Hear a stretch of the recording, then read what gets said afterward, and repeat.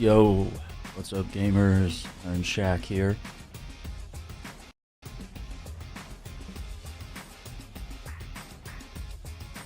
We're gonna play, or no, we're not playing, man. We are, listen, I'm a little tired. We are going to check out Summer Game Fest 2025. We got about a minute left here. So the showcases start. We're gonna check out Summer Game Fest, Day of the Devs, Devolver Digital, and the I.O. Interactive Showcase, which will include announcements about Hitman, 007 First Light, the James Bond game, and the game they're publishing, MindsEye.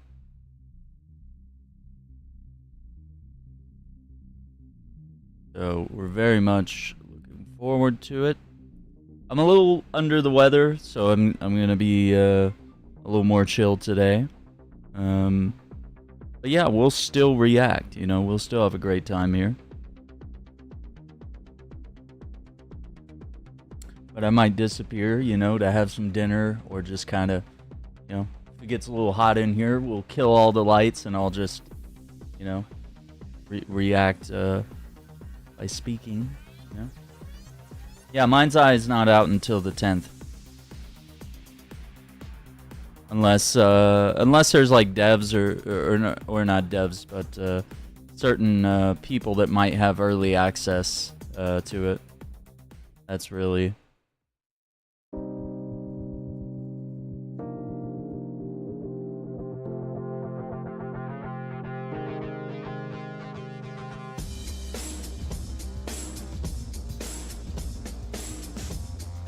Please welcome to the stage the creator of the Game Awards, Jeff Keighley.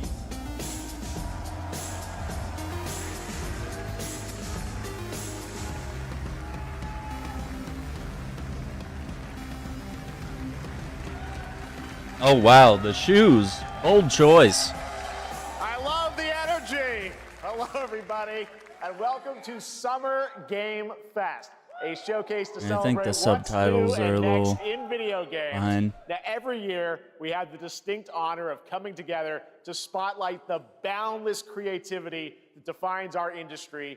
Thank you all for joining us and giving us your time. And special thanks to Dante. I was reading my feed this morning and saw that he canceled a date, and he hopes I don't disappoint him. Dante, we're going to do our best to make it worth your while. We have a really fun show ahead. Over the next 2 hours, we're going to give you a whirlwind tour of dozens of games from studios big and small. From Lego bricks to puppets, zombies to Marvel heroes, this show has a little bit of everything, including, yes, some brand new game announcements. Gotta have some of those. Now, before we dive into the excitement, let's take a moment to recognize just how dynamic our industry has become. Here's a look at the top 10 selling new games on Steam so far in 2025 by units. Night Rain, Expedition, Enzoy, Lots of great games. Kingdom Come, Oblivion, Monster Hunter Wilds, Schedule 1. At number 1 with over Fiction. 13 million units sold since February is Repo, a groundbreaking indie game crafted by a passionate team of just 10 people at Semiwork in Uppsala, Sweden. And closely trailing it is Schedule 1 from TVGS, a solo developer in Australia. It's inspiring that these indie creations stand side by side with heavyweights like Monster Hunter Wilds and the Oblivion remake. Absolutely. Yeah.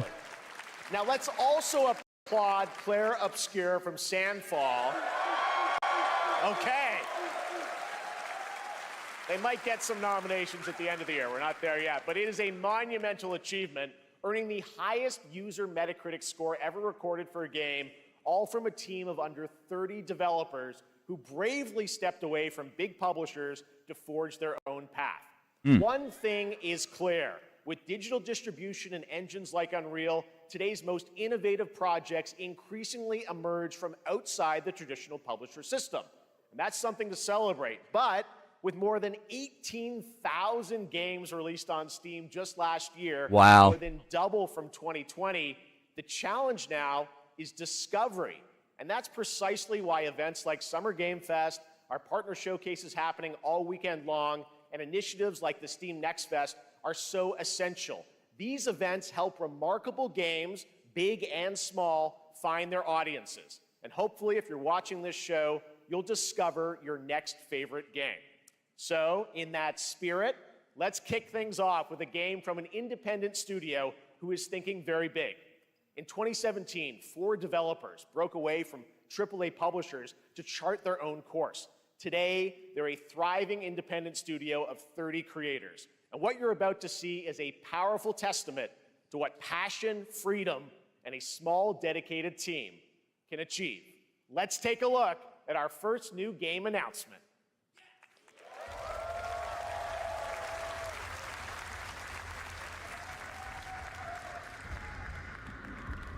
You think you're the Harbinger. You might be.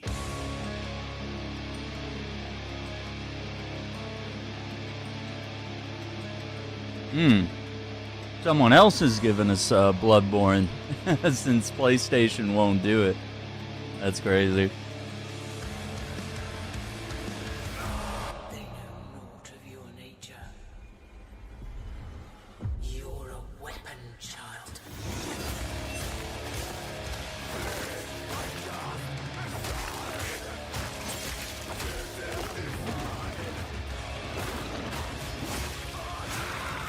Wow.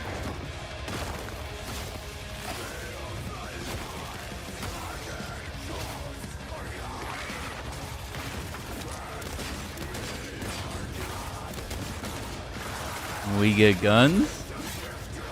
Crossbow?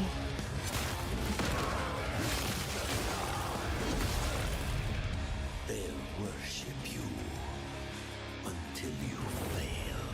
Very mortal soul, right?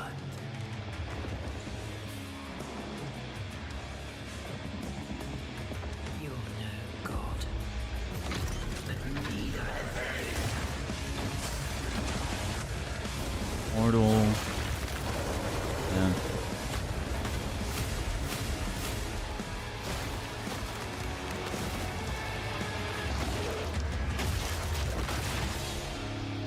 Oh, Mortal Shell. Yeah, that's the word I was looking for. Yeah. Mortal Shell 2. Let's go. And darker than the original, huh? All right, didn't that look great? Well, we got lots more to come. But right now, the end, the Nexus War, Galactus Fight, or even live at Risky Reels. Over the years, Fortnite has innovated with mass-scale live in-game events. And tomorrow, Fortnite is set to do it again across console, PC, and phones. The Death Star's super laser is charged and ready to decimate the Battle Royale island. But there's still hope. You and your friends can join the fight. Here's the first exclusive look at what you'll be part of tomorrow in the brand new live event, Death Star Sabotage. I got a bad feeling about this.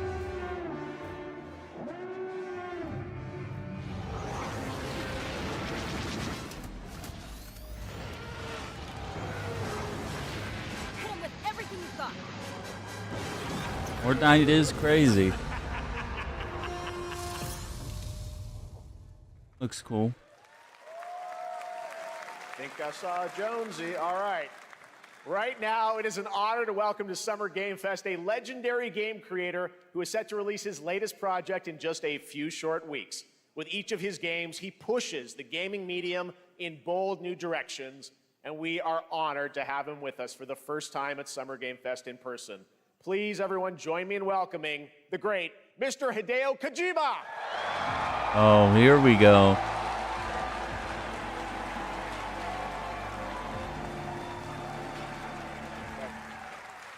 Aki, great to see you. Mr. Kojima, here we are. The world tour begins at Summer Game Fest. It's great to have you here. We are so excited for DS2. So let me ask you, Mr. Kojima, you've worked for many years on this project. What do you hope players take away from DS2 when they play it later this month? DS1 が出た後にコロナになったの Well, で、 we hit the pandemic after まあ we released 僕ら皆 DS1. さん What's up, Marvel? コロナを体験したと思うの Everyone で、 experienced コ the ロナを体 pandemic. 験した中での So, 新しいつながりというか、 I wanted to それをも show う一度ゲー something ムをプレイし new ながら、 connection 考えていただきたいと after 思い we ます。 faced the pandemic. So I want everyone you to think about that when you play this game. Okay, Yeah. well, talking about Kinda playing the game, predicted it's it. coming out later this month, but right now I know you prepared a special exclusive clip for SGF. Let's take a look at this. はい、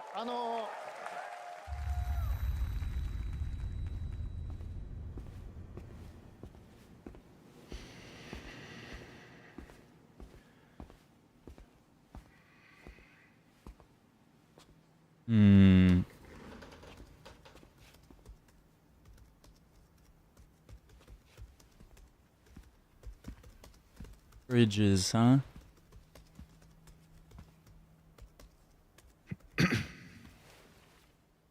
Welcome. Have a seat. Over here, please.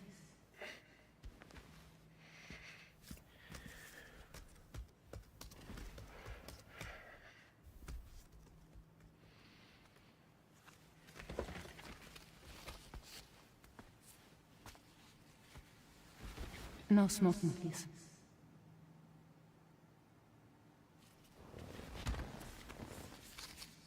So you are Neil Varner. Mm-hmm. What do you do? For a living? I'm a porter.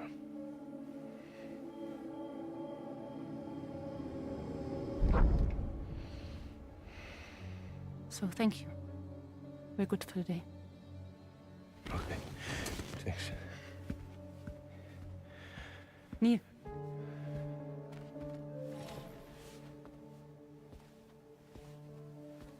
What?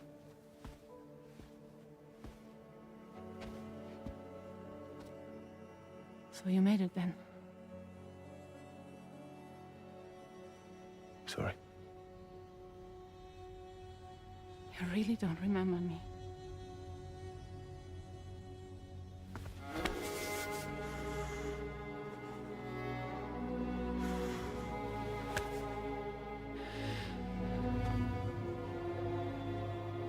The girl.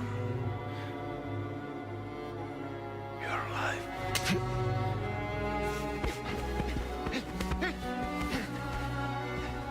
Stop! Stop! Stop! Stop! Stop!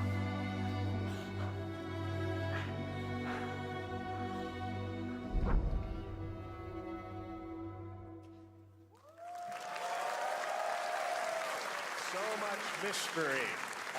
Well, that was a clip from the game, a cutscene. We saw a first glimpse of Neil and Lucy, and we met them in the trailer back at South by Southwest, but we got a little bit more of them here. Tell us a little bit more about this clip and the characters of Neil and Lucy. DS2 で非常に重要なキ In ャラクターです。 It's a very important character, ニールとルーシ Neil ー。 and で、 Lucy. まあちょっと詳しくは言えませんけ I ど、 can't really say because there'll be spoilers.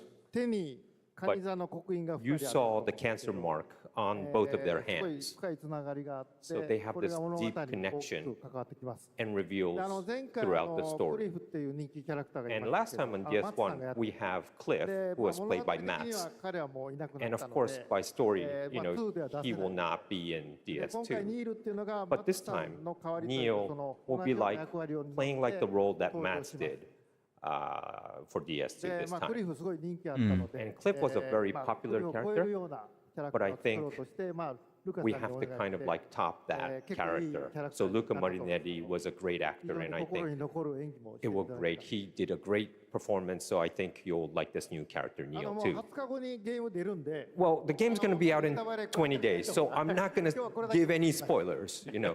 That's I know. what I brought today. But there is more to share, and you won't have to wait very long to learn more about the game. Actually, this Sunday, as part of Summer Game Fest, you tune into the DS2 live game premiere, where Hideo will be joined by many members of the cast. He'll be sharing a new demo of the game live gameplay demo, alongside Elle Fanning and Troy Baker, and I'll be there hosting it. And let's just say this is not the last that you've seen of Neil this weekend, and we'll leave it at that.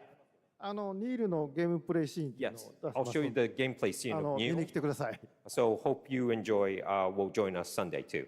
Excellent. All right, thank you so much. Hideo Kojima, everyone. Great to see you, Mr. Kojima. Thank you.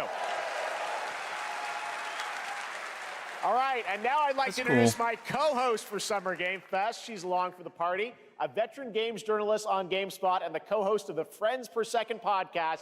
Please join me in welcoming the incredible Lucy James.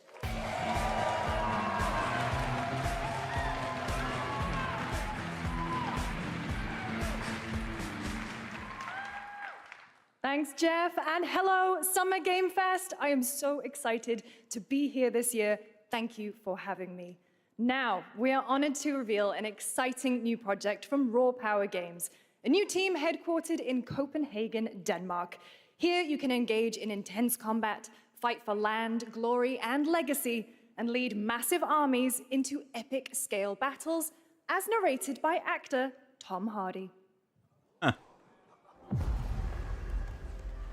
shalt not kill. So the priests tell us. So the Lord commands. But ambitious men do not listen. I sought no war. But war found me.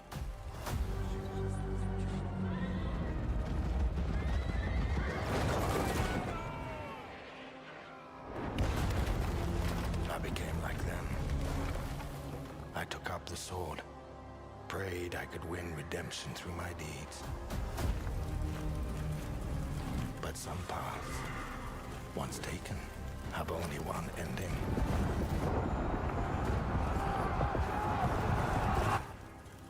I shall find no peace. On this road, there is only death.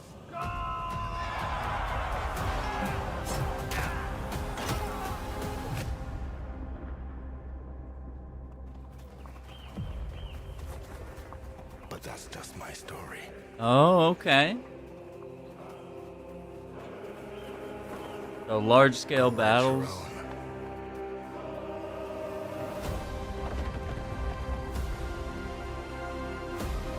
Okay.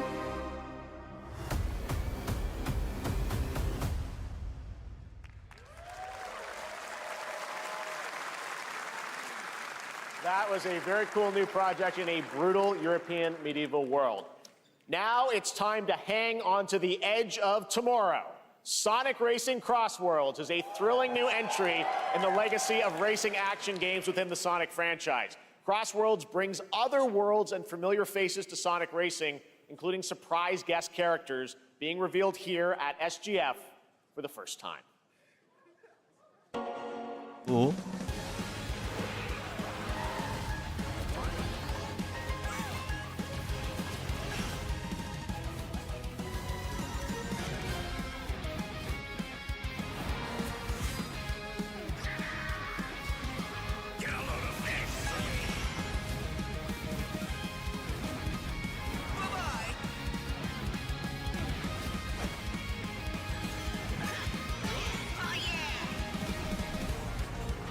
Let's mix it up.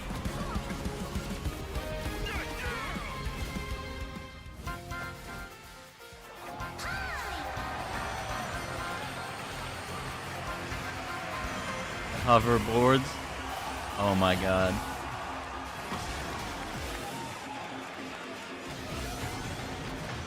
Eh.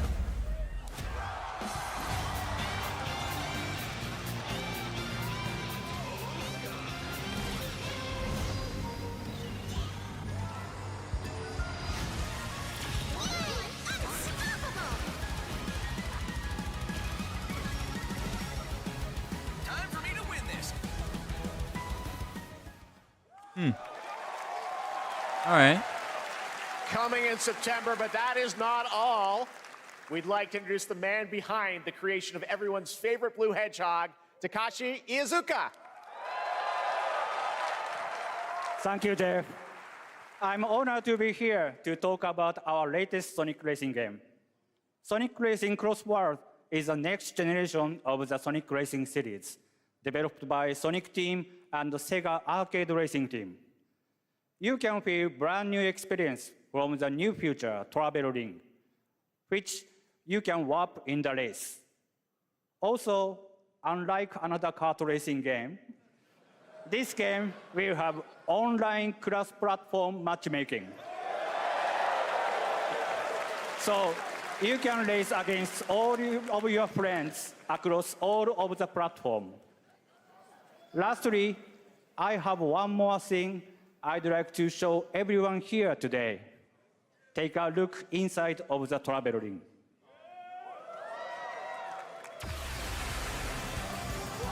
Minecraft.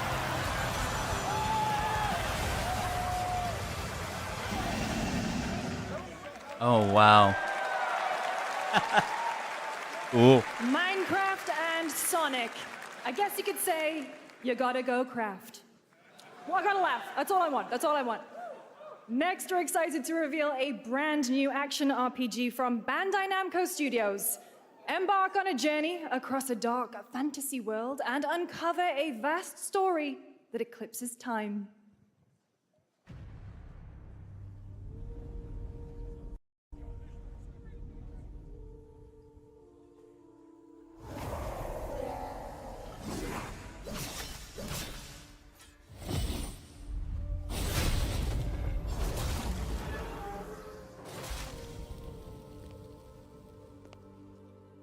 Time.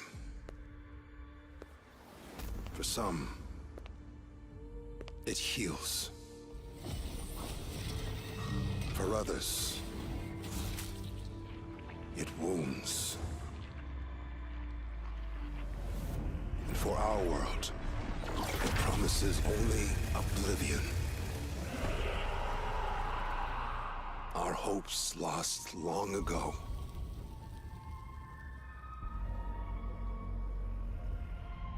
But you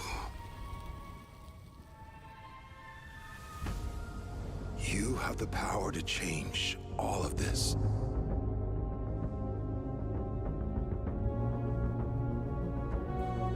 If time were a weapon to wield, could you undo the sins of ruin? In this time, or maybe the next, you'll find how to save us all.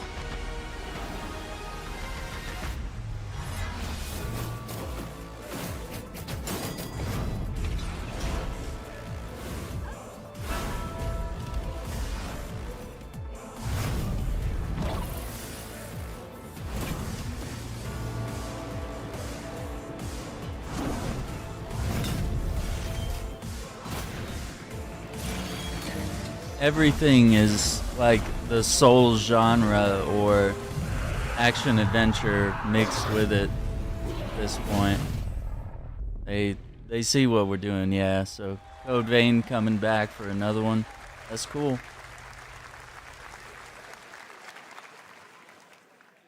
Makes sense.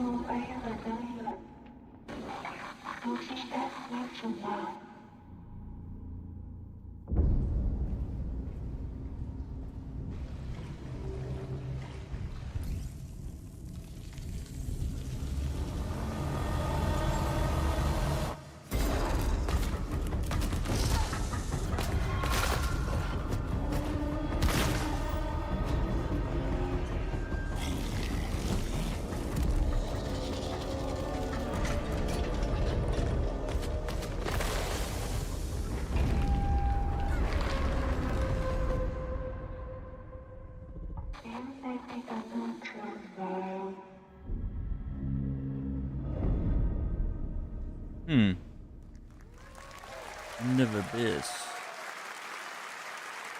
That was a very moody, cool new game. That was End of Abyss, the debut title from Malmo, Sweden-based Section 9 Interactive, an atmospheric action-adventure game coming in 2026 to the Epic Games Store and consoles.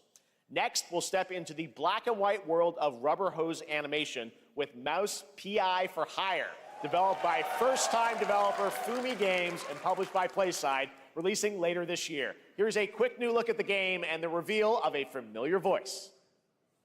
There's something rotten at the heart of Mouseburg. Crooks beware. Detective Pepper's in the house.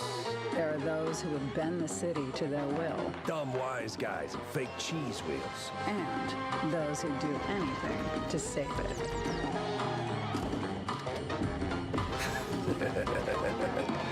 They won't even know what hit them. Oh boy. Troy Baker.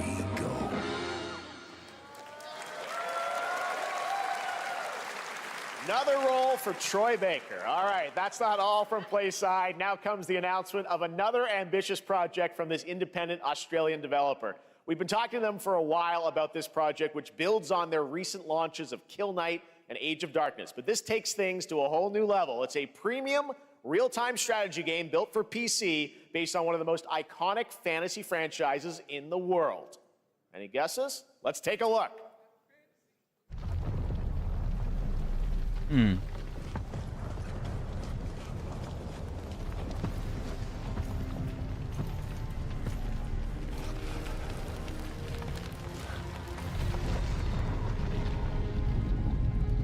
may think you know how the game is played. But this is not the game you know.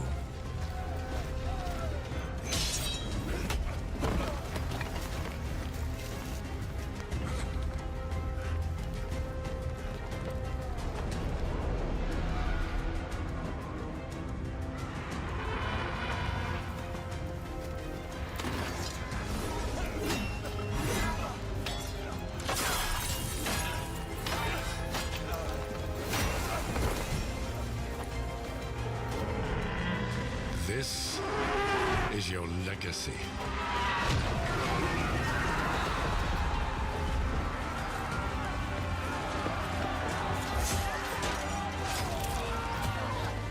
You decide who wins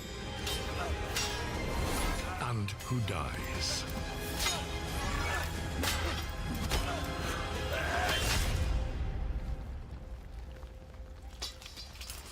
Oh no.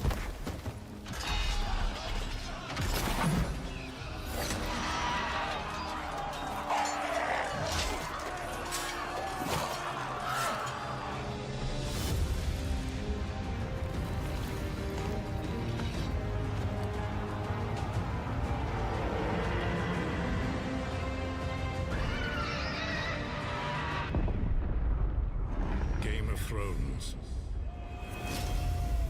War for Westeros. RTS. They always have the best cutscenes, I'll tell you that. Trailers, everything. All right, now it is time for the global reveal of an FPS action-adventure RPG.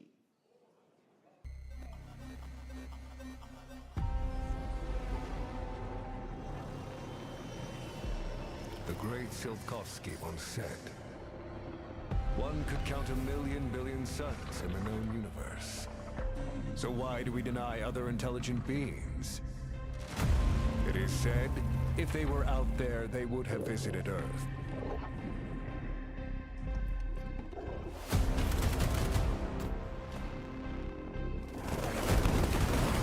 My answer is, maybe they will visit us. But time has not come yet for this. The dawn of a new era. The era of atomic heart. 2.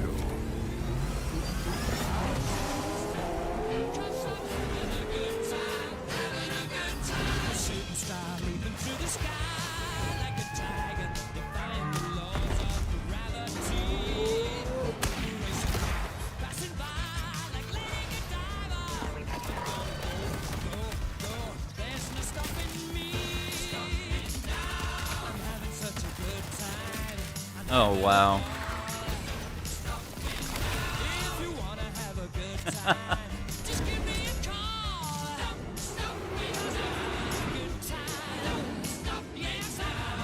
Have a good hunt, Captain.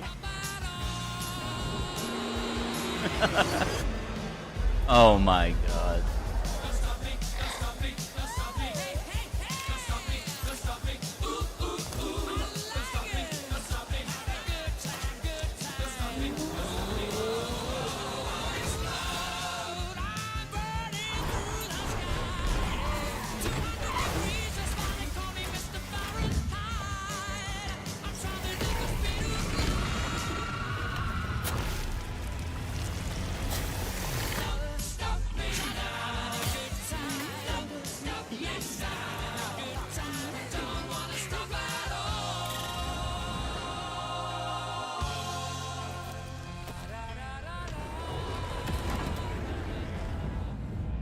Wow.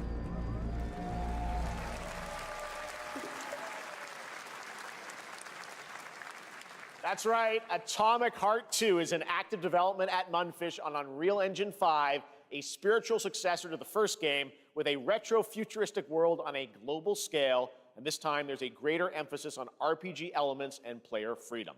But that, believe it or not, is not all from Mundfish today.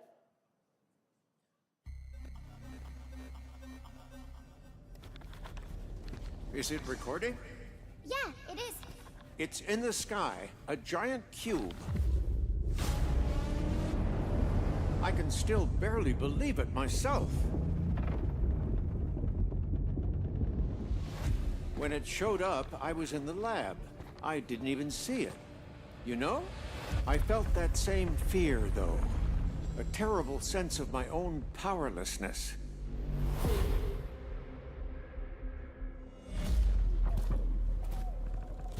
How did the whole of humanity miss it? And did we actually miss it? What if the cube didn't appear, but revealed itself? What if it was always there, and we've only just started to see it?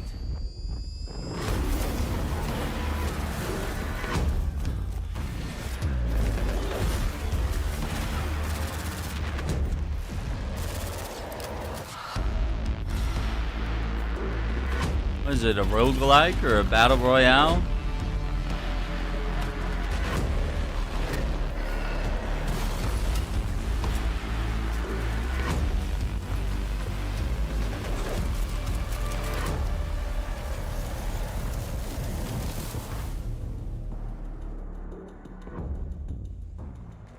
Huh. Cute little guy. The Cube is yet another new project from Mundfish, an MMORPG shooter set in the Atomic universe on a massive levitating cube you can see there, where the edges are constantly rotating to create unique gameplay combinations that are ever evolving. All right, let's jump into the Marvel Cosmic Invasion universe. Yo. The new retro beat 'em up coming to PC and consoles this holiday with multiplayer fun for up to 4 players. You can pick between 15 Marvel characters to play, but so far, only 7 have been revealed. Well, now it's time to meet the next 2.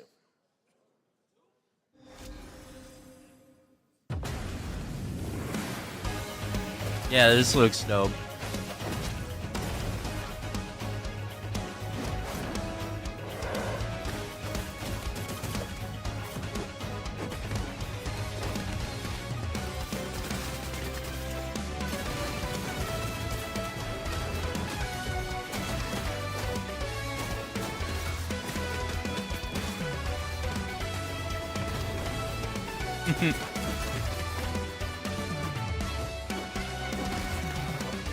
Got Venom, you got Wolverine.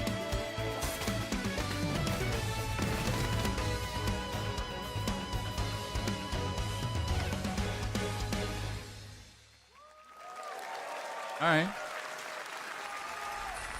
This isn't hell. Or my world. What is this place?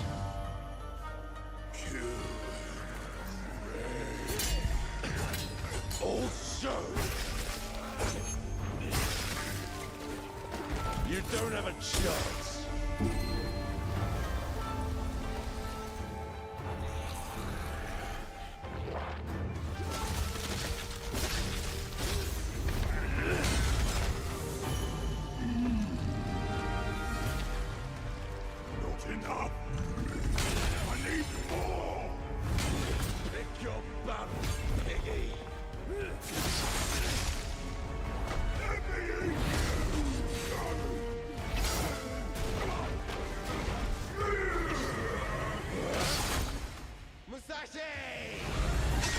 We both want the same thing, Musashi.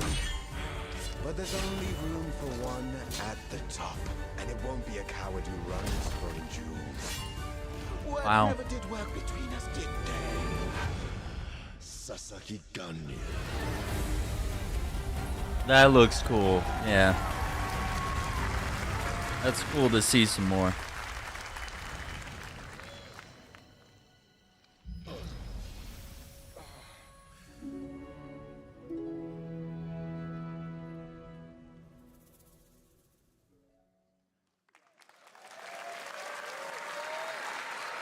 That was a new look at Onimusha Way of the Sword, which we announced back in December at the TGAs. It is coming in 2026 and will be playable this summer at Gamescom. Now let's completely switch gears. All right. You guys all know I love my puppets, and this next project is one I've been tracking for a few years, as a team at Sans String Studios is using Unreal Engine 5 to create an insane digital puppeteering pipeline. It's actually a thing. What you're about to see is running completely in real time in Unreal, and I cannot wait to play it. Here is an unexpected new game announcement that combines comedic storytelling and arcade fighting action. Check this out. Lost Puppet Orphanage. Fuzzy, the tournament of a million punches, you'll get yourself killed! No. Oh no. All right, you little sick of fuzzy shit. Show me what you got.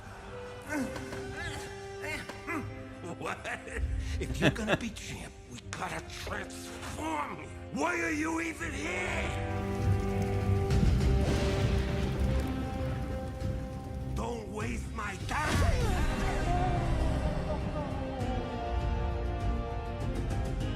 Save us, Fuzzy, or we'll die!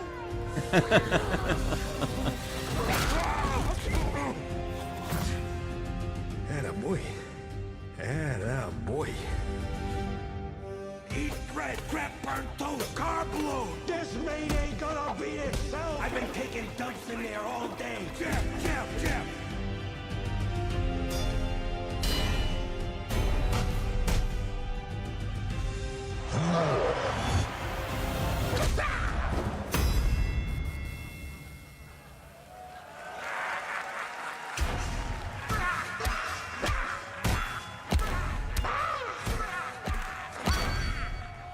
Wow. Super fun. Gotta wish list that, right? All right, well, next it's time to see the announcement of a brand new game, In Deception We Trust. An ancient white castle deep in the mountains, lost to time and legend. Only the chosen find their way here. Gathered from every corner of the earth, divided yet bound. Wolves and lambs. Engaged in a perilous dance of wits, a game where truth is but a shadow. Enough theatrics, I'll get to the point. Killer Inn is a murder mystery action game. The killers lurk elusively in plain sight. Kill someone and a clue will remain. Hair, fingerprints, blood, clothes. The lambs scramble to find clues, one step closer to unmasking the culprits. Who is guilty will eventually come to light. Wolves win by killing every lamb. Lambs win by booting out every wolf. Such simple rules. But there's so much more to this game of murderous mystery. Complete quests to level up. Buy items with the gold you earn. Loot chests for weapons and armor. Steal items, blow up opponents, poison others, place traps. Discover one of your own is a wolf. Is killing not to your taste? Then you'd better escape the castle. Now the paths to victory are clear. You would do well to remember, deceit and deduction are your strongest weapons in this game of life or death. Your invitation awaits. That was Killer Inn, a 24-player multiplayer game from Square Enix where you compete in a game of life or death using social deduction skills to win. All right, it's hard to believe this next game was first announced at TGA in 2021. And though it's been a while, their recent tech tests prove that some things are definitely worth the wait. I'm of course talking about Arc Raiders. This is one of the most anticipated games of the year, and we're excited to share a new trailer which will tell you more about the mysteries surrounding the world of Speranza and the long-awaited launch date coming later this year. From Embark Studios, here's the world premiere of the release date trailer for Arc Raiders.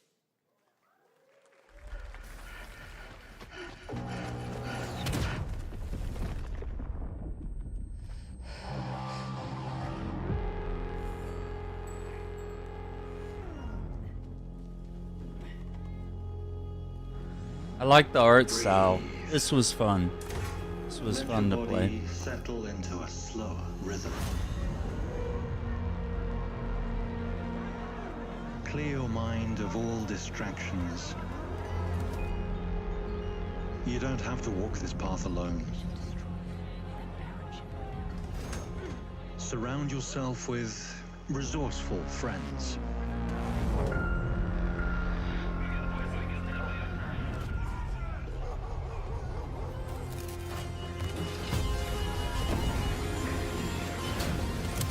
Here, you are in control. It's a PvE extraction shooter.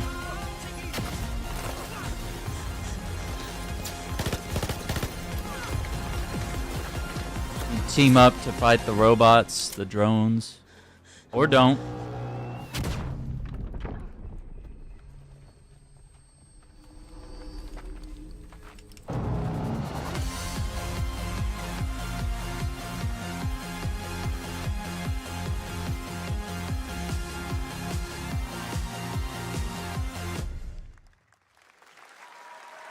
That's right, everyone. Arc Raiders is coming October 30th, 2025 for PC and console. Congrats to Embark Studios. All right, Dune fans, now you can finally step onto the world of Arrakis yourself. Dune Awakening combines the survival and MMO genres with a thrilling cinematic story. It arrives on PC in just a few days on June 10th, but you can play it right now in Steam Advanced Access. Here is a brand new look.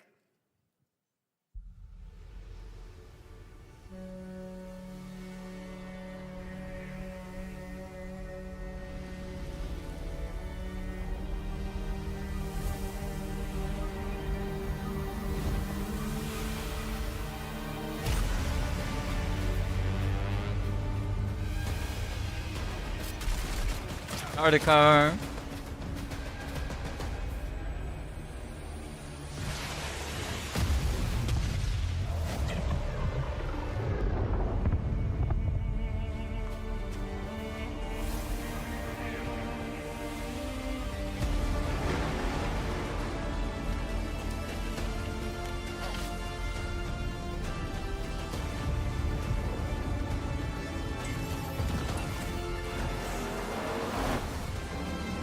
Yeah.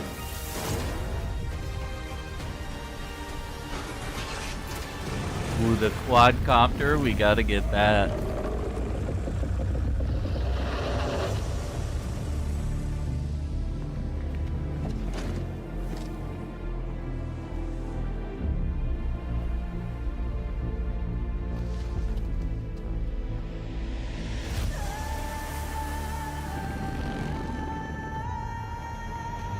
Oh, we chose a different alliance.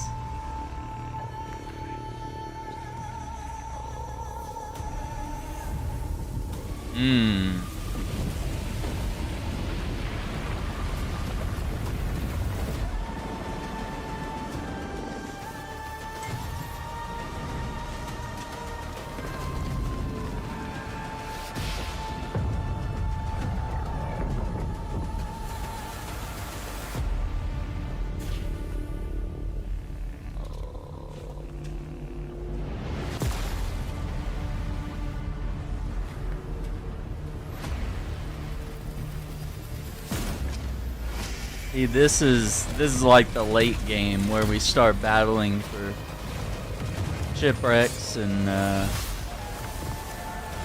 ice.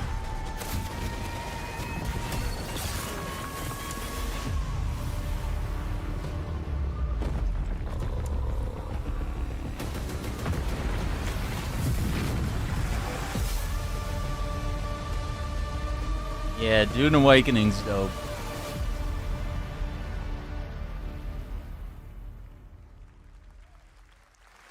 Hey, you can play now or wait till the 10th. I saw my world fall to ash, consumed by the void.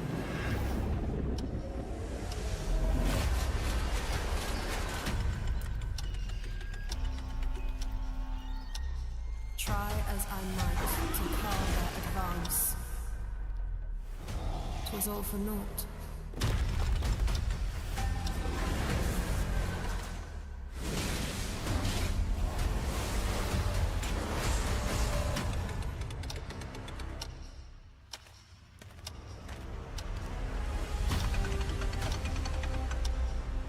Some say time stops for no one.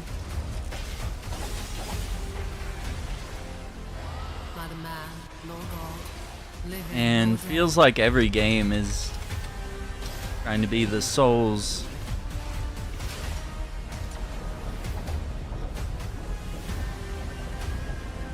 Yet what then of those who deigned to turn back the hands of fate? To save what remains of our broken worlds, you need only take my hand.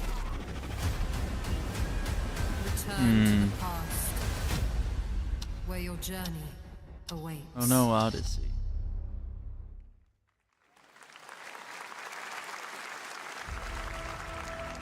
Every hero's tale begins with a trial. But the true lead of the story has yet to emerge. Whatever's coming next cannot be easy. I will never forget my cause. What is more compelling to you, sir? Just as he once came to me, filling that dark tower with light. What happened while I was out? So I hear you're looking for someone? The victors show no mercy to the defeated. People here despise weakness, worship strength, and crave glory. I never doubted that you'd end up here. I'm merely curious. What ending have you penned for Septimont this Wuthering time? Waves. A rat in the vessel. Focus has been making some really good games. All over the place. I know all your secrets.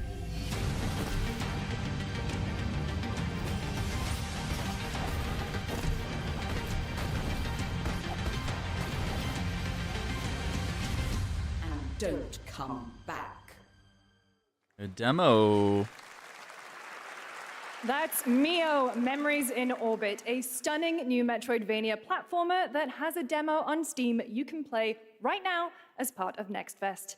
What you're about to see next is a stop-motion co-op platformer where everything has been crafted by hand. It's called Out of Words, and I'm honored to show it to you today.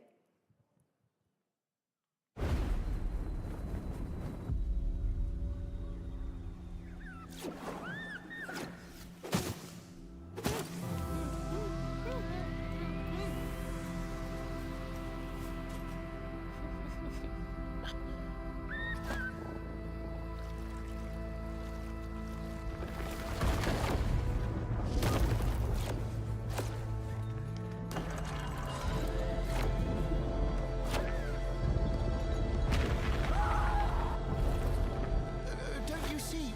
We can't. Come on, follow me.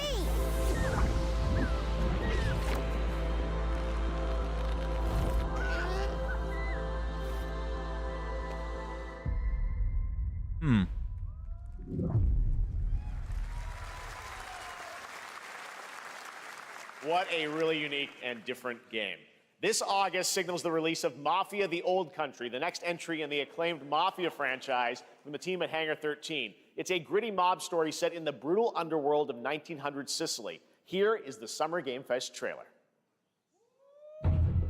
Betrayal burns because it can only come from someone close. An enemy can't hurt Wow, you still no actual gameplay. It looks good though. Who are you? Sono Enzo. I work here. My friends, my family, my beautiful daughter, Isabella. Dr. Easy looks out for people around here. Sometimes the client is feeling less than cooperative and we need to, Teach them a lesson. remind them of their obligations. This is between us and Spadaro. Where I come from, commitment means everything. What's up, Kong? This is how he wants it. You miss half the show. What do you mean? The Dons noticed you, Enzo. Ah, that's cool. This is an opportunity.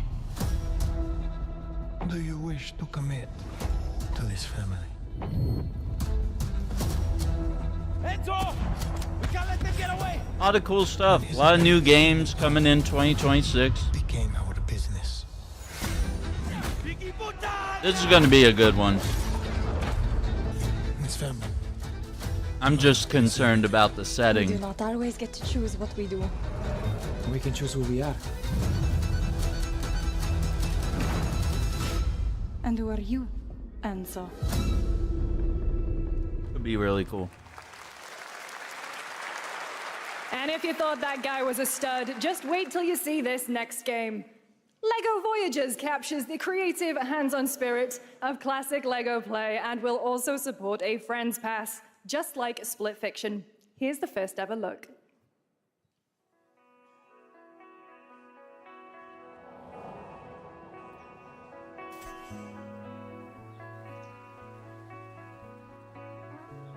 Two-player co-op?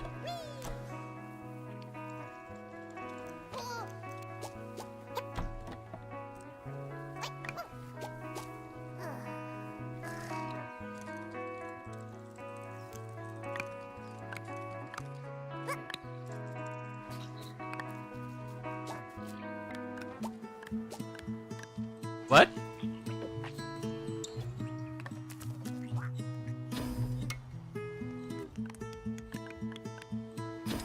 Gotta like build something together.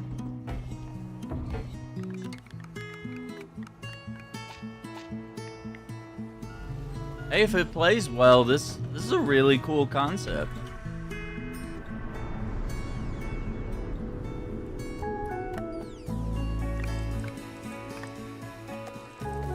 Like, how do we get there?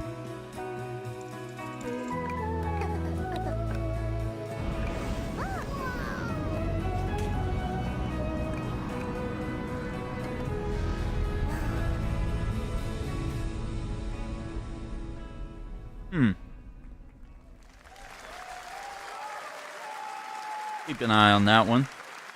Hello, Summer Game Fest! I'm Carolyn Lawrence, voice actor for a few familiar faces you might have grown up with on Nickelodeon. Some with squirrel suits, thank you. Some with science smarts, and some with serious attitude. Nickelodeon has always been about wild worlds and weirder characters. And while I'm mostly sworn to secrecy today, I am thrilled to have a hand in revealing something that brings a lot of those characters together like never before. I hope you enjoy the first look at Nicktoons and the Dice of Destiny. Yee-haw!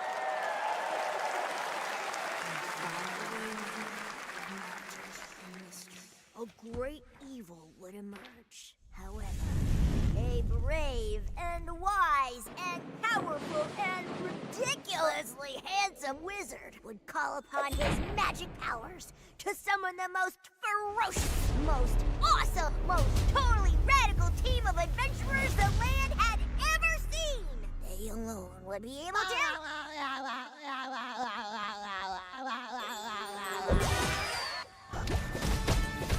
Imagination!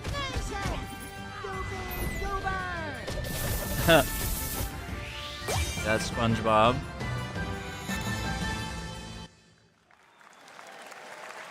It's been almost 2 years since players first stepped into the role of Geppetto's puppet to save the city of Krat from disease and Yeah, puppet Liza frenzy P. P. Overture is a DLC expansion to Liza P that transports players back in time with new characters, environments, and of course, imposing enemies and bosses. Here's the exclusive new look. Yeah, this looks dope. I need to finish the main game, to be fair. And Neo Wiz. Hey, they're cooking.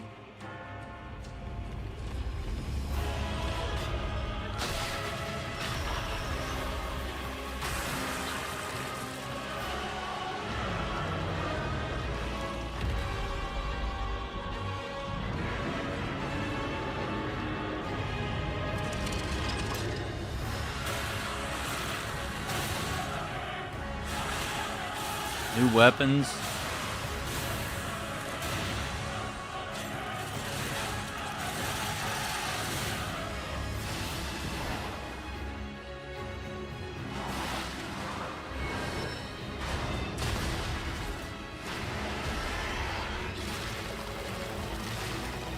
Oh no. Oh no. Oh no.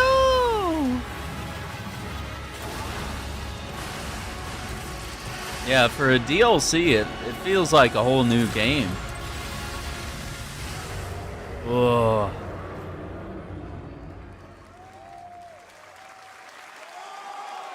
Oh, today. Yes, that's right. Overture is available today across all platforms to play, so enjoy it this weekend. All right. Wow. Next up, the small video game publisher Serenity Forge, based in Boulder, Colorado, shared this game with me a few months back with a DM that said, Doki Doki Literature Club meets Silent Hill.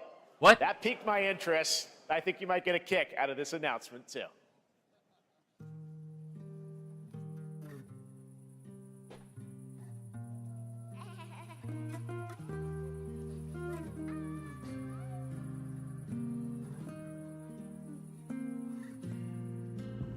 I sit at the front of the dinner table where she used to be. My plate's full. Plates of food. Plates of tomatoes. Plates of hay. Plates of angels. I don't know. Something's not right here. Beautiful. Wait, what? Plates of her what? Of her legs? Plates. The garden is lush and green, and dinner's ready.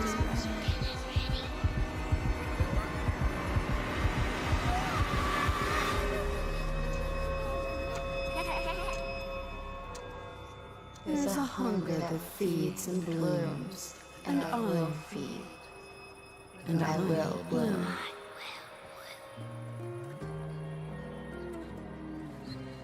Alright. That's crazy. Doki Doki meets Silent Hill? That's crazy. I wouldn't recommend eating those tomatoes. All right, NCSoft is expanding its Blade and Soul universe. Let's take a look at the rich lore and dynamic action in Blade and Soul Neo, just out on Steam, and Blade and Soul Heroes coming soon. Hmm.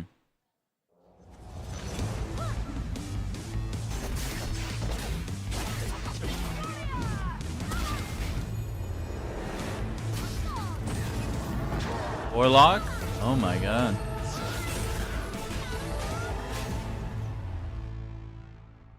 Blade and Soul Neo.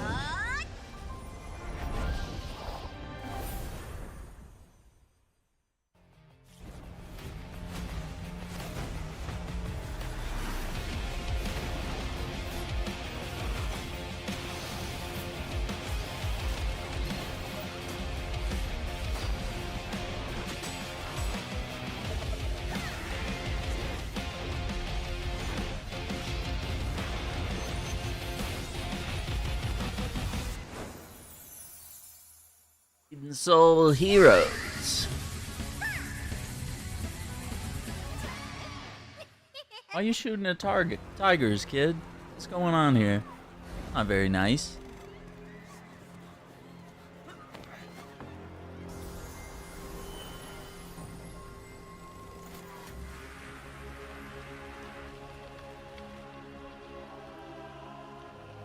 What the heck?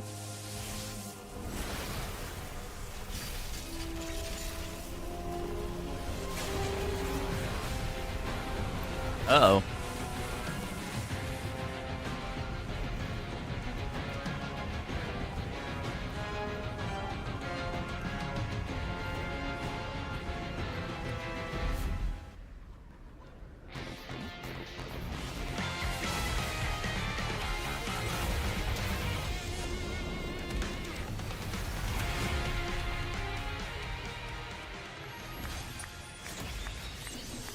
Soul of Atlan.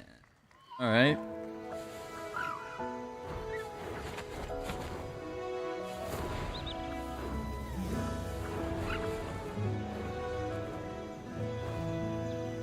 It's kind of confusing. Yeah, like, am I seeing... it feels like I'm seeing, like, the same game for, like, the past few minutes, but they just kind of bundled all the gacha and the anime games together.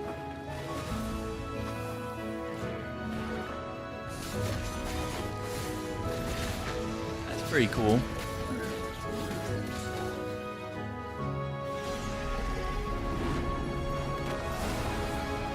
But you can't tell what kind of game it is until you see so much of it.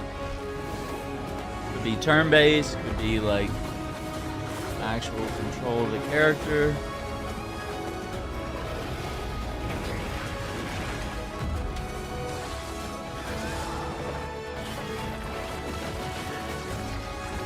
I mean, Genshin Impact kind of has like the Zelda-like feel.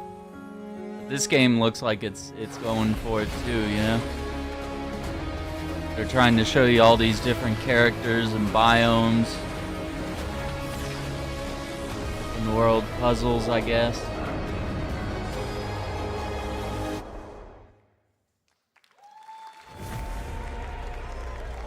Witcher 4? All these games running in Unreal 5?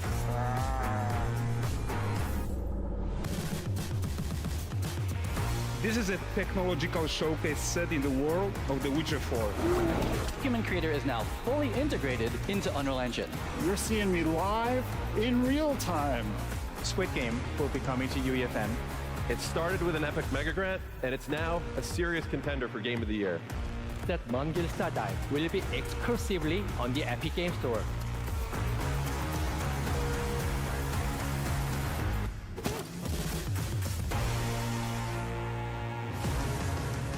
We find a way.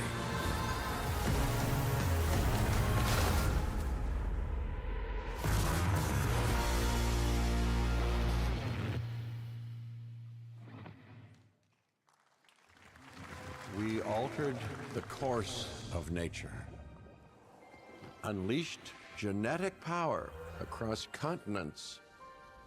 Now it is up to us to nurture what we have set free, to find hope within this chaos.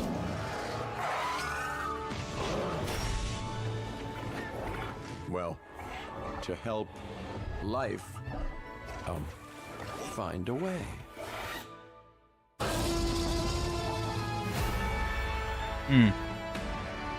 Okay.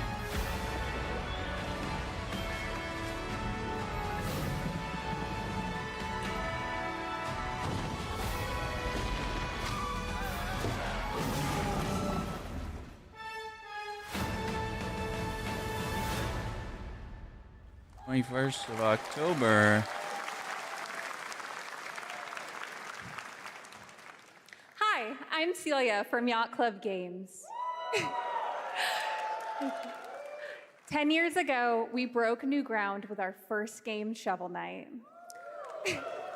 Today, I'm thrilled to share a world premiere look at our next IP, Mina the Hollower. Mina continues our traditions of refining retro gameplay for a new generation. It's a bone-chilling adventure that it blends intense combat, free roaming exploration, and precise platforming.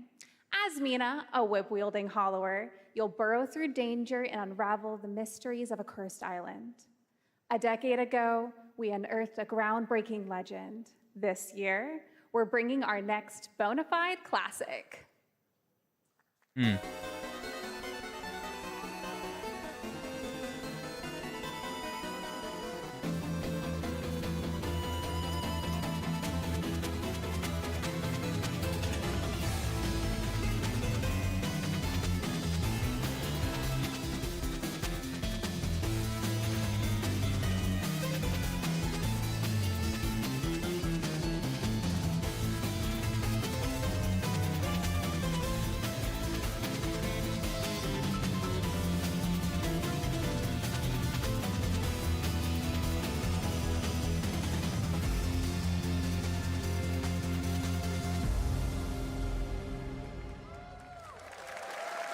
Interesting. All right. This is a special one. Our next game comes from a well-known developer that has done... Yeah. Kyle Bossman, everyone. Final Bossman. All right. Well, let me see what this says. Oh. Hey, Jeffy. If you're reading this, it means 3 things. Number 1, you're killing it at the fest with your oodles of totally natural charisma. Debatable. B, I'm at your house playing long darts with the fam. And 3, you're gonna do me a solid and skip that Silk Song trailer so you can pimp my revolutionary VR gaming venture that will shock the industry probably. A wet one on the lips, comma, Wade. All right, let's take a look. Here's your Deadpool. Ooh, Red Band trailer. Hell yeah. Handcrafted with cuddles by the Merc with a MetaQuest. Kick back and bask in the glory of gaming's first quintuple egg tropical farming sim experience. Oh, hi, new friend. Oh, yeah! Escape the turd burger of late-stage capitalism and enter a world of VR magic and wonder. You'll care for exotic pets, the elderly, and this fucking thing with hip-hop Satan. Oh, ha, don't worry, he's a fascist. He deserves this big time. This guy's a total dick. What the hell? Who designed this shit? I wiped my ass on this first. You're welcome. Who got the lobotomy with fries? All your dreams of being inside me come true in VR. Spider-Man gets Insomniac, and I get this shit? I'm craving Korean barbecue now. Is that weird? Whoa! Yeah, it looks cool. For a VR game, man. With Neil Patrick Harris as Deadpool. All right.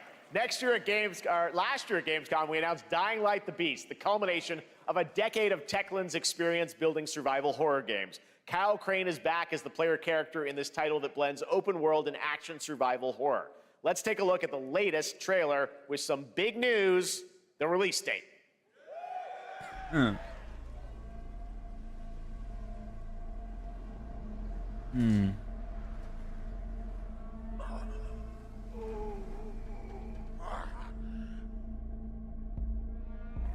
Techland.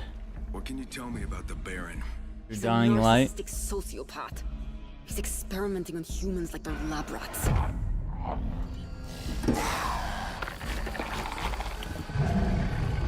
God only knows what the Baron's planning to do with those monsters.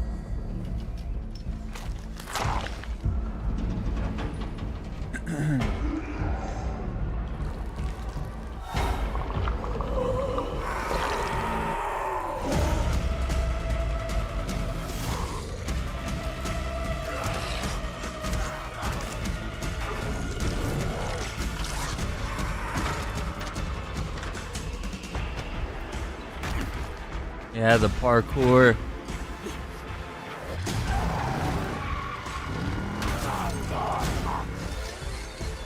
I don't care how high his walls are or how big his army is. That fucker will pay for what he did to me. All the years he took from me. All the agony he put me through. You want revenge? Damn right I do!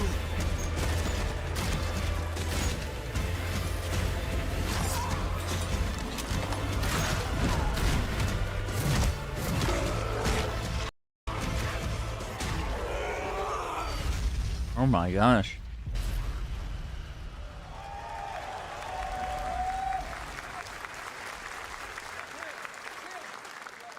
Kyle, E&F is an old chemical factory south of the city. The Baron's men operate out of there. Then I'll go there and fucking kill him. Wow. There's the big news. Dying Light the Beast is coming on August 22nd, Gamescom week. All right. This next game draws inspiration from classic coming-of-age films to capture the highs and lows of adolescence, the bonds of friendship, and the nostalgia of growing up. Mixtape comes from Beethoven and Dinosaur, an Annapurna Interactive, and this is your exclusive new look at this game that plays like a love letter to teenage memories. What are we doing? Hanging out, getting buzzed. I've got to get out of this place.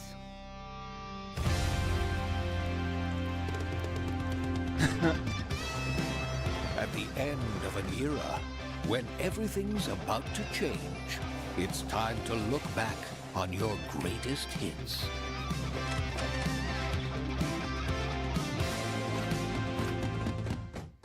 Mom, who is it? One moment. It's the pigs, darling. Shit! It's the pigs. Experience a retrospective like no other.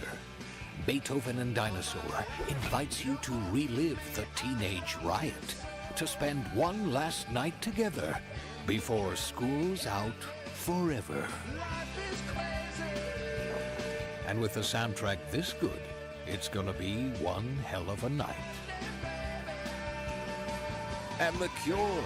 I love The Cure.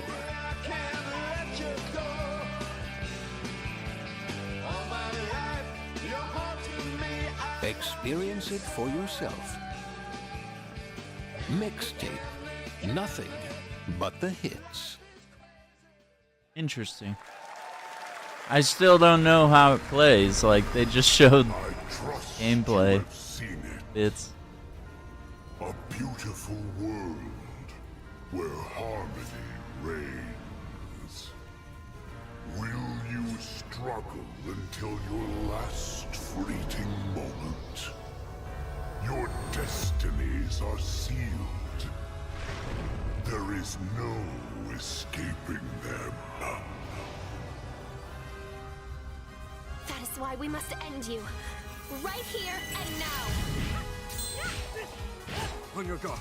This is gorgeous. Take this. And just getting started. Let's put it into action.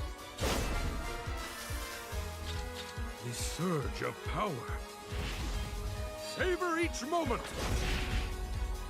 Now, get ready. Everyone, are you with me? We will live on in this world. No matter what hardships await. We fight for a future filled with hope.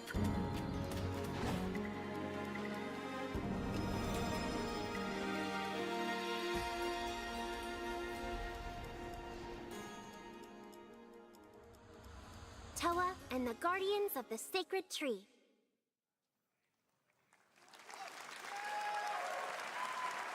A beautiful game. That was the global announcement of Toa, a new roguelike from Bandai Namco and developer Brownies, a game drawing from classic Japanese art with a whimsical spin on Eastern mysticism.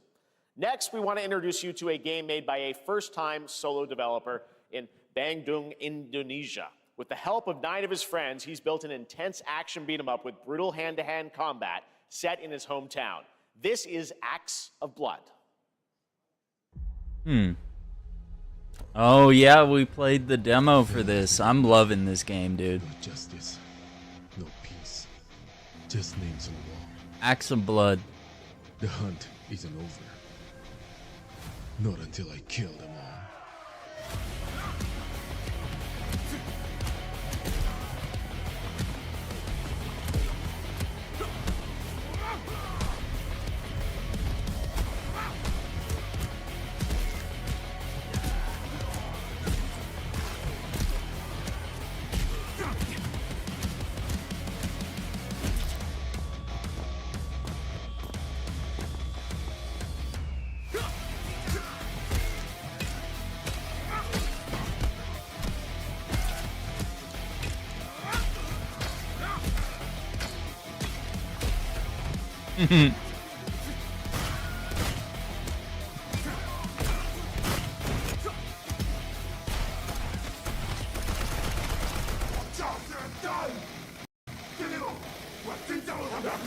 .1.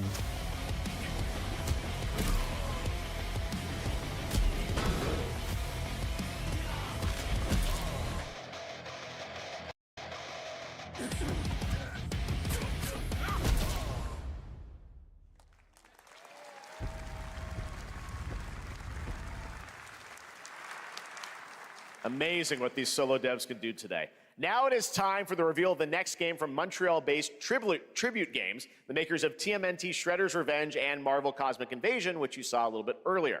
If you're like me, you've been waiting for more than a decade for this reveal.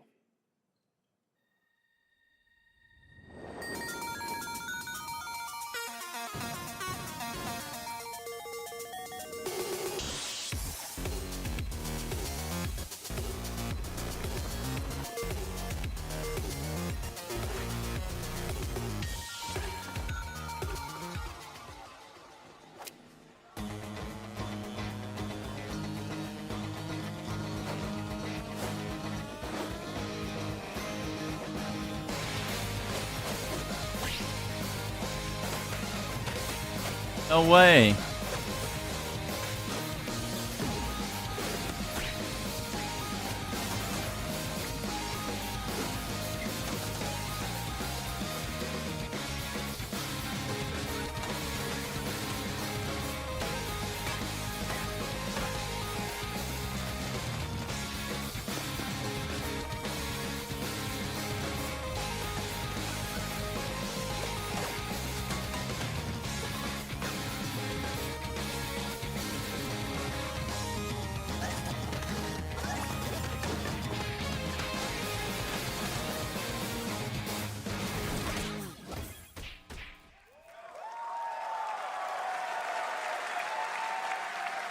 Scott Pilgrim is back with his fist flying in a brand new brawling adventure in EX. You'll battle through space-time and the streets of my hometown of Toronto with Scott, Ramona, and 5 of their former rivals in this online 4-player co-op adventure with a story written by Scott Pilgrim creator Brian Lee O'Malley.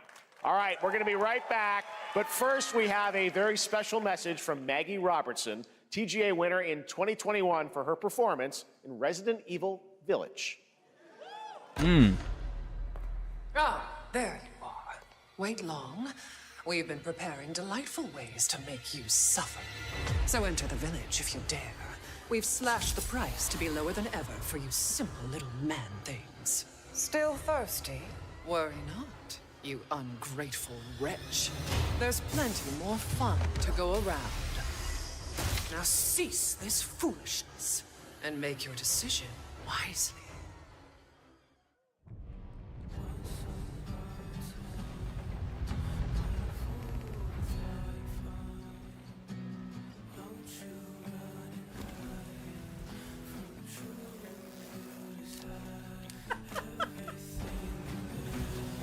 Oh my god, the first Descendant.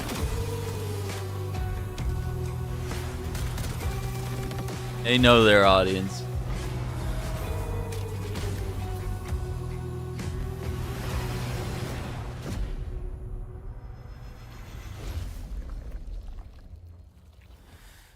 Ten out of 10. I haven't gotten into it yet. Breakthrough.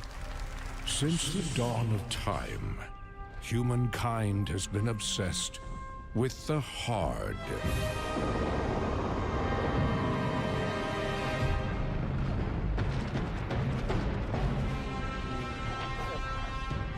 Now, a glorious morning has dawned on something that's simply harder. Scum. Oh wow.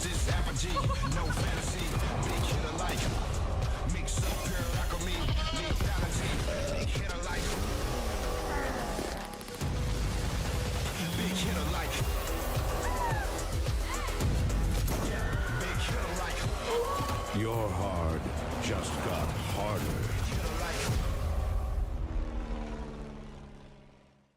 I'm 1.0.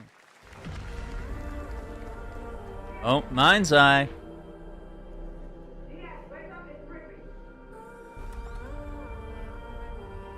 What are you doing here? Come with me.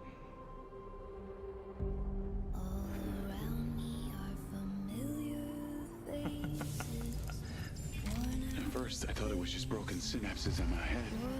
Keep your lens feed on.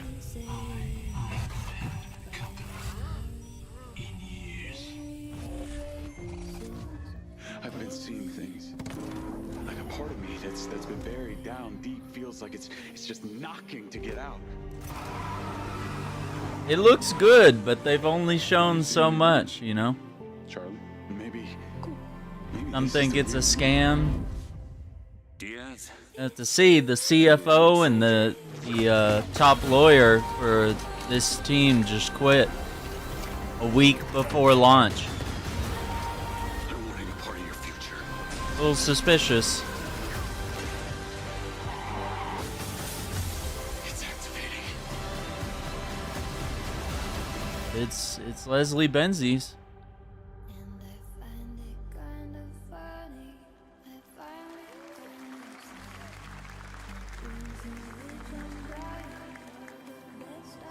Wait, Hitman? Hi everyone, I'm Hakan Abrak, CEO of IO Interactive. We can't wait for you to discover MindsEye when it launches on June the 10th from Builder Rocket Boy and IO partners. And yes, you may have noticed Agent 47 will be contracted for a very special assignment in Red Rock City. What? This week, And 007 First Light, yep. This week we finally revealed 007 First Light to the world, and your reactions were heartwarming. It's coming in 2026, but we want to make the wait more exciting. We are bringing someone into Hitman, the World of Assassination, who is very dear to the Bond universe. Let's take a look. What?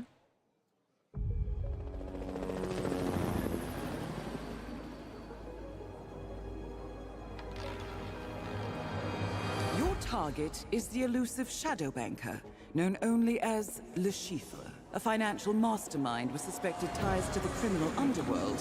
What? He managed a high-stake poker game at the Casino Monarchique in Paris. Our clients have deemed this unacceptable. I've invited these people for a reason. I know Mads Mikkelsen. Mr. Rengang, he's too impatient, and Miss Bai, well, she likes a drink. Don't know about the newcomer, Mr. Smith, though. He's the only wild card. Well, this is turning into an interesting evening. Welcome to the VIP room here at the Casino Monarchique. Reaper. Unusual name. Names are for friends. Wouldn't you agree, Mr. Le Chiffre?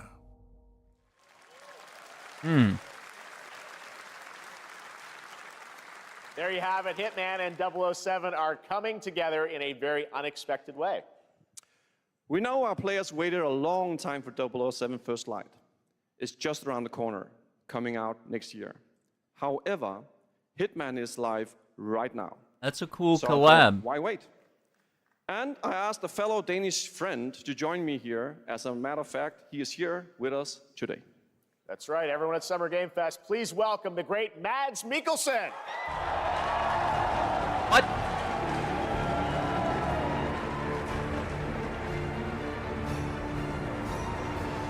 Good to see you, Mads. Thank you for joining us, and thanks for coming to Summer Game Fest. Mads, you are Cliff, but you're also Agent 47's next target as Le Chiffre, the villain we know from Casino Royale. Yep, that's it. And you know, this is, I've always had a deep love for this character. It's a role that means a lot to me because of a lot of reasons. So when Haggard gave me the chance to step into the shoots of Le Chiffre once again, I did not hesitate for 1 second. But this time is a little different. He's more confident. He's dangerous. He's not just a brilliant mind hiding behind a desk. He is visceral, unpredictable, and ruthless.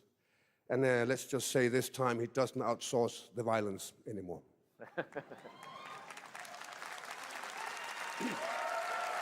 Hell yeah. So this mission is set in a casino in Paris. We want to make an homage to the movie Casino Royale, while keeping surprises for our players. James Bond and Agent 47 have very different set of skills, and the mission will be handled in very different creative ways. Yeah, he's not going to beat me in poker. He's going to figure something else out. So I guess it is not just about the shot, it's about the bluffing around the table this time? Yeah, sure, exactly. It's the Schiffer is always like 2 steps ahead of you. He reads you before you read him, so it's a little like bringing a chess player to a poker game. We built the mission to allow several parts, unexpected characters, appearances, and even custom poker mechanics. Wow, all right, well, when do we get to play this? That's the best part. We wanted to surprise you, so the team is updating the game as we speak. Le Chiffre, Elusive Target mission starts today in a few hours. All right. For only 30 days, and if you play it, you'll unlock a unique reward in 007 First Light. Amazing. All right. Well, Hakan Mods, thanks for joining us for Summer Game Fest. Appreciate it, guys. Thanks for having me. Thank you so much. Thank you. Great to see you. Oh, that's so cool. Great stuff. All right, That's now a good here's the announcement crossover. of a new party game coming later this year that will delight LEGO fans, made with over 1 million LEGO bricks, 300 minifigures, and over 700 trillion minifigure combinations. It's Saturday night somewhere, so make some noise for LEGO Party! Get ready! For a nail-biting competition. We're minifigures, Dad. We don't have nails. It's an action-packed contest to collect the most It's golden Lego bricks. Mario Party? But will you be helped by friendly krakens? Or hindered by evil monsters. Or lightly toasted by a flying lizard with wings? That's a dragon, Ted. And what about our amazing mini-games, Ted? We've got more of them than you can count. More than 10? It's actually more like 60. Whoa, that's a lot! With surprises around every corner, anything can happen. Anything? Anything. Anything? Yes, anything. Okay, but certainly not a giant crab, a mythical king cobra, or Master Wu smashing a crate. My internet's going nuts right now. Wow! We've got all that and more in LEGO Party!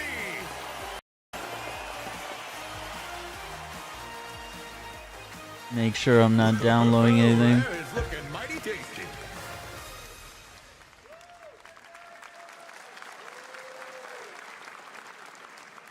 All right, next, a new look at a new team shooter from Dreamhaven and Moonshot Games. 20 players across 5 ships venture into the most treacherous region of space, hoping to get their hands on the artifact. The game is called Wildgate, and the open beta starts next week during Steam Next Fest. And we're also very happy to announce the game will launch on July 24th for PC, PlayStation 5, and Xbox. Let's see what it means to get into some serious space shenanigans.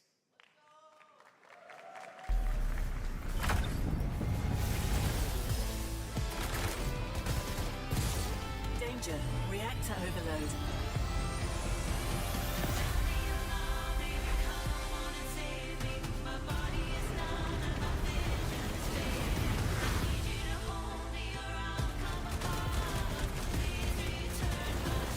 I've got the artifact.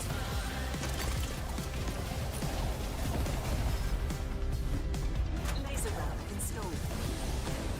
This feels bad. Now their ship is flying. So it's Sea of Thieves in space. The artifact? What the fuck is going on?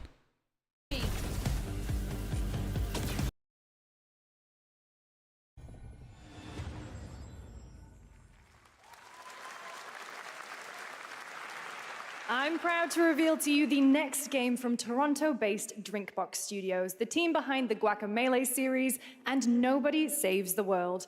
They're making a full 3D game that can be played alone or with a friend in co-op.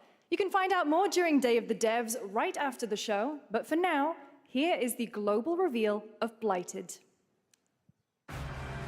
Looking over this decaying world, one can only wonder, how did it all come to this? It began with the ancient rituals, The dead buried with a seed from the trees of memory. Those who ate of the fruit saw the lives they lived and passed their knowledge to future generations until Sorcisto, in his lust for power, consumed the brains of the living, spreading this blight. You harbor it too, I see.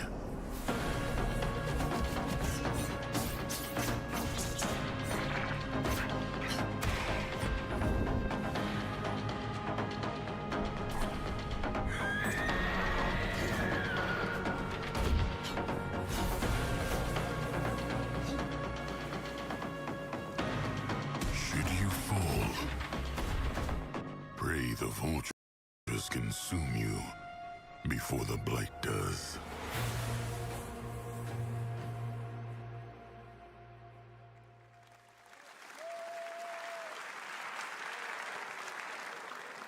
There is more Blighted coming up right after the show in Day of the Devs. All right, next is a first-person survival action horror game from Team Clout. It's a new team of 50 with founders in Canada and Armenia. They partnered with the new Munfish Powerhouse label to bring this insane Unreal Engine 5 game to life with unpredictable monsters and visceral dismemberment. Here is your first look.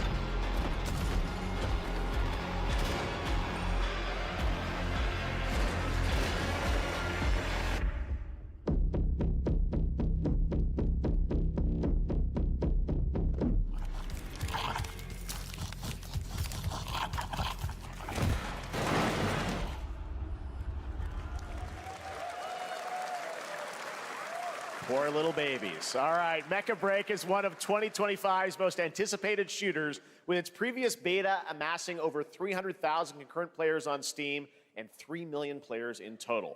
In this game, you explore a sci-fi universe and pilot powerful mechs with immersive aerial and ground combat. As a top wishlisted game, players are clamoring to know just one thing: when is the release date? Well, here's Mecha Break's latest trailer with the answer you've all been waiting for. Growing Martian zones force the Thalassic Federation to advance its Project Enterprise.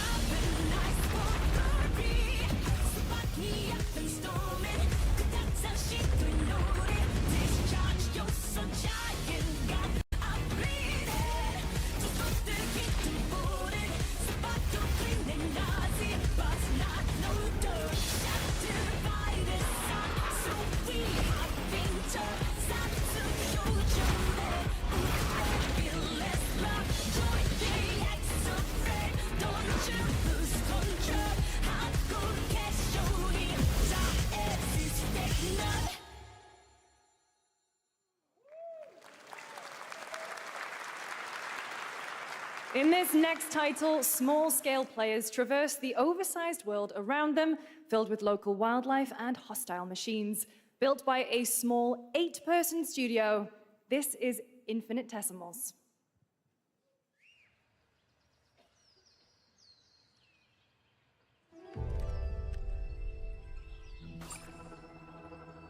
Mechanicals approaching.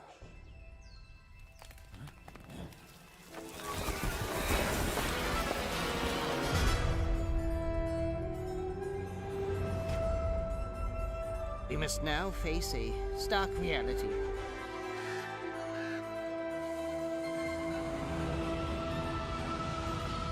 The industrial civilization we were expecting to join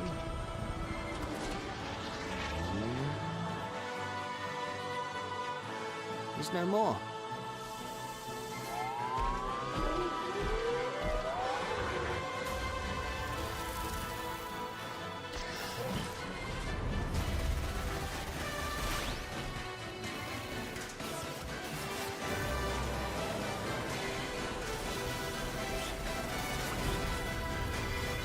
Whatever it takes, we find a way.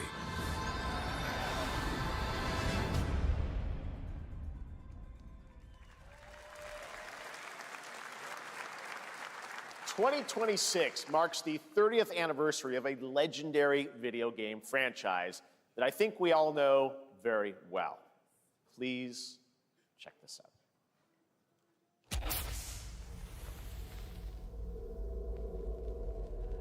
Happy birthday to you. Happy birthday to you. Happy birthday. Happy birthday. Happy birthday to you. And to celebrate early, a special message from Takeuchi-san. マギーさんありがとうございます。カプコン竹内です。皆様のおかげでバイオハザードも30周年を迎えることができました。ありがとうございます。さて、お待たせしているバイオハザードの最新作なんですが、もう少しだけ、あと瞬きするぐらいの間だけお待ちいただければと思います。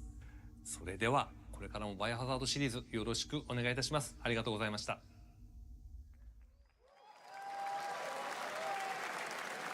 I need a glass of wine too. All right. Thank you, Takeuchi-san, for that very special message. We cannot wait for when the time is right to share more leading into the anniversary of Resident Evil. Now it is time for the next big update for a beloved franchise.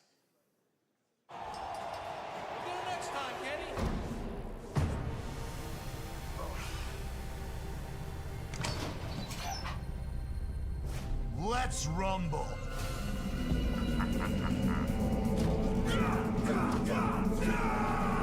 Alice.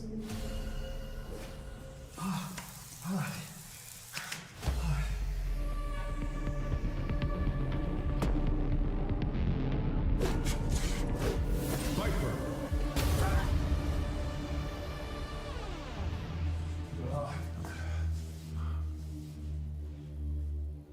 Blue. Ingrid.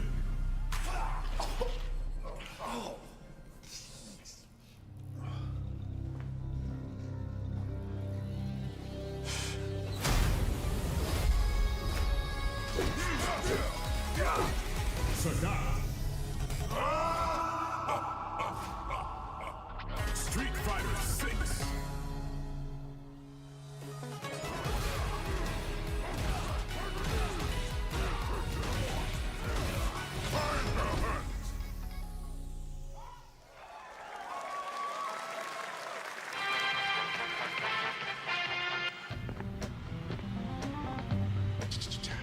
Yeah. Flag time, baby.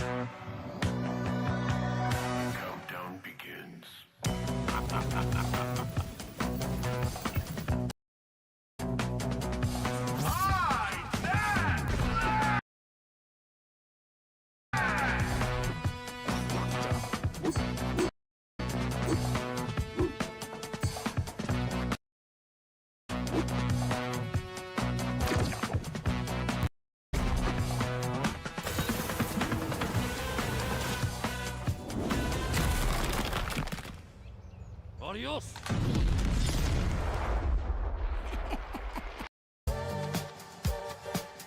Wish list now.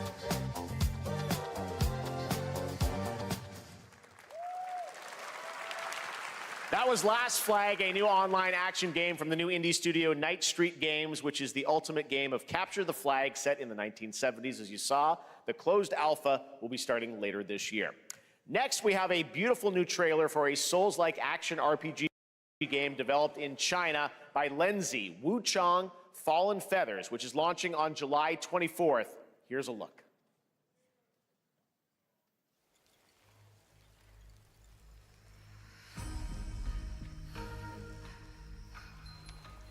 Is this bloodshed really what you wanted?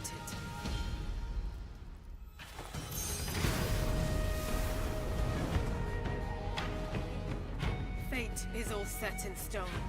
You can't change how it ends.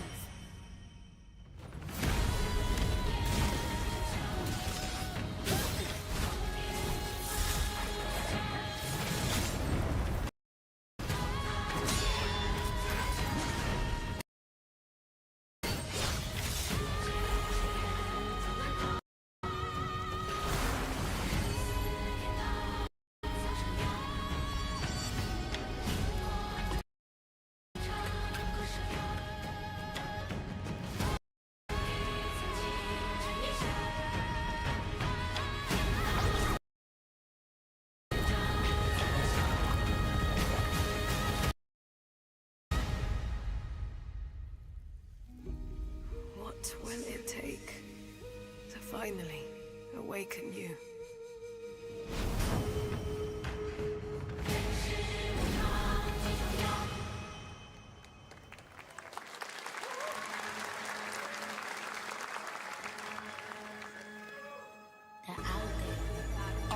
Gotta rescue them. This is what we gotta protect. We cannot choose when people's dreams get snatched up by Find Inspector Death, find Rizzo, find Master Kill, find Jill, find Method, find Rico, you find Capital, find Ghostface Killer. Where is the Wu-Tang Clan? Find them.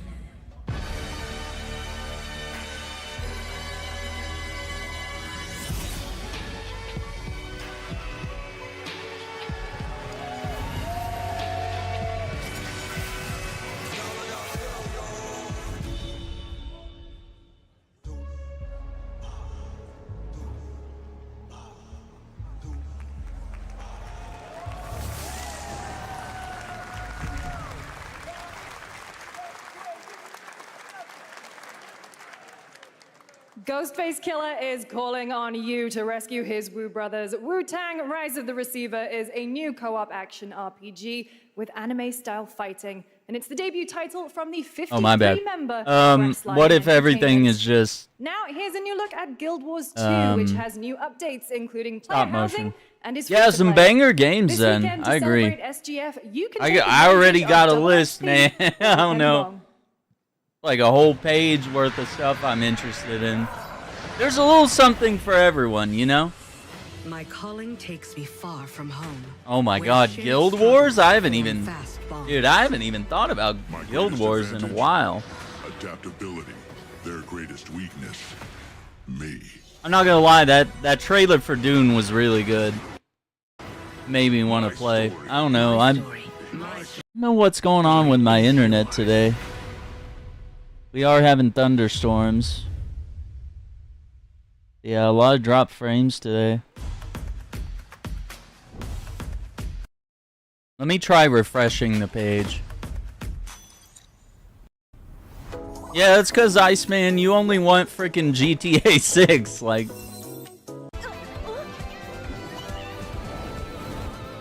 And they're not gonna... Probably not gonna show GTA 6 today.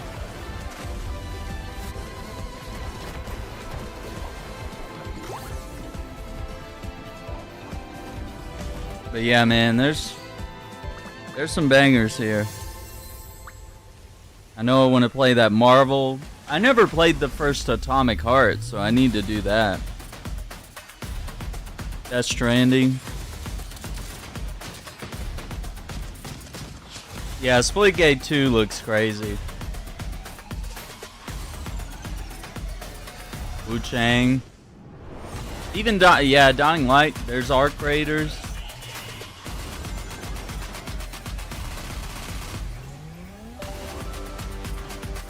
Oh, Deathloop is free right now on Epic Games Store. Yeah.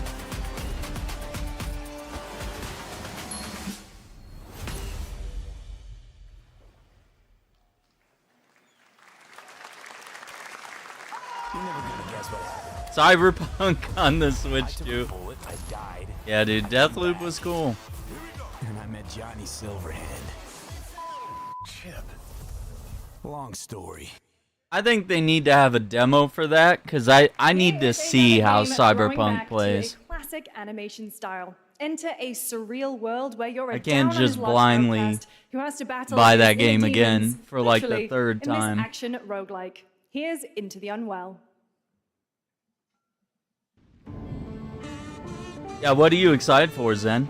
Got any games that you're hype about? Bad, it plays bad.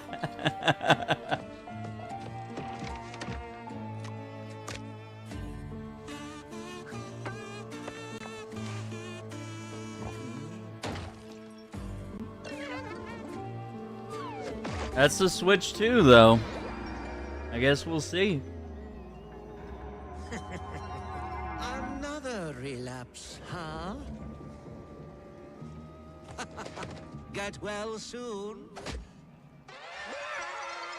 Back in the day, Cyberpunk wouldn't run on any console, and it was running like shit on PC. But they finally fixed it. But I'm curious how it would run on Switch 2. Yeah, dude, I was really hoping on that too. Yeah, the Arc Raiders drop something cool.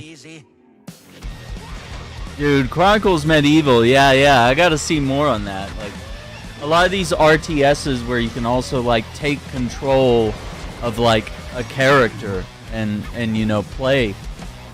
Lets you do a bit of both. You can be strategic and then you can be like down in the battlefield yourself. Fighting against each enemy. It's pretty cool. Now, Splitgate really does look pretty cool. Hey guys, I'm Ian. Can't believe part 2 is already here. Games. This is like what Halo should have evolved into, maybe. We could play with our friends, and 20 million but have played with us. Less of the arena shooter style, but like actual worlds with portals. Because I grew up playing Halo, and I'm tired of playing the same Call of Duty every year. Mm. And I wish we could have Titanfall 3. Make FPS great again. That's 2, crazy. We asked ourselves, how would we take Portals to the next level? What if you could portal to entirely different worlds? So we combined the action, movement, and gunplay of arena shooters with the scale and intensity of something much bigger. Splitgate Battle Royale launches free right now. Battle Royale, brother? Awesome. That's insane. Just look at that water placement. Expertly done. This is the epitome of sport. We are splitting savants and jetpack geniuses. The movement is so fluid, so fast, you can't stop and you can't catch. Can he complete the comeback he's going to try?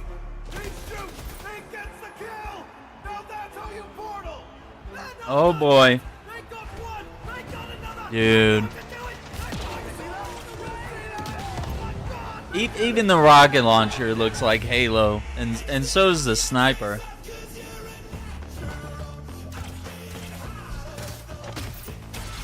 Dude, look at this gameplay.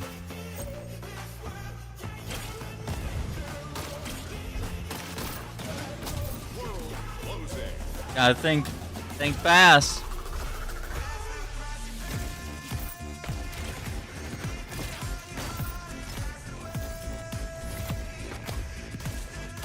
Revive your buddy.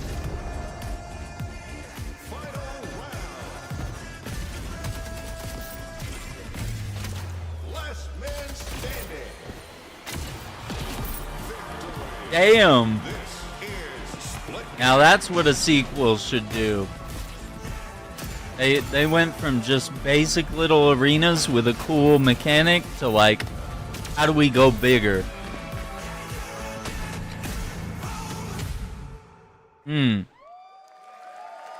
For free. Wow. Now we are honored to showcase the latest project from the talented minds at RGG Studio in Japan.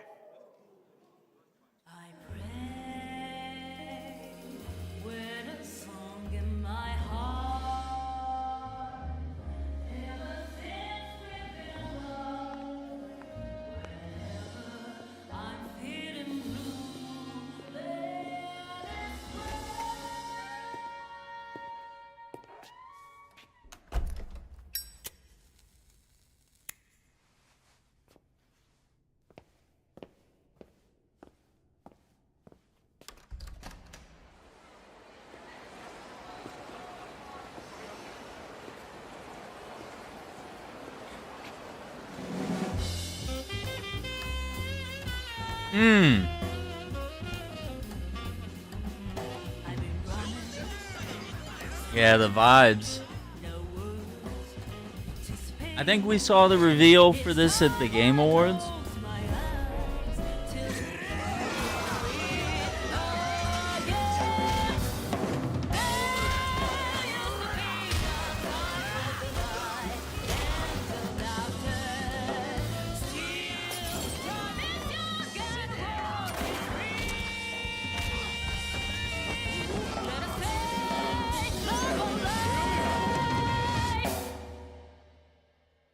Got a name? Mako Daito. Daito. A Jap then, huh? A what? Look like one. You're not? So, what are you then?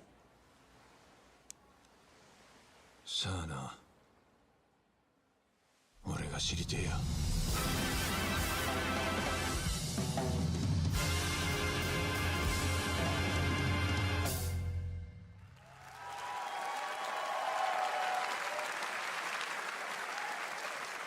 You saw it at TGA last year as Project Century set in 1915, and now the full name has been revealed. Stranger Than Heaven, the brand new title from RGG Studio. This time it's now 1943, and knowing RGG, I'm sure more surprises are surely on their way. All right, well, we're almost done here, but we do have one final, very special global game announcement to share with all of you who've been waiting. Today, we've showcased a lot of projects from teams around the world, including many brand new studios, and we're proud of that. But this one comes from a studio that is no stranger to delivering blockbuster games time and again. Uh-oh. When I first got a glimpse at this project last summer, I was absolutely blown away by the scale, scope, and ambition of this developer's vision. And while there are many places, really any place, this game could have been revealed, we are so deeply honored that we get to share it with the world right here at Summer Game Fest.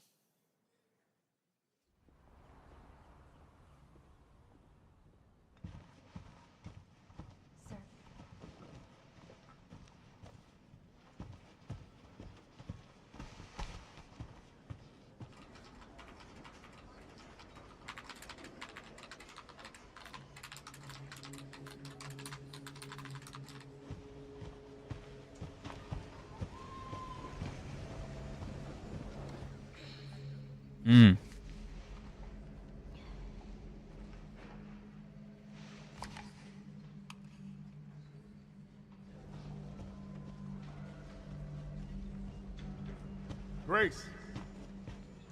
Grace. Grace Ashcroft. Yes? My office. Coming.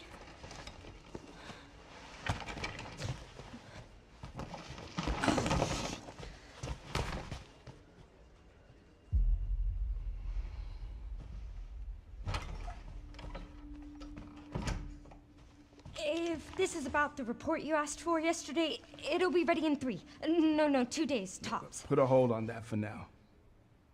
We found another body. One that exhibits the same pathology as the others we've been investigating. Now, I need a good technical analyst on this. Okay.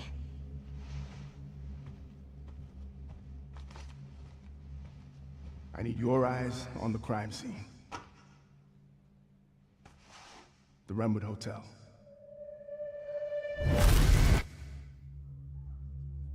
I know that's where your mother was murdered. Alyssa died 8 years ago.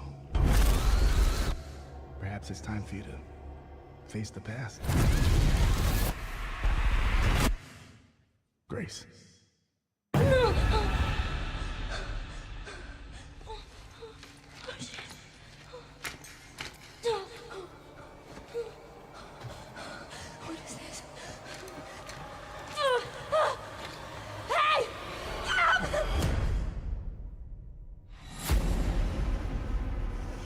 Stay close.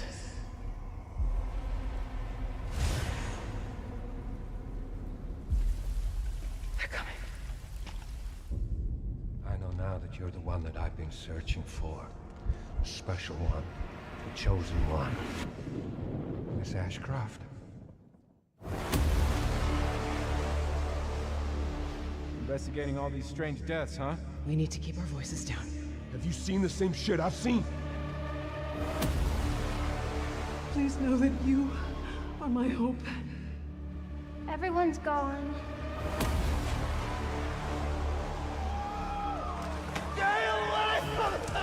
It's Resident Evil.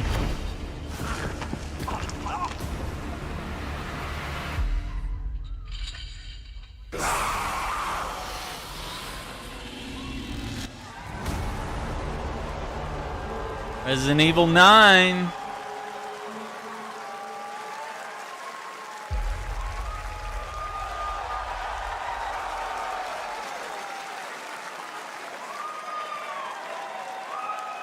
There you have it, Resident Evil Requiem. And it will be playable to fans this August at Gamescom, where we'll also be hosting Opening Night Live on Tuesday, August 19th. Resident Evil Requiem marks a bold shift for the franchise, both in tone and gameplay, and today's reveal isn't just about survival horror. Expect high-stakes cinematic action too, with much more to share soon leading up to its launch on February 27th, 2026. Amazing. Thank you, Capcom. That was an amazing announcement. Glad we kept it a surprise. All right, that's going to do it for our live Summer Game Fest show. Let's Pretty thank cool. our co-host, Lucy James. Didn't she do a great job, everyone? Good job. Lucy got to see the trailer for the first time. I know. I can't believe it. You kept that so secret. Very top secret. All good. All right. Well, there's much more Summer Game Fest to come. Make sure to visit summergamefest.com to see a listing of all the digital events this weekend. You can watch and to highlight even more games, including the Xbox Games Showcase on Sunday. And stay tuned online to see cover coverage that. of many of the playable games at Summer Game Fest Play Days that's taking place this weekend in LA. And make sure to stay tuned for Day of the Devs, which is coming up next with additional new reveals from incredible independent studios around the world and deeper looks at some of the independent games we showcased today. Thanks so much, everyone. Awesome, and thanks to you, Lucy. Great job co-hosting. All right, that's going to do it for Summer Game Fest. We will see you at Gamescom on August 19th. Thanks, everybody. Man. All right, pretty good. Pretty good stuff.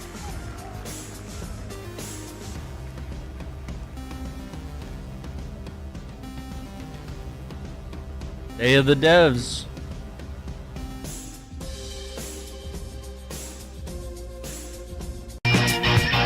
Oh my God.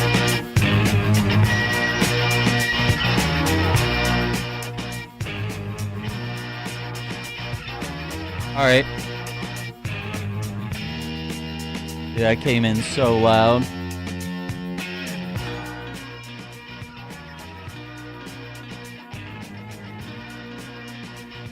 All right, we got Mortal Shell 2, Death Stranding 2, Chronicles Medieval, Mouse PI for Hire, Atomic Heart 2, The Cube, which is an MMORPG in the Atomic Universe. 15 characters are in the 4-player beat-em-up Marvel Cosmic Invasion, Onimusha Way of the Sword, Ark Raiders, Mafia of the Old Country, Lego Voyagers, Liza P, Overture. But it's leaving you feeling empty inside. If you sat down and played your entire games library from beginning to end, by the time you Jurassic finished, World you'd be Evolution 9,000 3. years old and everyone you loved would Deadpool be is dead, coming to VR. including you. Don't let Axe this of happen. Blood. There is a better Of course, way. the demo is available for that still. From Videogame. Scott Pilgrim And I'm here to tell you EX, the good 4-player news about co-op. Day of the Devs. Day of the Devs is all Hitman volunteer will be coming to MindsEye, which MindsEye comes out in 4 days. very best of them to show you 007 like this First is Light was showcasing your teased lives again. today. How much The does it Chief cost, you might and ask? $5 Hitman million? will be $10 available million? now. Absolutely nothing. Ill Day of was the Devs is shown. nonprofit More and stuff for supported Ill. entirely by generous contributions Wu from Chang people like you and Fallen also our generous Feathers. So all you have to do right now is sit back. Shown a little more of that. We got to see more of Stranger Than Heaven. And then, of course, Resident Evil 9 Requiem, February 27th. I'm excited to introduce the first look at a new title from Annapurna Interactive and the developers. And then next Resident Evil remake is probably in the works too. Pulling off a heist, all as a mysterious master thief. Well, in Snap and Grab, you'll be able to, and the developers are here to tell you how it's done. All right, so we'll chill, watch some Day of the Devs. I'm Sasia, senior level designer but also and what you artist can at look No forward Goblin. to is after this, Senior animator at we'll No Goblin. have We're excited to a share with you No Goblin's new upcoming game, Snap and Grab. after Day of the Devs, Devolver Digital has something to show us. And then after that, the IO Interactive Showcase will show us what's next for Hitman, for MindsEye, and also probably some gameplay of 007 First Light. Glamour. So we'll go from there. High-ticket crime. As Nicky Nevada, the world's greatest photographer. So yeah, it's going to be a long day, he's but tasked with presenting we'll be up variety for a of couple rich and hours here. lavish settings, in which you'll have one question on your mind: what will you be stealing tonight? So yeah, take notes.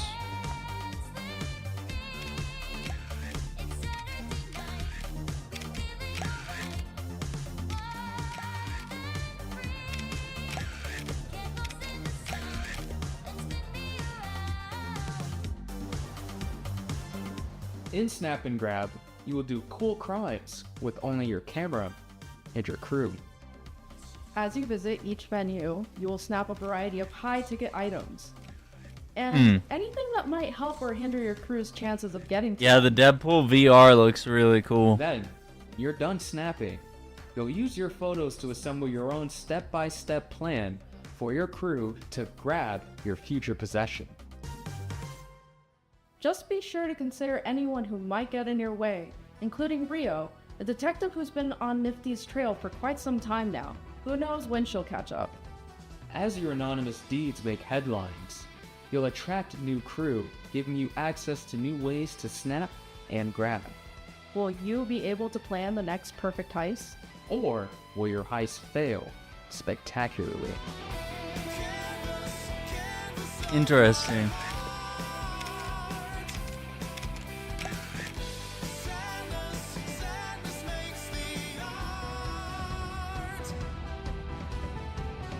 We can't wait to see what you plan next in Snap and Grab.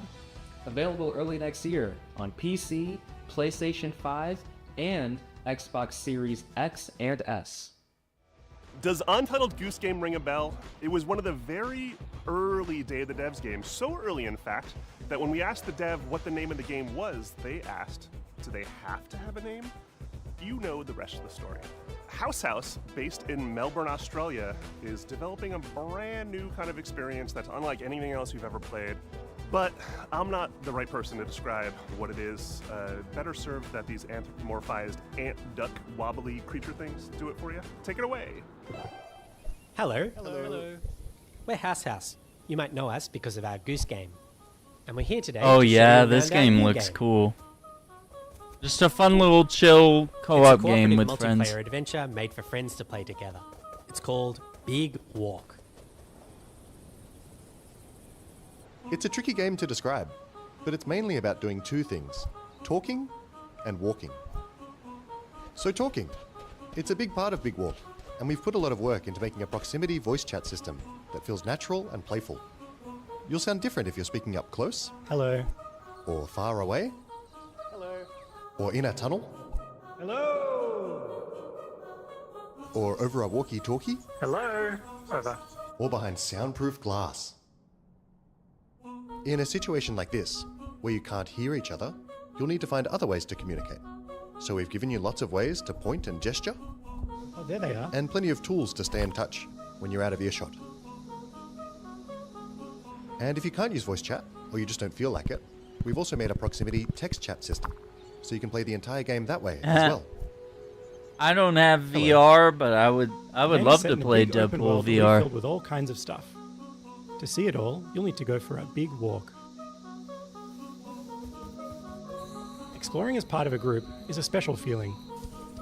Our chat system makes it important to stick together, so navigating the world of Big Walk requires lots of teamwork and talking. Oh, that's not like pass. As you explore, you can split up and go off on your own adventures, or even lose each other accidentally. When you're apart, you won't be able to talk face to face, and so finding a way back together isn't always straightforward.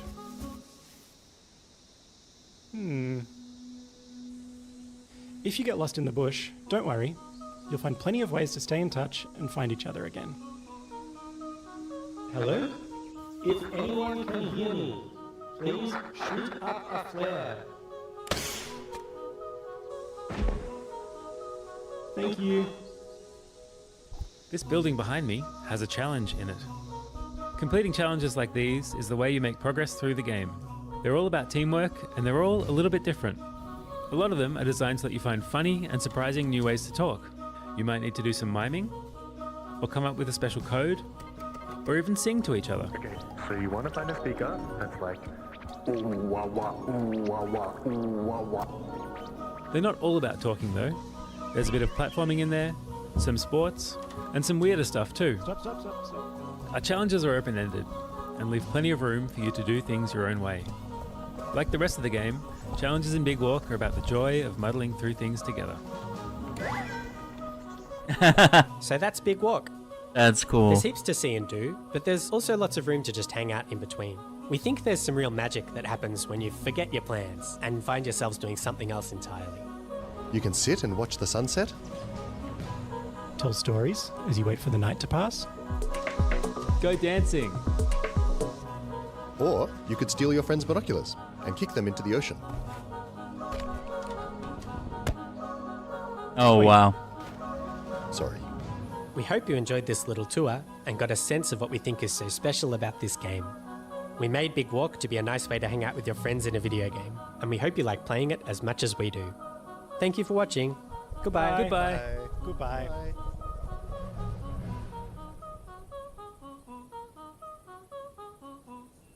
That looks fun. This next title is from the art director of Journey and the team at Giant Squid, who brought you beautiful titles like Abzu and The Pathless. You'll see the DNA of all those games in this one as you surf the sand on your sword and bring the sea back to life. This is Sword of the Sea. Hi, I'm Matt Nava. I'm the creative director at Giant Squid, and I'm very excited to share with you our latest game, Sword of the Sea.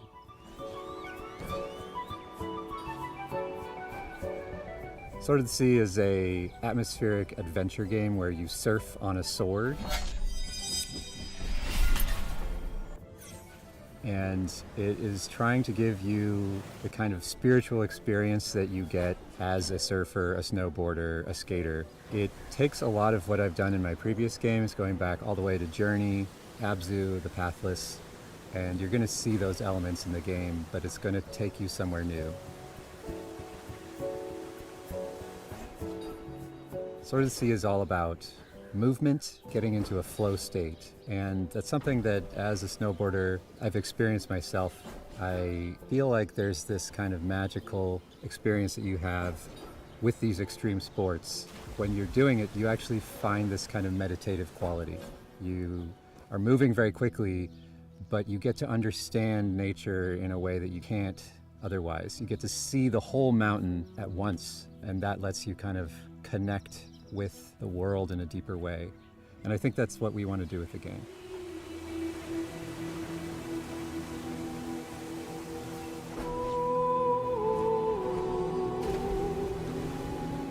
I'm really excited because Sword of the Sea has music written by Austin Wintory, a longtime collaborator who I work with on Journey, Abzu, The Pathless, and he's done countless other games scores. It also has movement inspired by the old skating and snowboarding games. So if you played the Tony Hawk games, if you played the old snowboarding games, you're going to love the way that you move in Sword of the Sea.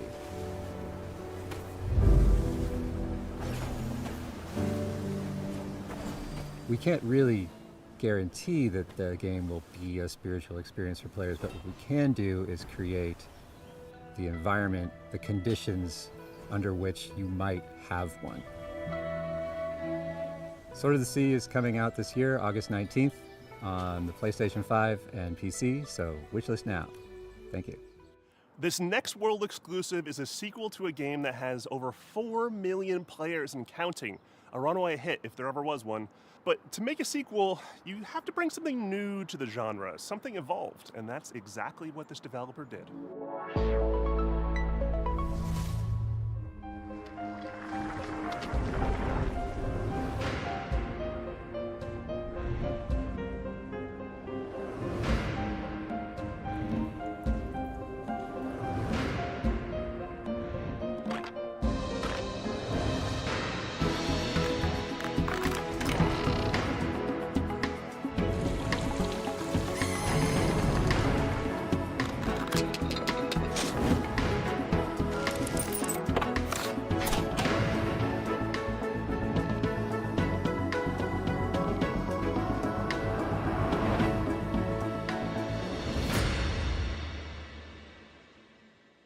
Hi, I'm Wyatt with Coin Crew Games, and we're here to announce Escape Academy 2, Back to School, the sequel to Escape Academy.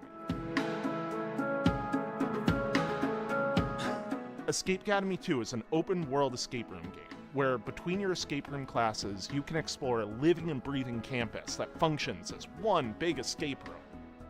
We felt inspired by games like Animal Well and the Legend of Zelda series, and how they leverage free roam puzzle solving, so we're really excited to bring that into the Academy.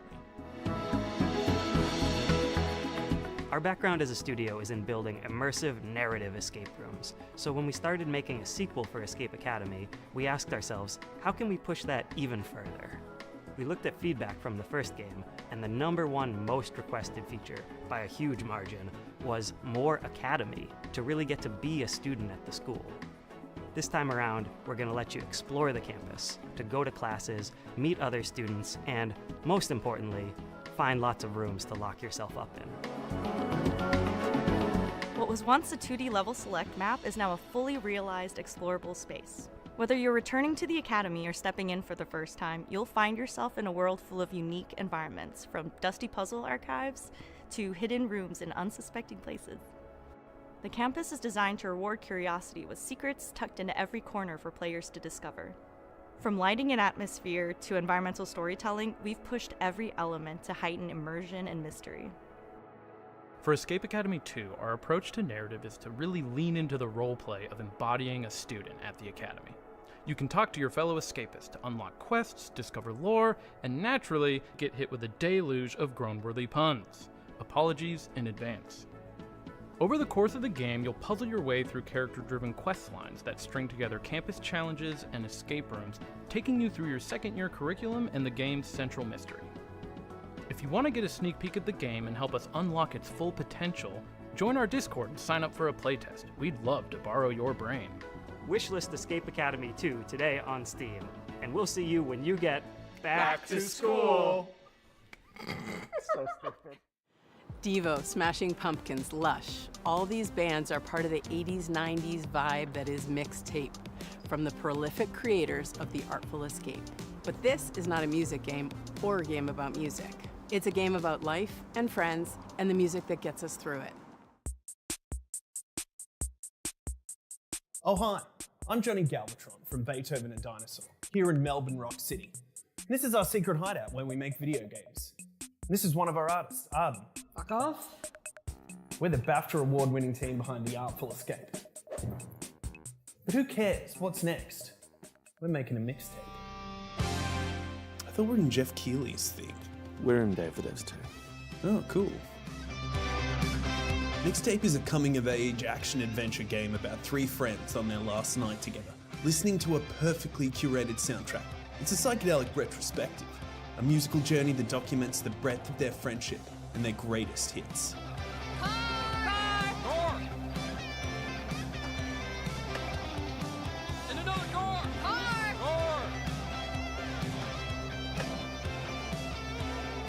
whole game is a mixtape. The music is a mixtape, there's a mixtape of mechanics from skateboarding to pulling slushies, a mixtape of eras, a mixtape of art styles and media designed to take you back to the teenage wasteland. We gonna get your stash and keep going? That's a rookie move. Yeah, have we taught you nothing, Cassandra? What? We all go up to my room and immediately bolt? Dad, give away your grabbing booze. But is the music any good? Holy flippin' meatballs, let me tell you all about it. Thank you very much. We got Joy Division, Devo, I love Devo, Smashing Pumpkins, Portishead, Roxy Music, Silverchair, Lush, The Cure, Susie and the Banshees, Stan Bush, the Jesus and Mary Chain, the unkillable Iggy Pop, and apparently many more. Are they following us? Yup. I can't go to prison. Boxes!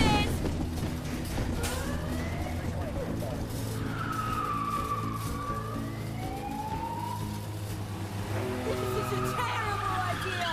What are we doing? If death looks you in the eye, dude, don't blink! Play it on Game Pass day one, wishlisted on Steam, play it on a PlayStation or Epic or whatever. I thought we were riding together. I didn't want to get all sweaty and shit. Fair. Mixtape. Nothing but the hits. Did you see that Drinkbox Studios just announced their next title, Blighted, moments ago at the Summer Game Fest? Well, now they're here to give you an in-depth look at the game. Hey, I'm Ian, the lead designer at Drinkbox Studios. And I'm Augusto, art director at Drinkbox. We're excited to finally tell you about our new game, Blighted.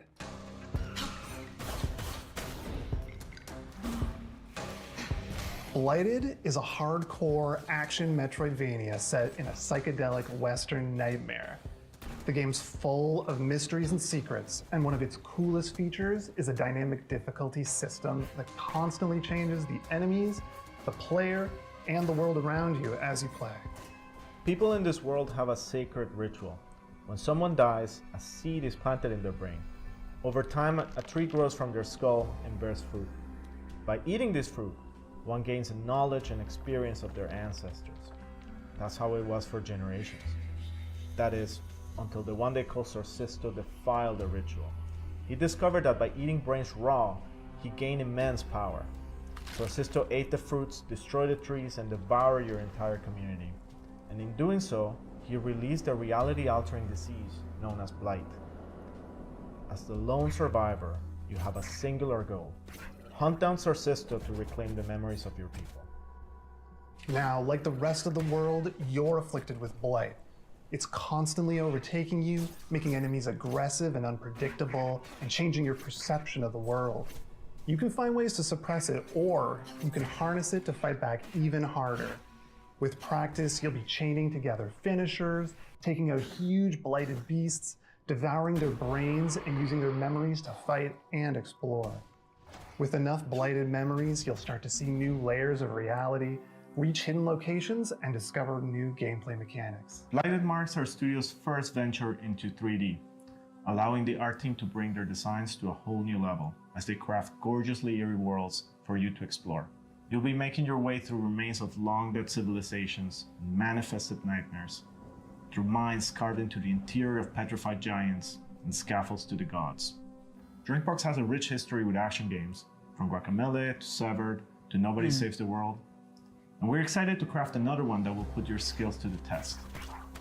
Blighted will support full co-op like many of our past games, and we're working with composer Jim Guthrie to create a soundtrack you'll never forget.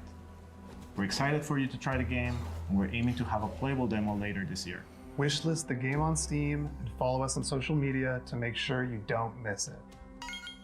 This next title is from a bona fide Day of the Devs alumni, Outerloop, whose games Thirsty Suitors and Falcon Age have both been previously celebrated in our showcases. Outerloop prides itself on being a minority-led studio with a mission to create accessible but meaningful games about underrepresented cultures and themes, and this title is a beautiful and vibrant example of just that. This is Dosa Divas.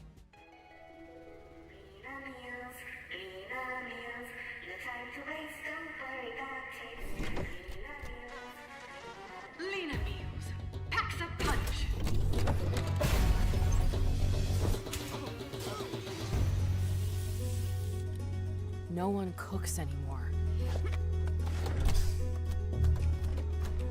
Food in tubes? Yuck. I'm so hungry.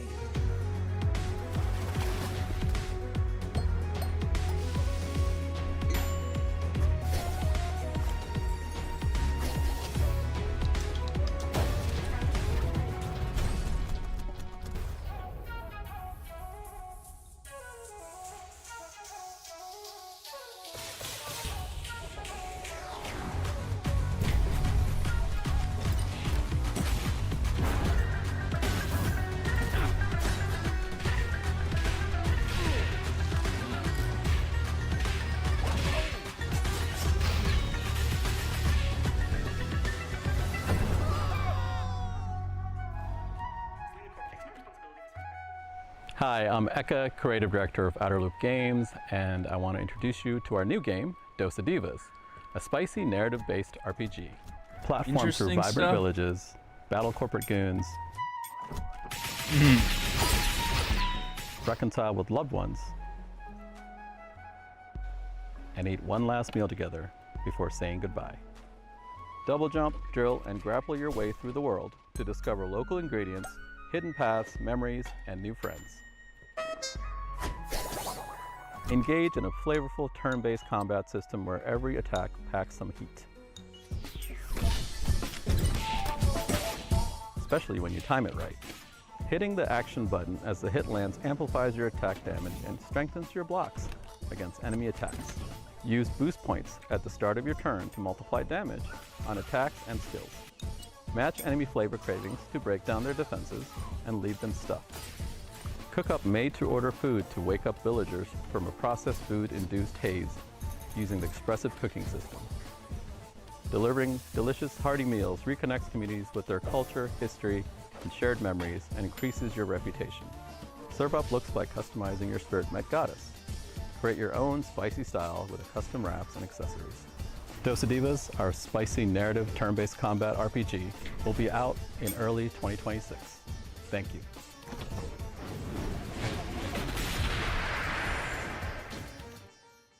Our pals at Heart Machine, creators of Hyperlight Drifter and Hyperlight Breaker, have teamed up with our buds at Devolver. They're mixing things up with surreal, interdimensional demon horror. It's a genre, right? Or is it a genre? Probably should be a genre. Here it is.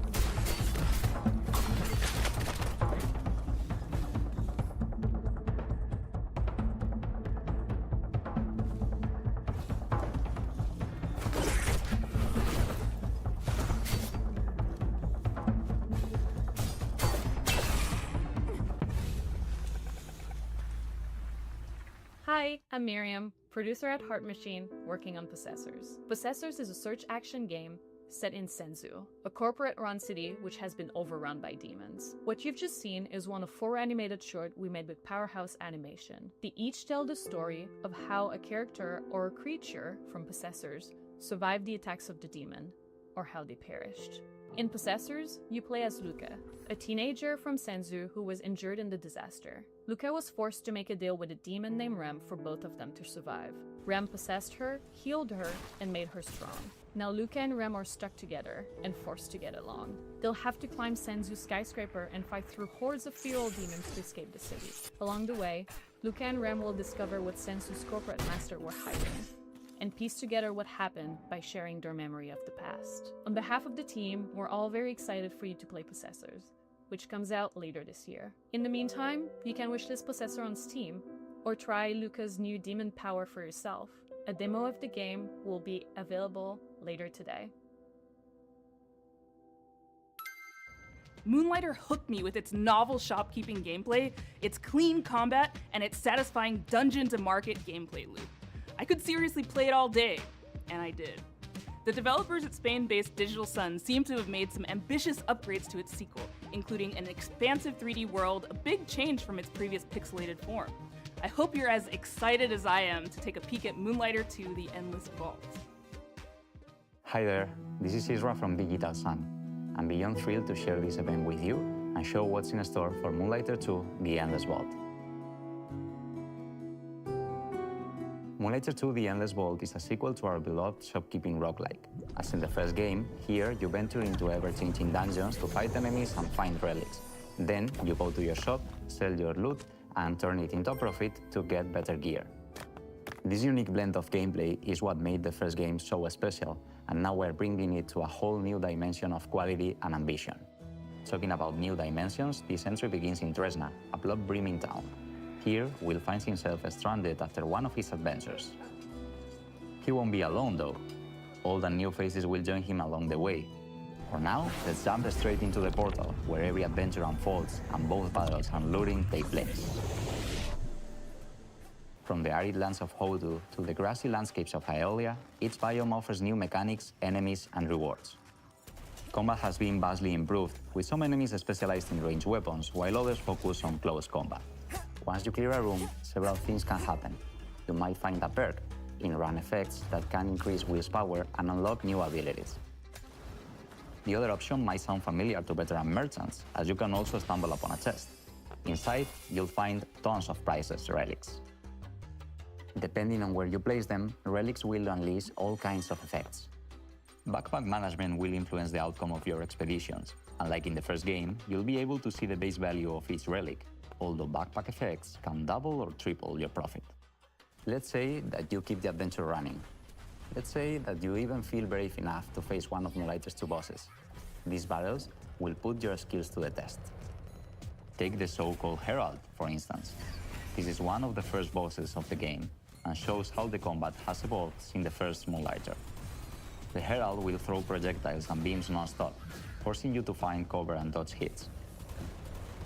He's also protected by a sound barrier that you'll need to deactivate before striking back. Merchants need to be smart. It doesn't matter how far you get. Successful runs leads to the same place, your shop. The shop is where you put a price on your loot and try to get the best deals. There are ways to influence the outcome. For now, all I can say is, haggle hard, sell harder. Well, there's actually something I can already share with you. Just like the perks in the dungeons, you can also unlock special effects each time you open your shop. They can potentially skyrocket your profit, unleashing powerful synergies and selling streaks. You never know what will happen when you open your shop. That's why we call it a shopkeeping roguelike after all. That's it for now. After nearly 7 years since the original Moonlighter was released, we hope you are as excited as we are. Please stay tuned to our socials for all things Moonlighter 2: The Endless Vault. See you in Tresna. Inspired by Pietro Riva's manifesto, Rejector, Thomas feels driven to advance our medium by creating games for new audiences and to hopefully entice those who might not be usually interested in playing a video game to take an interest. From Thomas Waterzoo, creator of Please Touch the Artwork, this is Please Watch the Artwork.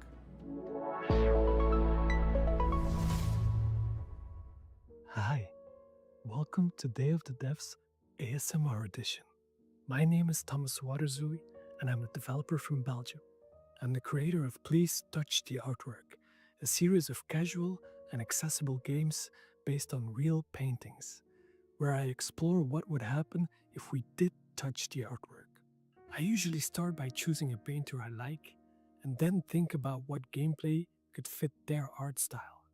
For my third game, I fell in love with American realist painter Edward Hopper, but this time, you're not gonna be touching artworks, you're just gonna be watching them. At night.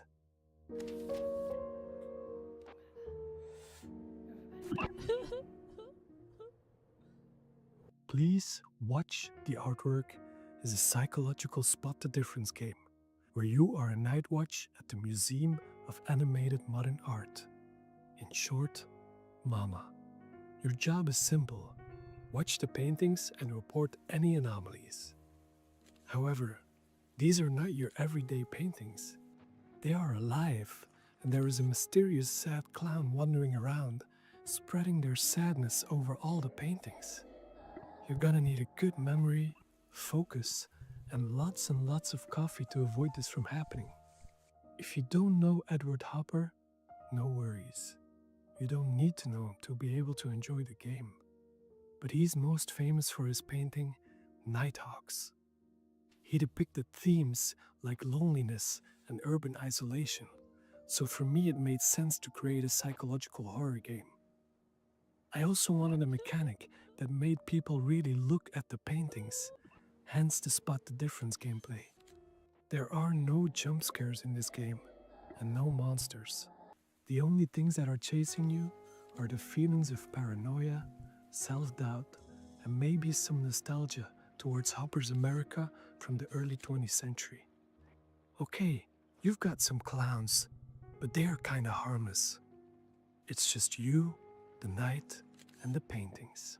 I don't have a release date yet, but you can now wishlist the game on Steam. However, and don't tell this to anyone, it's probably gonna be around Halloween this year. Shh. Thanks to Day of the Devs for giving me this wonderful opportunity, and I really hope you like this bizarre little thing I made. Bye-bye.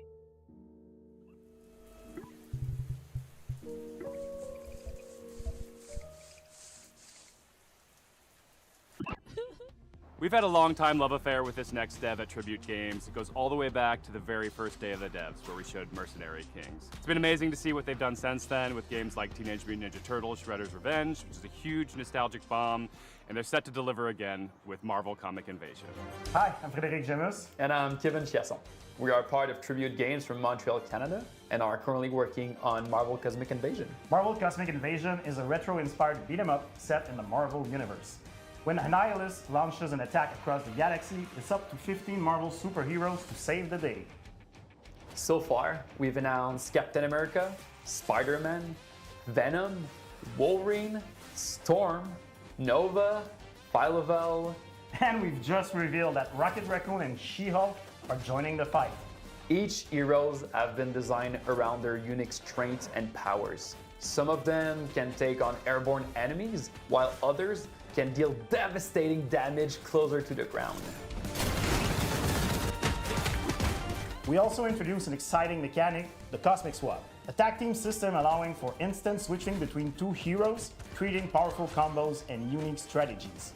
For level design, we recreated iconic Marvel settings such as the Mutant Heaven of Genosha, the high-tech mobile base of S.H.I.E.L.D. Helicarrier, plus a thrilling roster of legendary locations across the cosmos. We had a lot of fun inserting fan-favorite references for you to find out in the background, so keep a lookout.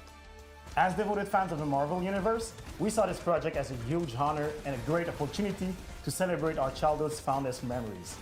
Who knew that the countless hours spent at the comic book shop or the arcades would bring us here today? We hope that Marvel Cosmic Invasion is a true love letter to all fans who grew up with the Marvel Universe. Marvel Cosmic Invasion is coming to PC and consoles this holiday. And now for something of a moodier persuasion. A horror fantasy life sim, co-directed by the pixel artist from Celeste, with haunting and lovely music from Disaster Piece, composer of Hyperlight Drifter, It Follows, and Fez. And to boot, an amazing group of human developers from Vancouver.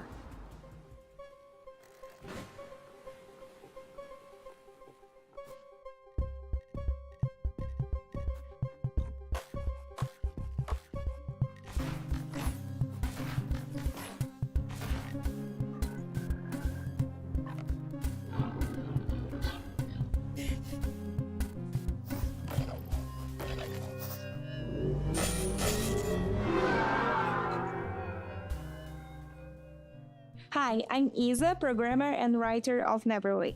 And I'm Pedro, artist and designer of Neverway. a horror RPG in live sim, and the debut title of our new studio called Blood Inc. You play the game as Fiona. After quitting your dead-end job, you try to start over on a farm, a place where you can escape from all your problems and finally start fresh. But it gets darker. Fiona will find herself indebted as immortal herald of a dead god. With your sword, you can fight in a fast-paced combat, and you can choose your secondary gear to change how you fight, like a hookshot you just crafted. But remember, you still need to keep your new life on track. You can do things like shopping at the Cellmart or paying your mortgage using your very own Luna OS computer. You can also befriend or even romance more than 10 characters, each with their own special cutscenes and routines that can interact with each other. And as you get closer to those characters, you can use those relationships to unlock new combat abilities that change the way you fight. You can farm, fish, and cook, but Neverway doesn't play like a regular live sim RPG. Time progresses in 3 blocks: morning, afternoon, and evening, and you choose when to advance by doing things like eating, sleeping, or reading a manual. The idea is to let you set your own pace, so you can choose when you want to fight, or when you just need a break and see your friends. You will eventually start searching for the Neverway, a decaying, nightmarish reality that is slowly leaking into yours. There you will learn what's happening to this dark, post-apocalyptic world as you pay out your debt.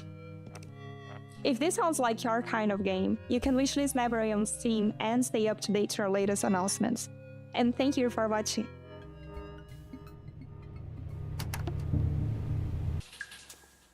It's time for a world premiere. This one from a studio based in Johannesburg called Nyamako.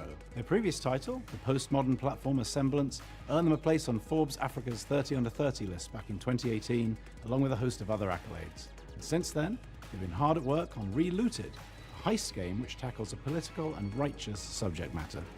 Please take a look.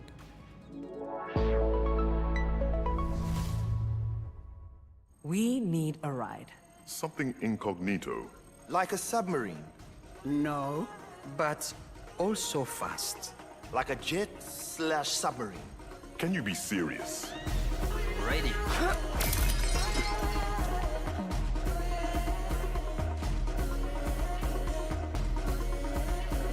Hi, I'm Market, the lead animator at Nyamako. And I'm Sita, producer at Nyamako. Relooted is set in the near future, where a new treaty has been signed between the West and Africa. The treaty goes that all African artifacts that are on public display must be returned to their country of origin. But museums are using a loophole to avoid repatriation.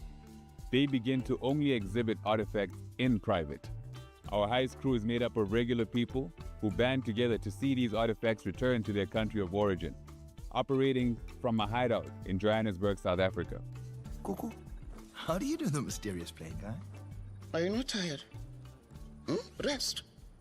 We have work to do tomorrow.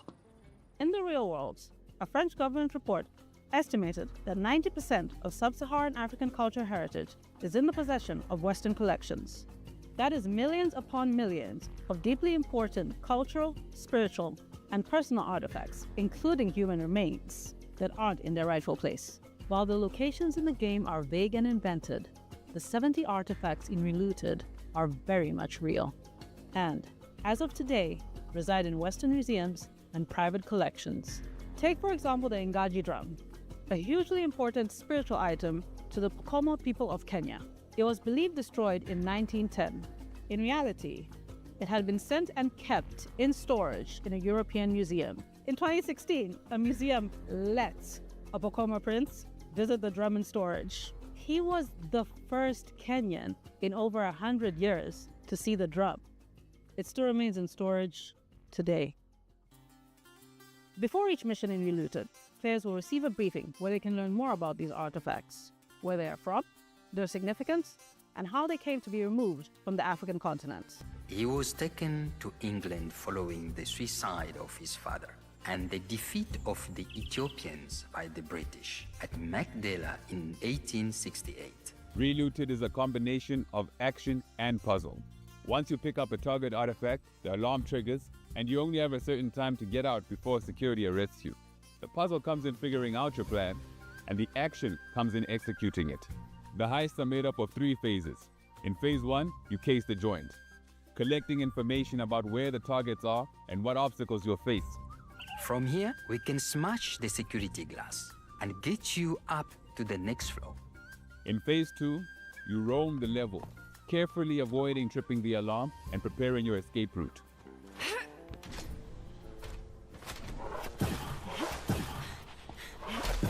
In Phase 3, you execute, flowing through your plan and evading security systems as you carry Africa's heritage home.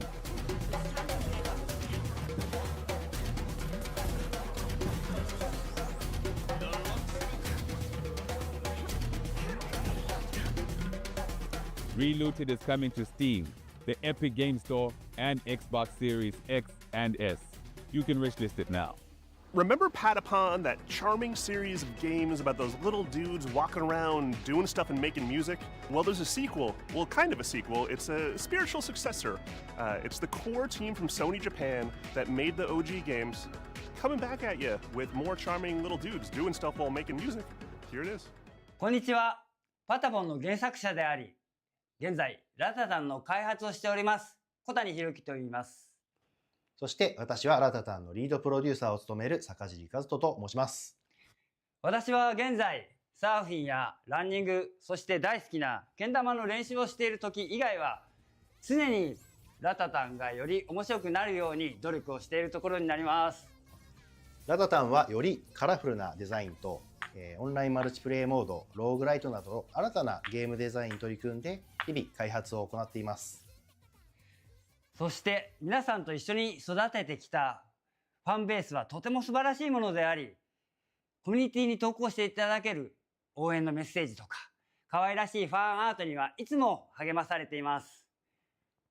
プロデューサーとして日々この業界の苦しさを感じております。ですがこのように自分たちの好きなゲームが作れることに日々喜びを感じています。我々インディーチームですのでまだまだ皆さんの支援が必要となります。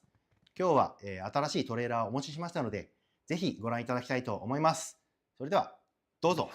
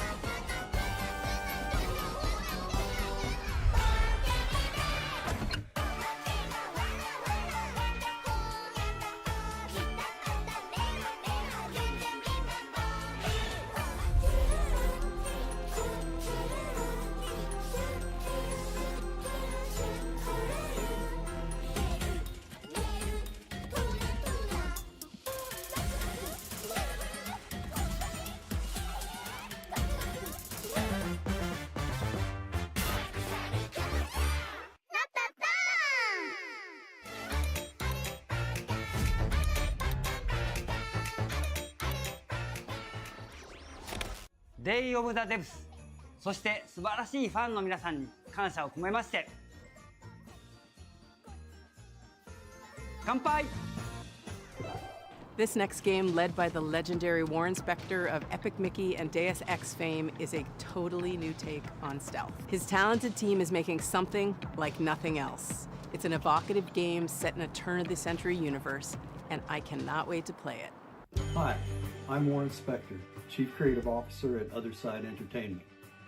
At Otherside, we don't play it safe. We take chances, we tackle hard problems, and we do what's right for games and gamers. And what's right now is Thick as Thieves. It's a multiplayer stealth action game, unlike any action or stealth game you and your friends have experienced before. Response to the idea and what we've been able to show has been terrific. The team behind the game is so excited by the response that we wanted to show you more. So here's an early pre-alpha sneak peek at Other Side's upcoming player-powered game, Thick as Thieves.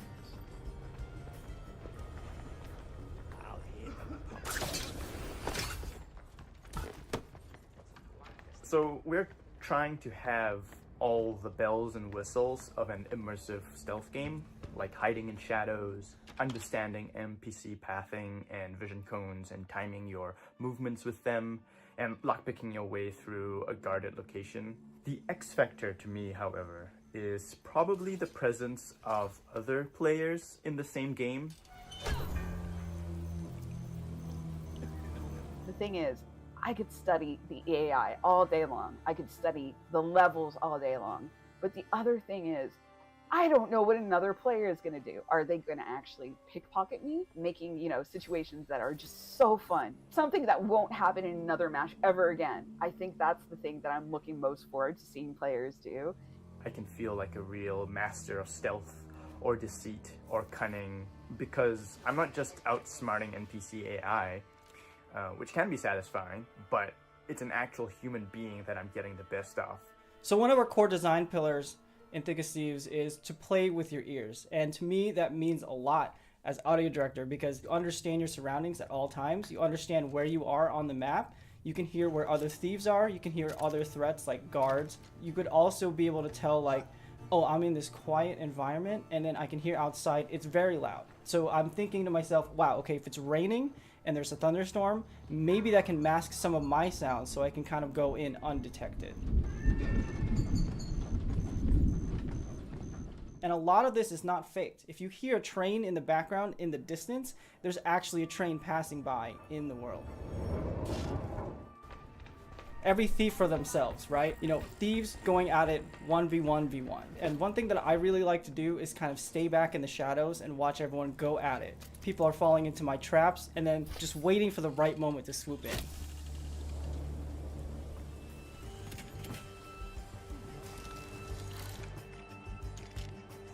So every match is always fresh to me. The weather changes, the locations of the clues or the loot, the guard patrols, and of course the players are always on their own separate quests, so really anything can happen. That's far enough. We've been working on this game for a while now, and I'm just totally stoked that other people are excited about it too. I really want to get this game in front of more players as soon as we can, and I'm hoping that many of you will sign up for a playtest. We'd love to get your feedback on the game, and we'd love to show you what we've been putting together over here. So, thank you very much.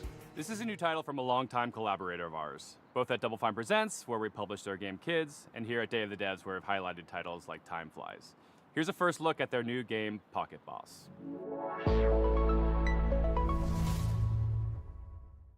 Hi, I'm Mario. I'm roughly half of a small studio called Playables based in Zurich, Switzerland. I worked on games like Plug and Play and Kids. But now I'm looking forward to show you something brand new, Pocket Boss. Pocket Boss is a short game about the small joys of manipulating data. As a remote worker, you're in touch with your boss through a chat interface and will get all kinds of requests. Be smart, erase competitors with one swipe of a finger, navigate the stock market without crashing, and generally find easy solutions for hard problems. Your boss will verify if everything looks correct, and most importantly, beautiful. But as you do all that, the charts start to get a life of their own. They go wild. Will you be able to tame them? Or maybe even find your own satisfaction on your way to success? Pocket Boss is an intimate encounter with data exploring the secret life of charts. The game will come out later this year.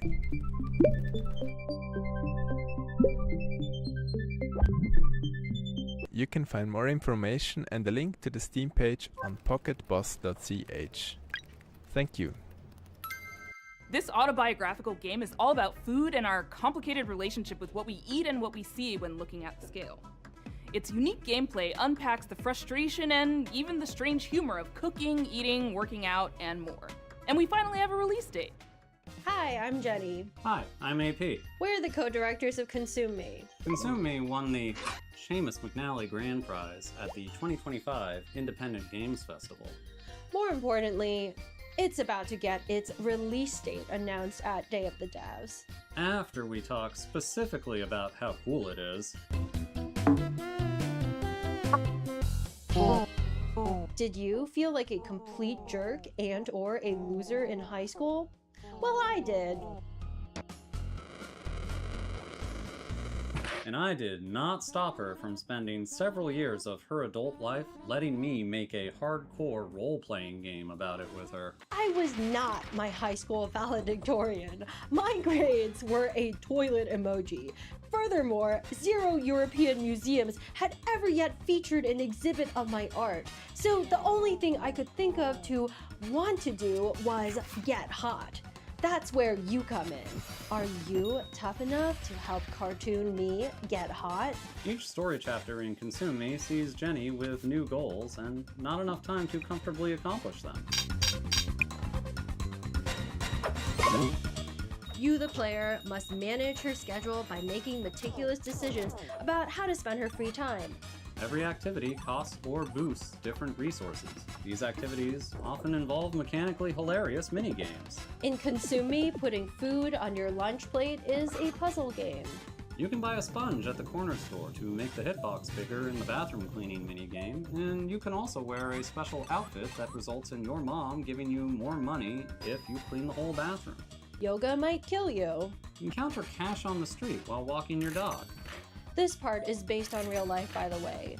1 out of every 16 times I walked my dogs over the past 4 years, I've encountered a crisp 20 on the ground. Can you win the heart of the boy of your dreams? Can you hold on to it? Can you chart a course toward a sustainable future? Can you fit just one more to-do goal on your plate? Or is it already full to bursting?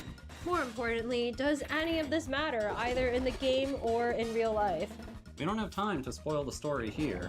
So you'll have to find out yourself when Consume Me comes to Steam on September 25th, 2025. Please wishlist it as soon as you can. Seriously, at the rate of $20 per 16 dog walks, it is going to take me 1,095.89 years to earn $1 million, and we need to make another game after this.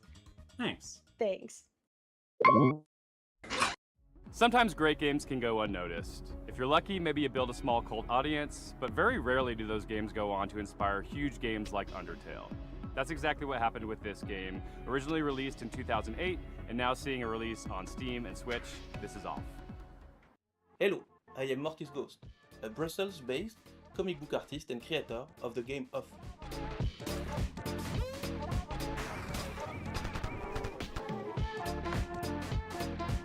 Off is a game I made 15 years ago when I was still a big, sweetie, drooling crybaby. It's a Japanese-inspired RPG where you control a baseball batter chasing ghosts in a cubic, strange world. I made this game with no other ambition than to create something funny to show my friends and a few people on the internet. But it got out of my control and became very famous. The reason is that the game is somehow cursed. It harbors a diabolical force that I can't describe. I ask you please not to play it.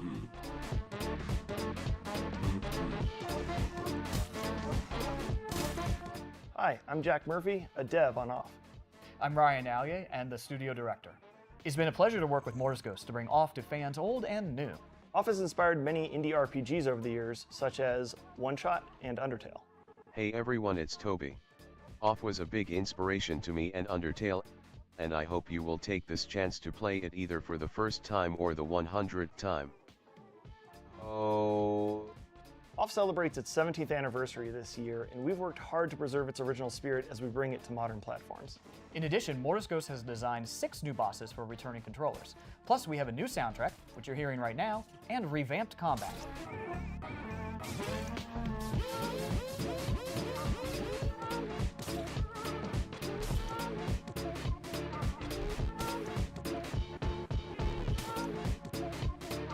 We're proud to announce Off's release date for Nintendo Switch and Steam.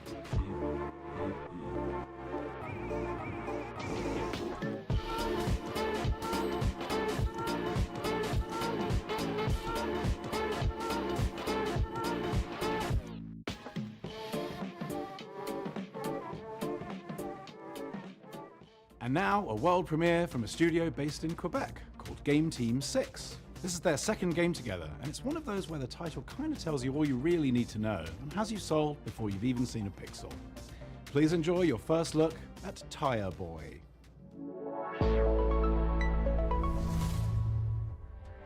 Hi, I'm Corey Martin. I'm Thomas Tobin.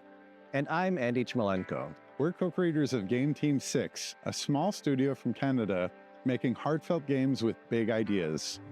We're so excited to introduce you to Tire Boy, a playful action-adventure platformer about a tire person. Tire Boy is fast and nimble, leaping through lush environments, solving environmental puzzles, and taking on heroic battles. All while helping locals and uncovering his own past. Tire Boy may be the last of his kind and was lost as a child. At the start of the game, we learn how he was raised by a large owl named Nestwick and doesn't know much about his family or ancestors. It's a story about connection and curiosity as Tire Boy journeys through a vast, unfamiliar world, searching for purpose and traces of his forgotten origins. Many of the locals have grown fond of Tire Boy. They'll often ask him for things ranging from small favors to the game's main objective, which is to repair a giant radio transmitter to help the local community make contact with long-lost travelers. In spite of its silly premise, we're striving to make the world feel really grounded and genuine. Another thing we've emphasized throughout development is being playful with the scale of things in the world, wanting to make the player feel small and make you feel like a kid, giving you that childlike experience of feeling like everything around you is impossibly big. And that has a meaningful impact on gameplay, given that you move fast and it feels more satisfying to do so in a big, sprawling world. Tire Boy is weird, heartfelt, and full of little surprises. We've built it to feel like a place you'll want to come back to, whether you're chasing big moments or just soaking in the quiet ones.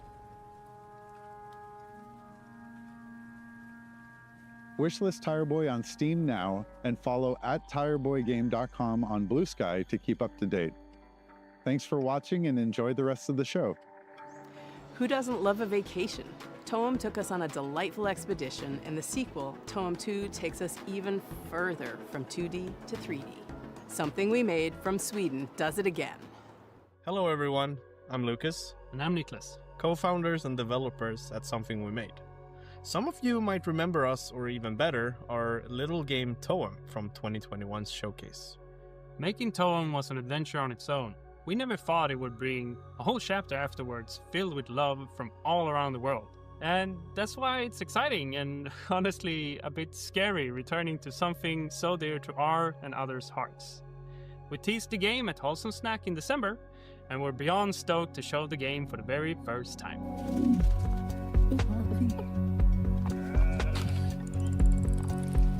Toem 2 is still a photography adventure that resides in a whimsical world, where the main objective is to photograph a phenomenon known as Toem. Set a few years after the original game, our protagonist now jumps into their biggest adventure yet. And what the phenomenon is this time, well, you'll have to discover that yourself. Along their journey, they'll stumble upon special NPCs we call friends, each with their own personality and questline. These friends allow deeper relationships for the player, aiding them through fears and difficulties, hence becoming friends. Each friend gives the player what we call a camera tool. These tools allow new and interesting ways of interacting with the world through your camera. For example, the scissors, which cut things.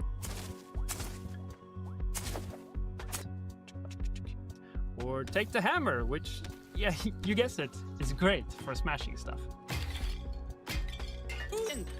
As you might have noticed, we have updated the visuals. It's a crafty mix of render styles that allows us to reimagine the world without compromising on the vibes. And finally, and maybe most importantly, we have a new movement system. It's probably the biggest change compared to Toem 1, and you can now jump and climb your way through the environment. It adds a lot of playfulness for us when designing quests and regions, ultimately making the world feel more free and open. And don't you worry, the handy camera continues to be the main gameplay component. This time, we made it feel a bit faster and snappier. And tying that in with the new movement, we can't wait to see the photos you'll take. So to recap, more story, updated visuals, and a fun new movement system, but still the very same chill and cozy experience. The whole team is working so very hard to make Tone 2 something that can stand proudly besides the original game, celebrating what worked while improving the rest. So if you're interested to learn more, go wishlist the game and join our Discord. See you all real soon. Hello! Are you looking for a way to support Day of the Devs and you just don't know what to do? We have a new collaboration with our partners at the Academy of Interactive Arts and Sciences. They have an annual program called Game Maker Sketchbook, which sees a celebration of artistry in games. And we don't mean just concept art, we mean character designs, we mean storyboards, we mean iconography, all the different kinds of art that go into developing a game. They are putting a spotlight on, and it's awesome. This year we worked with an illustrator called Nimit Malavia to make this epic piece that features characters from all the best games of the year. Literally dozens and dozens of characters, a veritable Where's Waldo of every game character that you love. That print is limited edition and on sale at iMeepit.com. All the proceeds go to the AIAS Foundation and Day of the Devs. Literally, we're nonprofits asking for your dough, but like, it doesn't just mean giving money. It means you get something in return too. Isn't that a joyous thing? We want to give a huge shout out to our flagship sponsor at Xsola, who really helped make Day of the Devs happen this year. Xsola is a global video game commerce company that aligns with our mission to help developers connect directly with players and sell more games, without giving up control or extra revenue. Launching today is a new Day of the Devs activation on the Xsola Mall to spotlight some of our favorite games from recent Day of the Devs showcases. Scan the QR code below or head to this URL to explore some amazing indie games. And thanks again to Xsola for supporting this celebration of creativity and community. Thank you, Greg, for that riff on Xsola. We are so happy to have them as our flagship sponsor, but we also have some other sponsors to thank because it takes a village to support Day of the Devs. We are a nonprofit, and every little bit helps. We got our founding sponsors, Double Fine Productions and I Am 8-Bit. We have a whole list of other folks that have been contributing throughout the last year, and we just want to give them a shout out. Annapurna Interactive, Blumhouse Games, Devolver Digital, Idea Xbox, 47 Communications, Panic, PlayStation, Razer, Sabotage Studio, Studio MBHR, Summer Game Fest, and Jeff Keighley and the whole gang at the Game Awards for your continuous support. Thank you so much. And if you'd like to donate directly to Day of the Devs, you can go to dayofthedevs.org and do so there. And remember, Day of the Devs is a 501c3 nonprofit organization, so any donations are 100% tax deductible. If you like what you saw here today and want more, just follow us on the World Wide Web, www.dayofthedevs.org. Please wishlist these games. It means a lot to the developers, and thank you for watching today. Thanks to all the developers for sharing their games, and thank you to all our generous sponsors for making this possible. We'll see you next time on Day of the Devs. Point. Huge thanks to our friend Dose One for providing the beats for today's show, and please stay tuned for a musical performance from the game Unbeatable and the band Peak Divide. I'm RJ Lake, and I'm directing Unbeatable, a game where music is legal and you do crimes, with Andrew Tsai over at D-Cell. This is a never-before-heard new track from, this is mostly a never-before-heard track from Unbeatable. It's not a live performance, but all the performances in it are live, if that makes sense. That's because the guitarist is playing lead guitar and rhythm guitar and acoustic guitar and is the drummer, and our keyboardist is the cameraman. This should show you probably just how much work goes into even one of the songs on our 100% original soundtrack, which, by the way, starting right now, you can pre-order at dcellgames.bandcamp.com. That's right, at dcellgames.bandcamp.com. You can pre-order the soundtrack and you'll get all of the songs that we've shown off so far, including this one. Enjoy.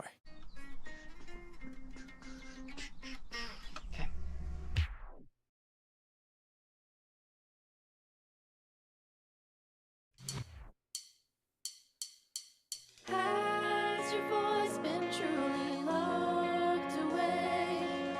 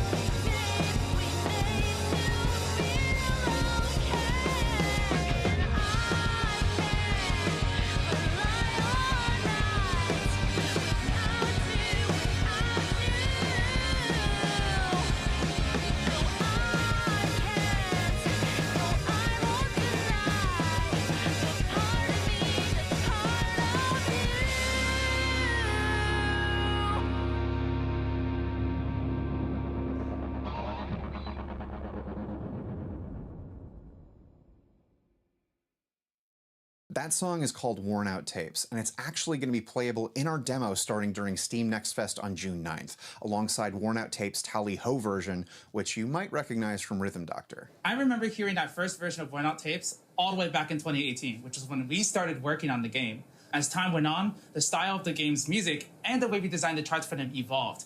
And it's a full circle moment getting to bring you this brand new edition of the song when made for their final version of the game. Both the vocal album and the score for Unbeatable just went live on dcellgames.bandcamp.com for pre-order. And if you pre-order the vocal album, you get all of the songs that we've shown off so far, including Worn Out Tapes.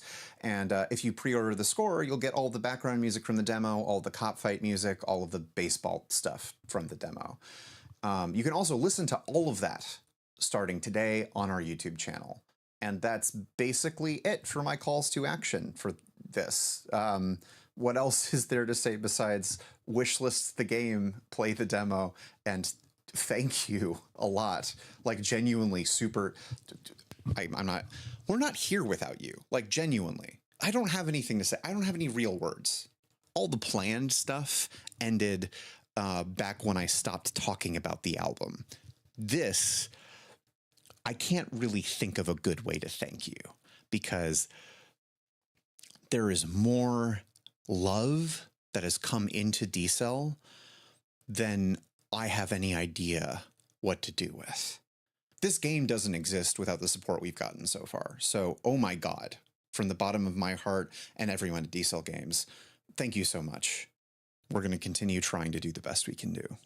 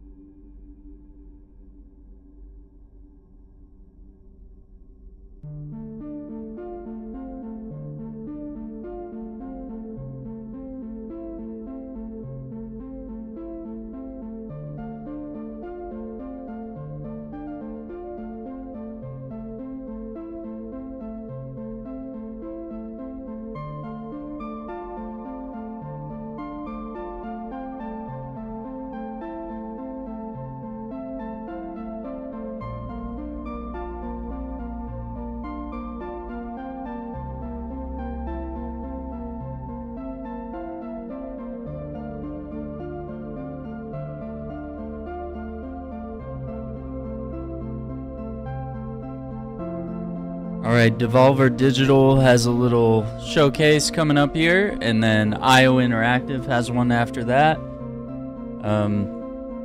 Been really cool.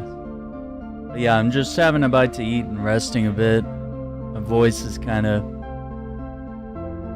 going in and out here.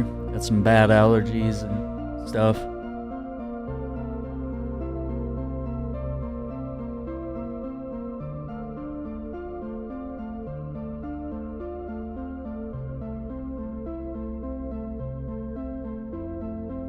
Yeah, it's the most wonderful time of the year, right, Jay?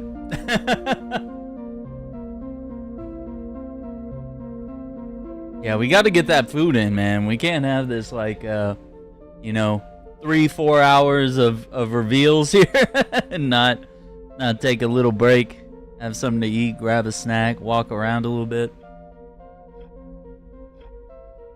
Trying to feel better, though. We'll see.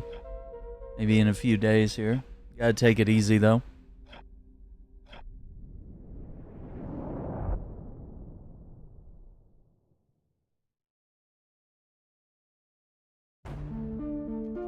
Can Kenny's son makes video games.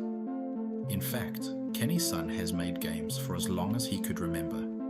Even as a young man, his curiosity and dedication to the art was apparent. His parents, his teachers, and his friends all knew this about Kenny.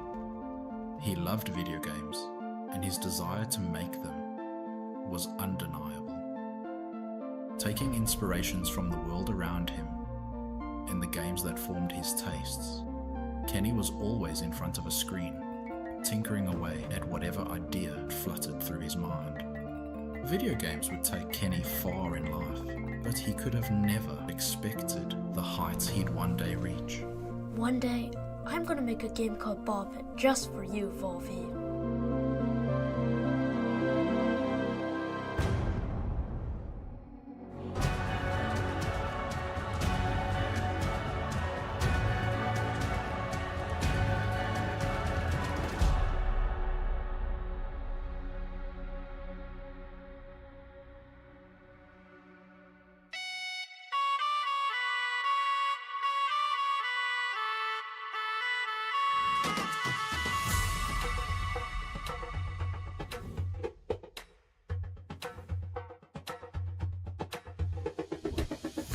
Hey there, I'm Kenny's son, and I'm coming up with my new game, Ball Pit. And this is how I imagine my studio would look like if Devolver Digital gave me enough funds to make my own studio. Are you the only one here? Yes, it's just me. There's like 5 of us, Kenny. So whose studio is this? So, my first notable game was Circa Infinity, a hypnotic platformer that was passed over by Devolver Digital when I first pitched it to them. But that game did a lot of good to me. It gave me the belief and the confidence to actually make video games as a career.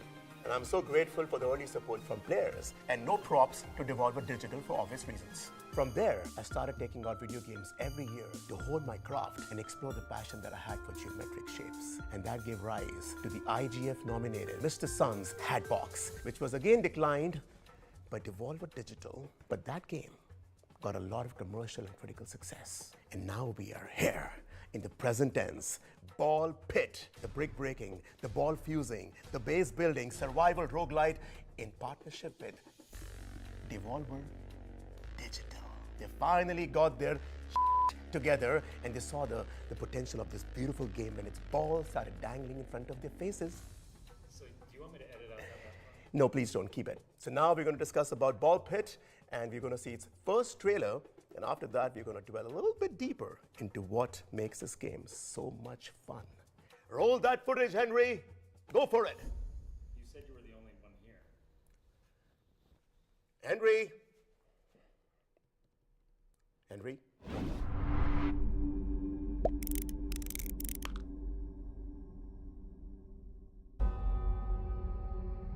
Balbalon has fallen.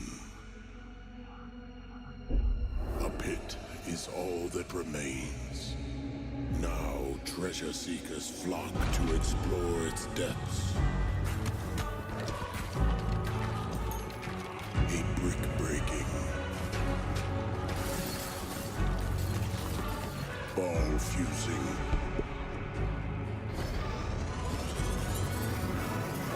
base building, survival roguelite.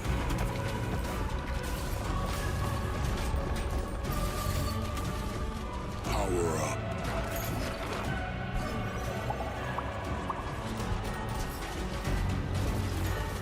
Rebuild Balbalon.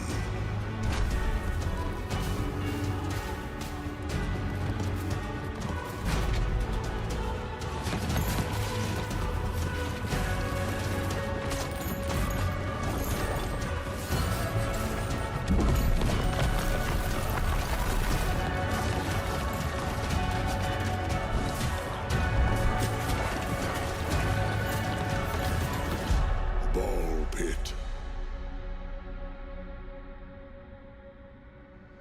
Descend into chaos.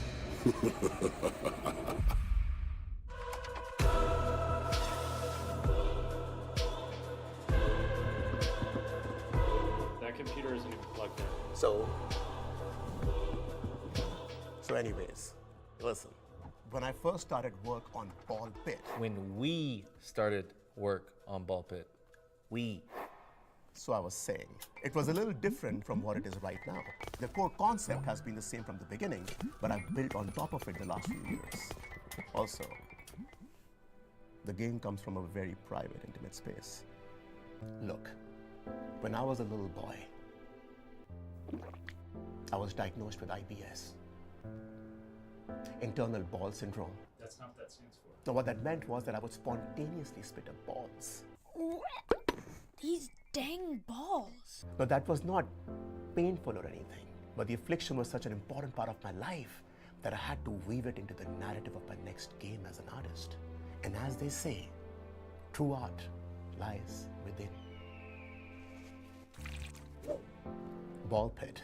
The demo is on Steam as we speak, and the full game is going to release later this year. So if that is something that intrigues you, then please give the demo a spin and also wish list the game to be up to date with the release date later this year. And if even then you're not convinced, then I have two folks that I've invited who have been really important for me to bring this game to life. And other people back behind the scenes team, thank you so much, everybody. Thanks. But these two have been the two stars for sure. Thank you, Kenny. And hello to all you gamers out there. I'm Rick, and I play the Fireball in Ball Pit. And I'm Janice. Some of you may recognize me from my past work, say as a segment in the Super Mario Bros. Fire Bar. Yes, I was Ball 3. And most recently as the Light Punch Hadouken from Street Fighter. And my co-star, Janice, who is new to video games and, quite honestly, in over her head. That was an unnecessary jab, Rick. So, hello, I am Janice, and I play one of the hunters in Ball Pit, which is just one of the many playable characters. But, well, I'm just so excited to be working on a video game. So my kids love video games, and they just think this is so cool. And I used to work in insurance, and you know, sometimes I handled fires, but not like fireballs. Would love to extinguish that. But this is just so much more fun. Look at me in my dress-up outfit. It's so fun. But anyways, I'm rambling now, so sorry about that. I'm just excited to be here. Woo! A masterclass in syllables. Now, Ball Pit is a fast-paced fantasy roguelike wherein heroes must find the balls to plunge deeper into a seemingly bottomless pit of monsters. There are two sides to the game, much like that two-faced Janice. Oh, you, Rick. The combat side of Ball Pit sees players select one of the hunters, each with their own starting ball type and special perks. Collecting XP gems from vanquished foes builds up your meter, which allows you to add new balls and items into the mix and upgrade, or even combine existing balls to create insane mashups of power.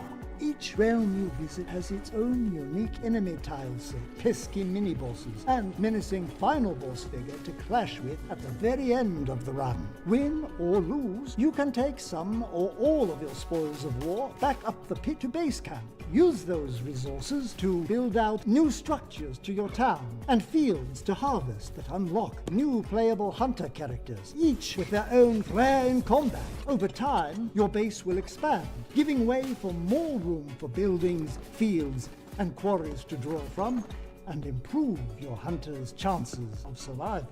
There are many realms to roam, many hunters to unlock, and a dizzying amount of balls and combinations to experiment with on your quest to rebuild Babylon. Thanks for mansplaining, prick. Oh, I mean Rick. Slip of the tongue. And that, my friends, was a little bit on Ball Pit. And there is a lot more to unveil in the coming months as we march towards the release later this year. If you still haven't, please try the demo on Steam as soon as you can, because this has been something that I've wanted to create since I was a sweet little boy. Hi. And this is something very, very special.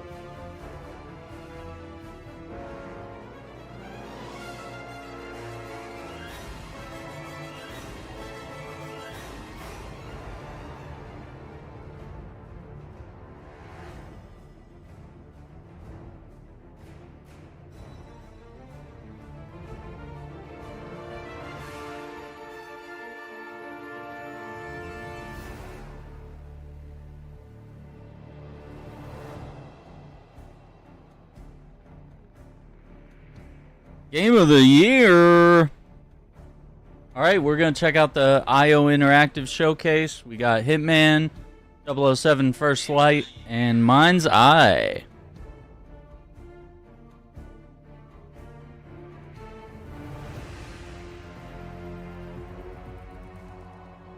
All right, give me 1 minute.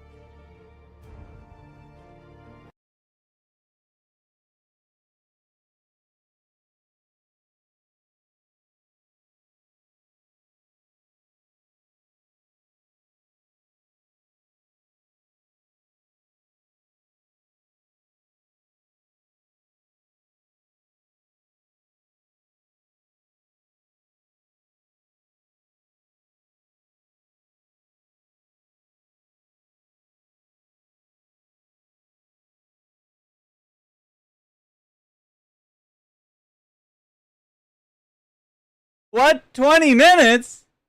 I thought we said... Oh my god. The schedule didn't... Sorry, I had that on my phone. They did not say that there was going to be a break between these. Oh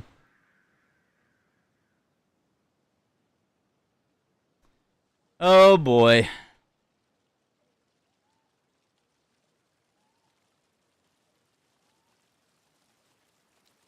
What are they doing? Oh, they got Agent 47. You see him in there in the corner? He was on that little picture-in-picture screen. Like he's here. Your target is the elusive shadow banker, known only as Le Chiffre, a financial mastermind with suspected ties to the criminal underworld. He has arranged a high-stake poker game at the Casino Monarchique in Paris. Our clients have deemed this unacceptable. I legit just thought that they were gonna throw him in the Paris map without like redesigning it, but no, they turned the Paris map into a full-on casino, I guess. He's the only wild card. Well, this is turning into an interesting evening. Welcome to the VIP room here at the Casino Monarchique. Reaper. Unusual name. Names are for friends. Wouldn't you agree, Mr. Le Chiffre? Le Chiffre.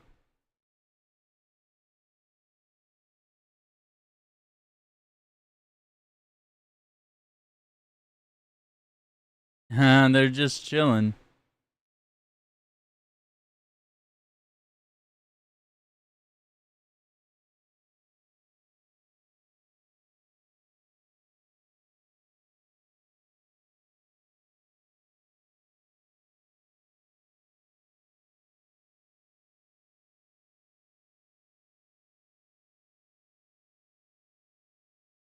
Dang, 25 years of Hitman, guys. 9-ish games, yeah, man, there's...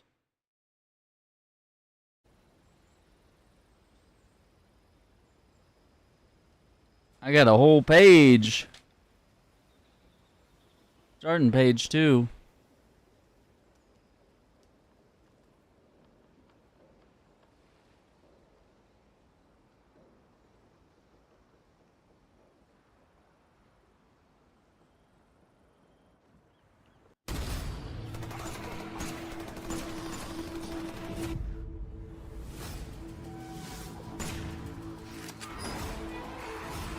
What?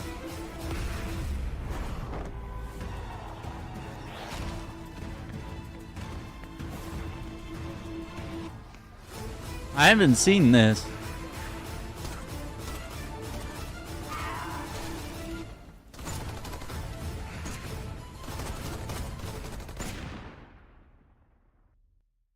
State of survival?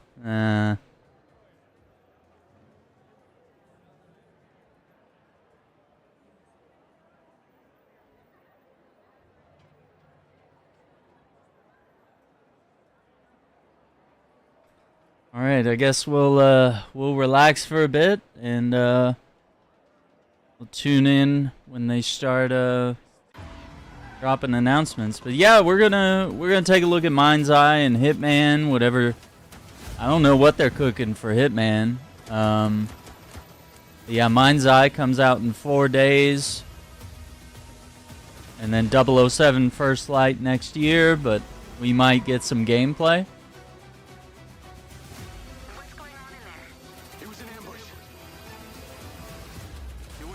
See, these are all just little splices of like idealistic gameplay.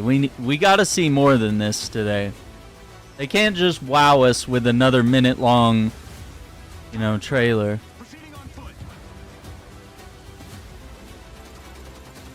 Need to know that this game actually lives up to its promises. Because the CFO and the lawyer just quit the company just a week before launch, so there's a lot of red flags around this game. Bomb and then just slaps them all in the face with the fish. Problem is, I can do it with just one of them. And then all the rest of them will scarper, so then I'm going to have to try and get them. Silent attack. Okay. Hey, get here! Hey, get here! Hey, hey, where's he gone? Where's he gone? Hey, get here! Say, get here! Get here! Get here!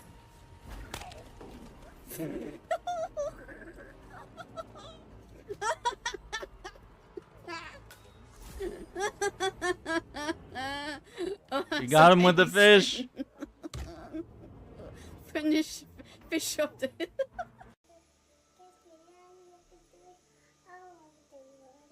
You want to drink some water too? She's going to get her water. We got a brief window.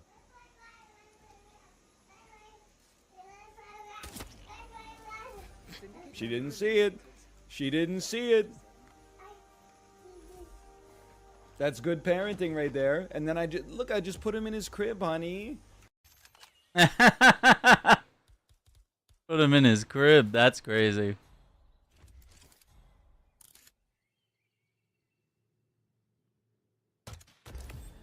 Woo! That was a good shot. Leader has been eliminated. Get back to the safe house. I'll be in touch. Let's go! Yes! Oh my god, I did it! Oh, oh my god! Yeah! Impressive, 47. You have That freelancer mode. an entire network of Oh, you did. Oh, the first campaign of Freelancer! All right, it's me, the Oil Prince. I am going to go to the auction and buy lots of cool stuff. Right, guys? They'll never suspect me. Hey. Hi. All clear, Your Highness. Your Highness. Hey, that's me. All right, the stairs are somewhere this way. Let's go this way so I'm not on the camera. To the stairs. Never knew this stuff was so complicated. What's this one for? Yeah, that's a fireworks remote. I wouldn't touch it if I were you. Look, Novikov's expecting a heads up before we trigger the display, so we can watch it from the garden. I didn't even know this. Mine now. Yoinked it. Excuse me, sir. Prince coming through? Surely these guys will let the prince up the stairs. I'm here to protect you, Your Highness. That's right.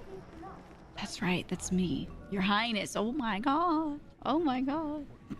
He doesn't even have a beard. Must be Your Grace. Hello. Love these sausages. Wow, so good. Yeah. That lady leave? Are we alone? She knew we needed some privacy. Give me your outfit now. Give me your outfit now.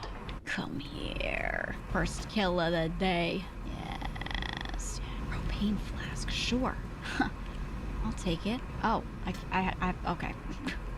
I can't drop it. I can't put it away. I have to drop it. Oh. Hi, lady.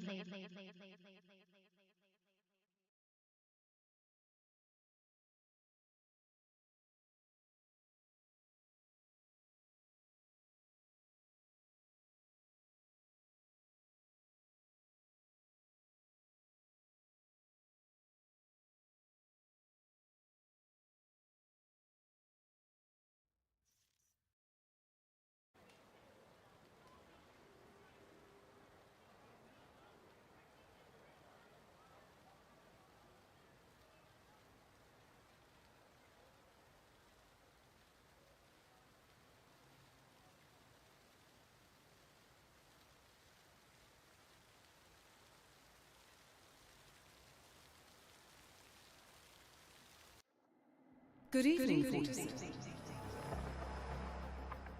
What is that? Echo. Your target is Alexius Lascaris, known as the Drop. Name has I guess it's on their end. over time. He initially established himself in the techno scene as a DJ, but realized it would be easier and more lucrative to exploit his connections as a drug kingpin instead. His empire of music venues has become inextricable from his trafficking network. Both arose almost overnight, thanks to his appetite for violence. Lascaridis' methods are nearly too brutal to recount in full. Bloody suitcases, limbs. I guess walking they up fixed it. riverbanks, and I shall leave it at that. Our client is a successful DJ who's understandably nervous about Lascaridis' expansion. They want to preserve their music scene just as much as they want to avoid ending up under the man's thumb. Fortunately, Lascaridis currently has his sights set on a familiar property in Berlin. Good luck.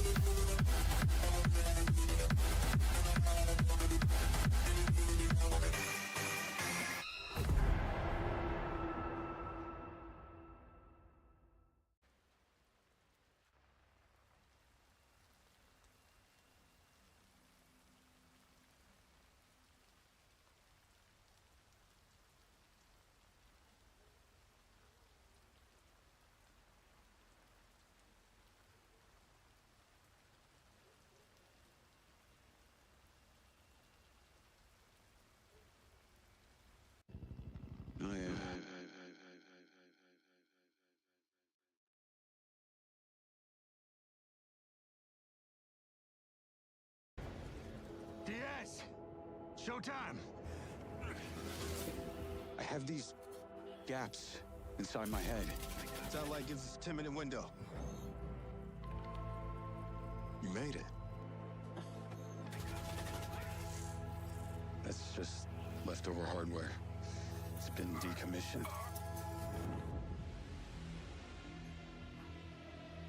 What the hell is happening? All I know is that Silvercorp is a piece of my story. Wait for me! I'll cover you. All this time you just wanted answers about the tech in your head? Are you kidding me? This thing has ruined my life. You have no idea who you're dealing with. What you did was intellectually deadly. This is not the first time we've had a fatal error with your tech. Yes, make it stop! Make it stop!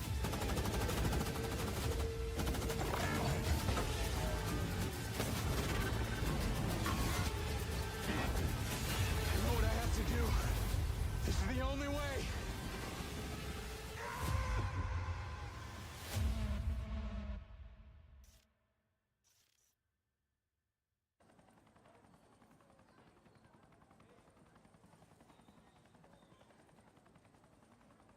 So, I have a great selection of rare birds, like those exotic endangered species you see on TV.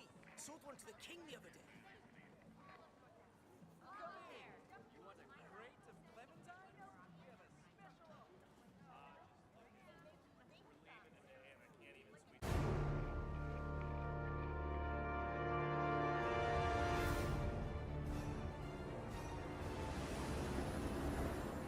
You are Agent 47, the world's finest professional hitman. Hired by the... No, that's fine. I'm not complexified. I'm fine. Hello, everyone. We are here with Hakan. You just came over from Summer Games Fest. Tell me about that experience.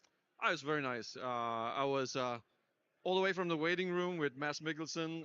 He's such a sweetheart, down to earth, really cool guy. So we were just joking and hanging out. And but then when we came in, I was a bit nervous because there are a lot of people and whatnot. So, but it was a fantastic experience. People really received it well. A lot of cheering and whatnot. So, and then when both with MindsEye and but also with when Bond came on, and of course when we invited Mads Mikkelsen. So the roof just came off. So that was good. It was really fun to see hear the crowd reaction whenever Mads came on stage as well. So that was really exciting. Was there anything else that was announced at Summer Games Fest that you were excited about? I mean, besides the games that we showed, it was really great to just hang around and watch the Summer Game Fest. The whole event itself is extremely exciting. Yeah. It's a major thing for our industry. So it's really, really great to see all these great games get announced. Me as a gamer, it's not only about what I have and what we're showing, but it's just to see how the industry is thriving with all this creativity. Yeah. So that was awesome. It really is a celebration of gaming this week. I feel like ever since I was a kid, this time is such a special time for everyone who's in the industry and for fans. So it's really cool to actually hear that from someone who is so renowned. Yeah. Absolutely. Yeah. Absolutely. Well, I'm excited for the show. Thank you so much. Yeah. Thank you. Nice.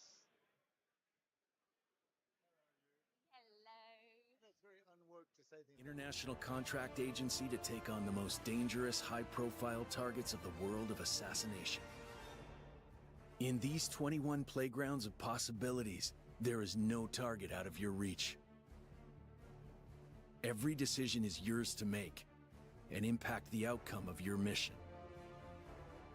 Agent 47 can infiltrate anywhere by finding unconventional paths, usurping an identity, or old-fashioned brute force.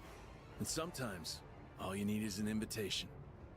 You can blend in anywhere and plan your next move as you figure out the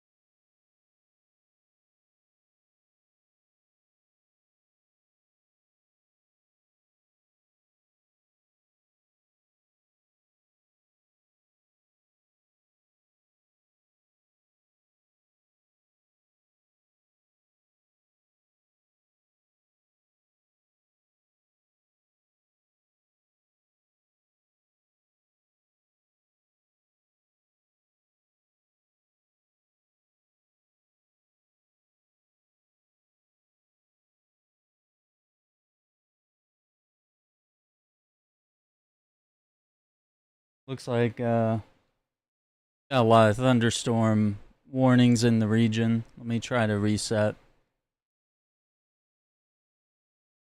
Oh no, maybe they... Oh no. Yeah, maybe the stream went out on their end.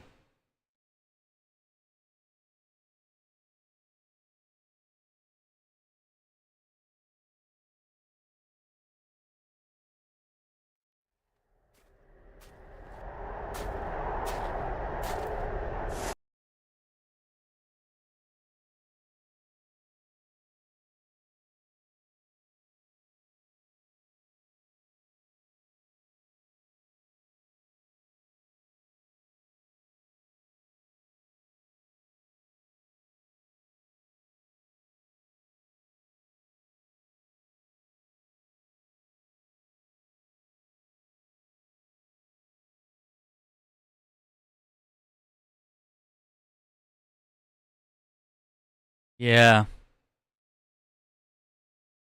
I think this is their first shot at doing like a big showcase.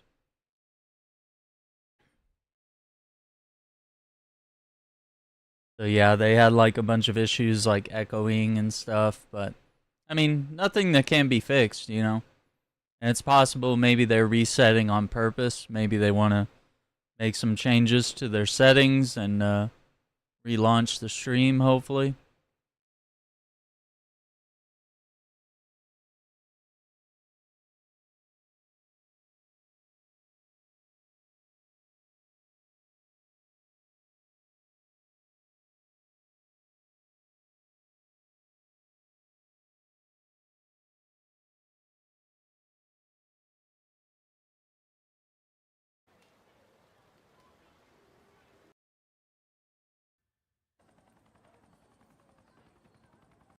Also with when Bond came on, and of course when we invited Mads Mikkelsen. So you know.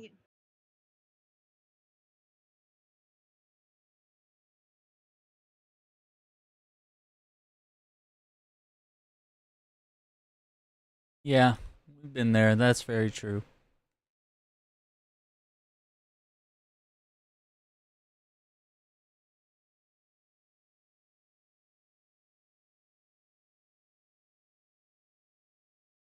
Gonna see if they're gonna get it back up or not. So let's hang tight for a minute.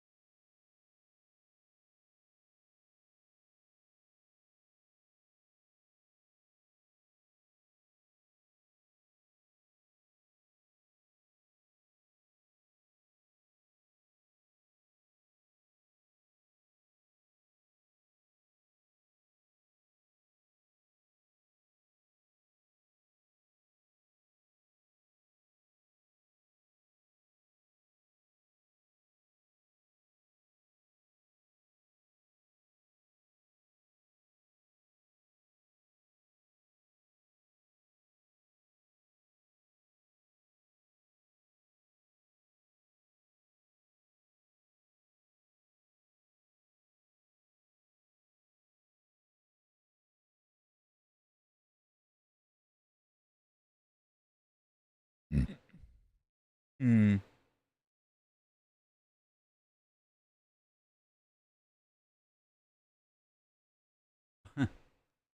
"47 assassinated the stream." Oh, come on. Oh, hang on. I think we're back.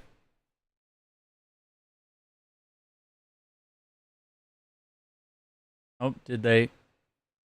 Okay. I got nothing. Standing by. Oh, we need clips of this.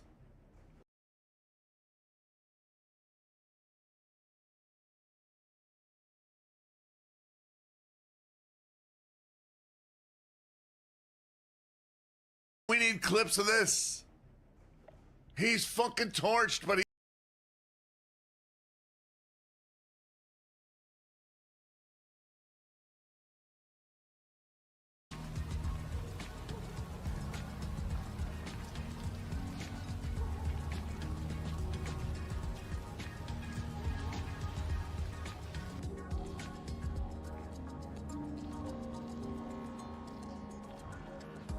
Yeah, we're also having like severe thunderstorms and tornado watches in my area, so things might be a little dicey, but also on their end it looks like there's issues, so hopefully it's all under control.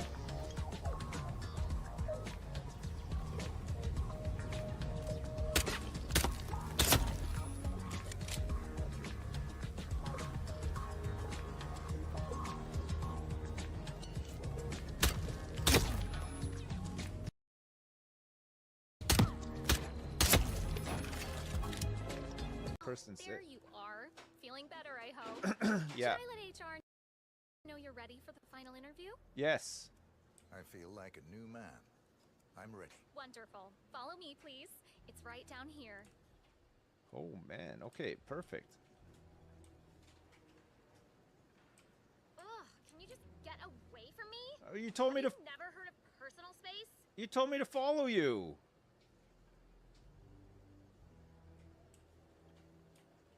Nervous? Don't worry. You'll do. Okay, it keeps jumping from like being live to being not live. Alright, about a little under 10 minutes.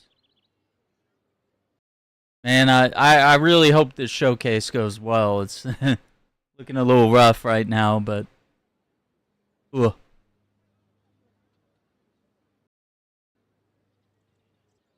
In his research, Dr. Morrison identified a paradox. A moment where machine learning would evolve past our capabilities of control. He called the first sign of this Alpha.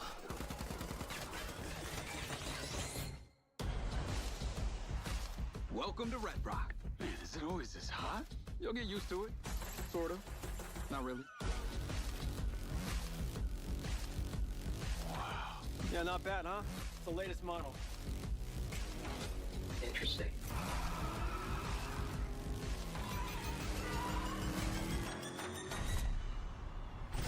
Companies like Silver Corporation, instead of being thankful, have turned their backs on the very stars and stripes that made them a success. You still haven't given us clearance for launch. Give me access to the back-end system of my city bot, and then we'll talk. Today is a very special day. Well, it's not every day we get to test the existential potential of man with machine. This city loves me, Marco. I can spin this like I always do. I will not let them stop me.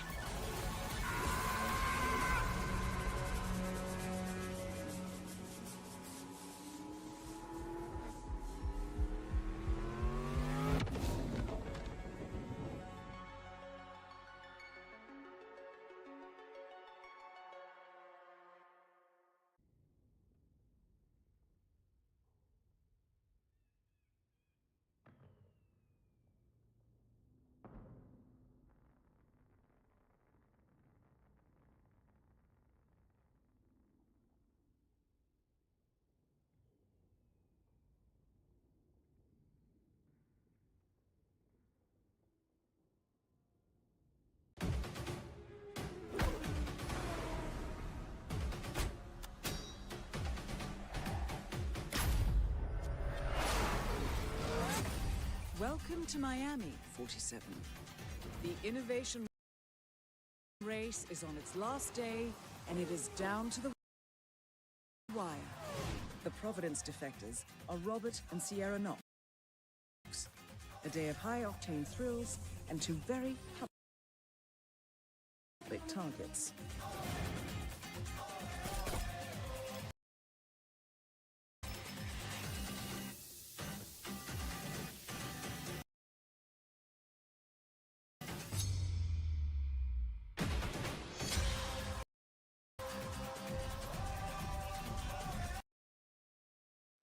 Hello, everyone. I am here with Adam Whiting, the Assistant Game Director of MindsEye. How are you doing tonight? Yeah, really good. Thank you. I'm having a great time. It's such a pleasure to be here. So thank you. No, absolutely. It's a night of celebration. So What were your thoughts and reactions to the showcase today?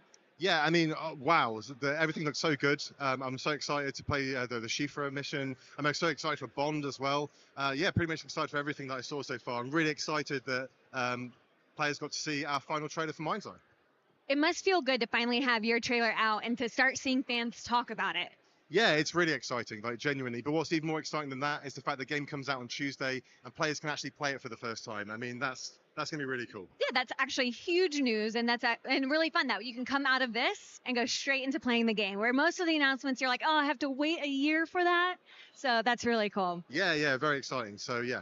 What are you looking forward to tonight for the IOI showcase? Well, I'm actually looking forward to everything on the menu, really. I mean, I'm a bit of an IOI fan, so I'm looking forward to seeing more of the Hitman mission. Yeah. And really excited to play it when I get home, so all that kind of good stuff. Yeah, I am excited too. And it looks like the show's about to start because everyone's going in, so we should probably get going. Is that all good? Yeah, I think it's perfect.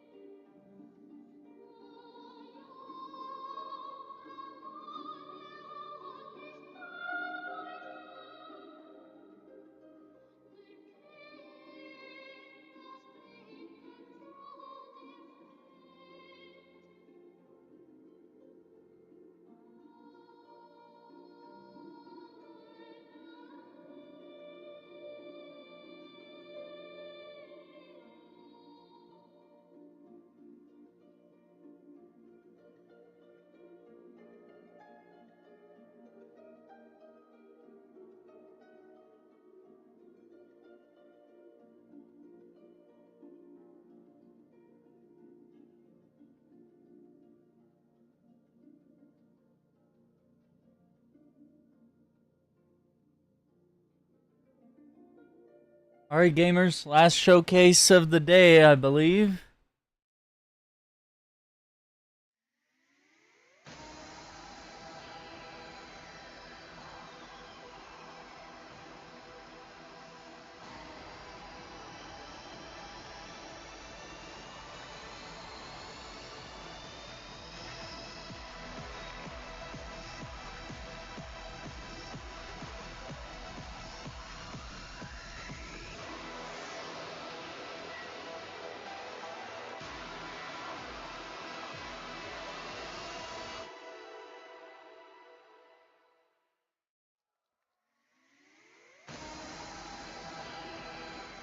Dude, 25 years of Hitman, that's so crazy. Hello, everyone. Gamers of the world, welcome to a celebration of play, creativity, and passion. Welcome to the very first IOI Showcase.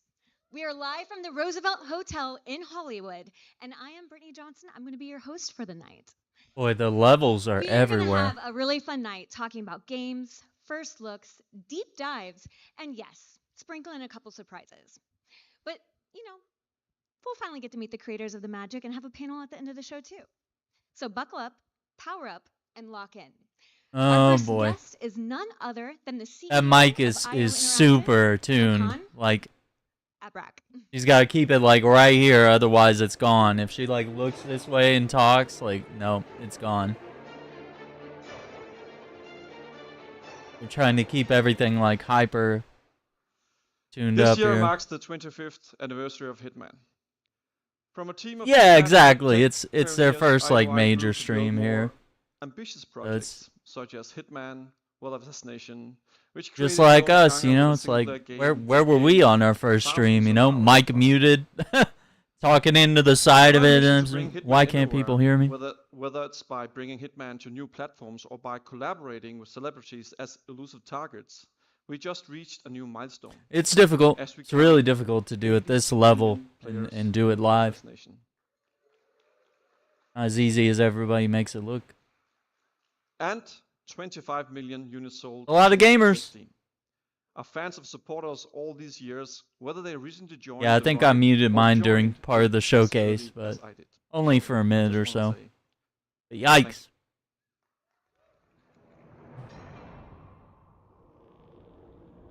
Oh my gosh, the first game back in 2000?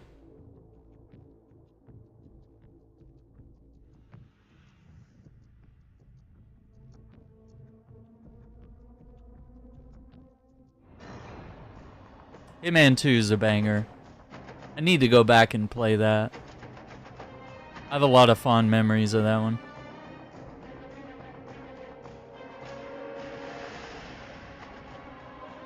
Yeah. And contracts.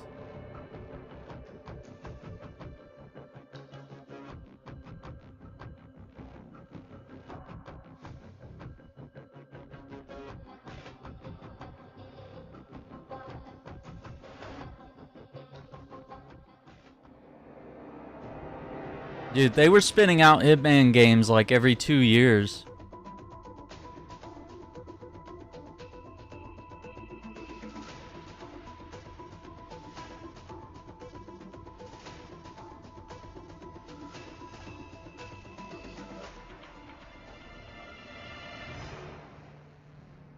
Absolution.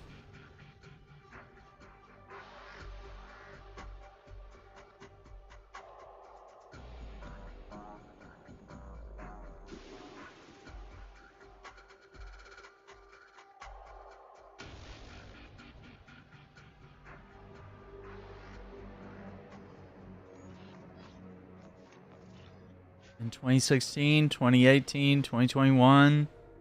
Then they compiled all of them in 2023 into World of Assassination. Has all 3 of the latest Hitman games all in one.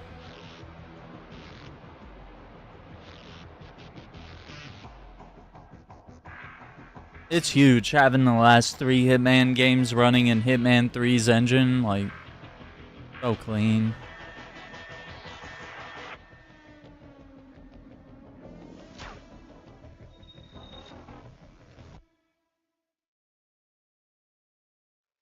World of Assassination Anniversary Edition.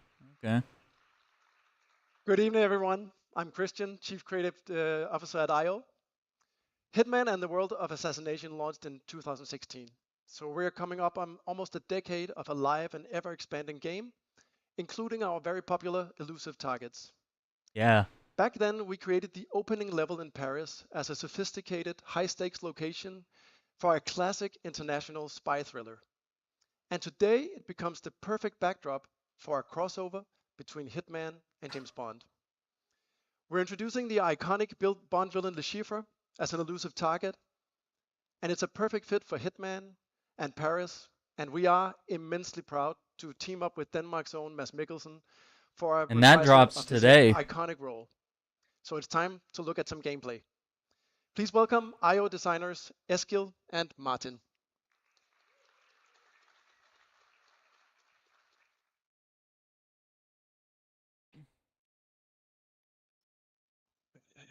Good morning, 47. Your target is the elusive shadow banker, known only as Le Chiffre. A financial mastermind with suspected ties to the criminal underworld, he has made a fortune manipulating global markets by orchestrating disruption to drive stock fluctuations in his favor. However, a recent failed venture left him in dire straits, losing vast sums of both legitimate and illicit capital. In a desperate bid to recover, he has arranged a high-stake poker game at the Casino Monarchique in Paris. Our clients have deemed this unacceptable. Should Le Chiffre succeed, it will fortify his ability to fuel a dangerous network, an outcome they cannot allow. Be warned, Le Chiffre is calculating and ruthless. He will not go down without a fight. Good luck. All right, hi guys. We're just gonna show a little sneak peek of what's happening in the level. So we jumped in a little bit. Here 47 has already obtained this invite, and you can just, Jonathan, just play the video from here. And there's a guard that he sort of needs to deal with. And as we know, 47, everything in his hand is a weapon. So he's using the trusty old suitcase. And of course he needs to hide the body, because if found, the level is gonna spiral out of control. And what he has in it is the sniper rifle. Hopefully he's just gonna use it now as a binocular. So we can get a good look of the level that was built. We constructed a whole playable casino experience on the ground floor of Paris. So in true Hitman fashion, this is all participatory. You can sit down at any of these tables and play poker or play roulette with the NPCs. And obviously we're working towards playing poker against Le Chiffre. Where did you get the invite from? I got it from the gentleman in red by beating him at roulette. But there are many other ways to get the invite. Of course, Hitman is all about freedom of approach. And here you are stashing the rifle, because we're going for a different approach in this playthrough. Trying to beat Mr. Le Chiffre at his own game.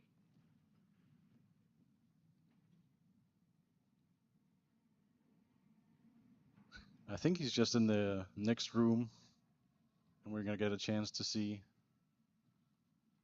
the main attraction.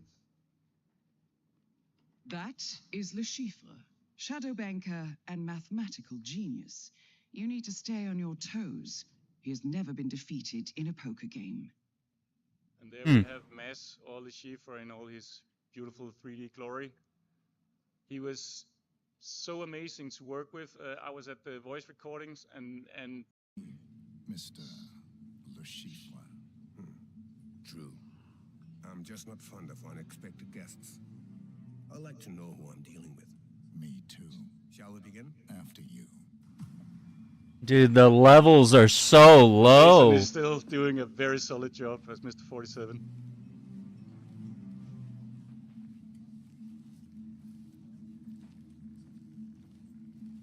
So I know this was a sort of a dream come true for you to. Yeah. Like as a Hitman developer and fan, I always wanted to make a casino level. It's like, it's a no-brainer, right? And having Le Chiffre and Mads Mikkelsen, it's the perfect combination. If you can beat Le Chiffre, he will be financially destroyed. Then General Murillo will take care of the rest. Well, what a pleasant surprise. Mr. Smith, I didn't recognize you with your clothes on. You know each other? Yeah, we go back, don't we, Mr. Reaper? Yes, of course, Mr. Reaper. Well, this is turning into an interesting evening. Shall we continue? Oh, please do. I'm sorry. Esteemed guests, welcome to the VIP room here at the Casino Monarchique. I'm Monsieur Jameson, and I will be your dealer tonight. As per Mr. Le Chiffre's arrangements, we are going to play a cash game of Texas Hold'em poker. Your pre-board chips have been placed. Texas Hold'em. As in any Hitman game, the player is always free to, like, freedom of approach is sort of the staple of the series. The small blind will be Mr. Le Chiffre. As you can see, he has a silenced pistol holstered, so the player could just take out the Chiffre now, Monsieur Smith. but we're doing something different here. Mademoiselle Bai. I'm calling. Monsieur Le Chiffre. Call. I'll now deal the flop. Monsieur Le Chiffre. I think I'll bet 4 million.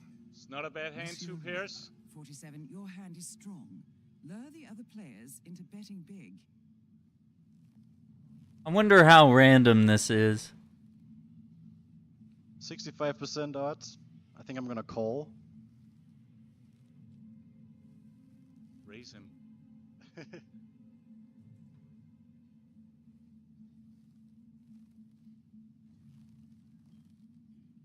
There he is, touching his forehead. Nice. Monsieur Smith. Call. Mademoiselle Bai. I'll sit this one out. Fold. Time for the turn. Monsieur Le Chiffre. I think I'll bet 4 million. Monsieur Reaper. 47. Have you noticed Le Chiffre keeps touching his face like he has a tick? Uh-oh. He's bluffing. Raise him. We're sitting on a full house, so seems like good advice. Raise. The bet is now 8 million euros. Monsieur Smith. I don't have the hand for this. I'll fold. Monsieur Le Chiffre. It looks like it's down to you and me, Mr. Reaper. All in? Call. Last community card. The river. Monsieur Le Chiffre. 99%. Monsieur Reaper. Seems like a slam dunk. Raise. The bet is now 8 million euros. Monsieur Le Chiffre. Call. Gentlemen, showdown, please. Monsieur Le Chiffre. 4 of a kind. He Oh, faked no. the tell. Unfortunate. Oh no! Business beat. Oh no!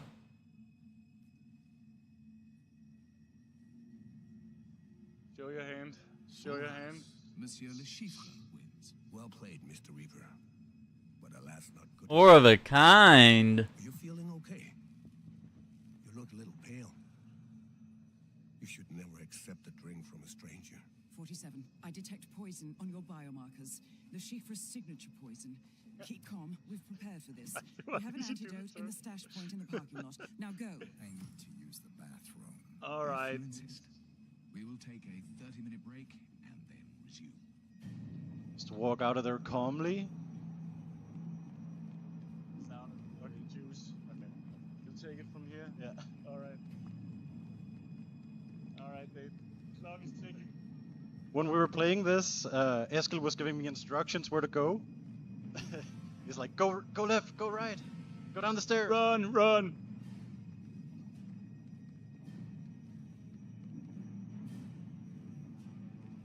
go right here. No, this is without power. I'm just gonna throw a hammer at this guy.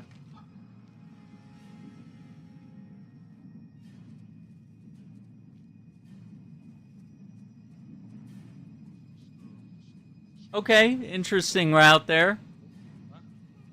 You need to pick up your pace, 47. You have 20 seconds left.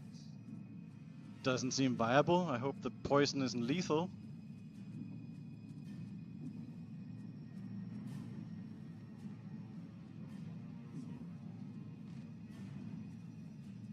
No!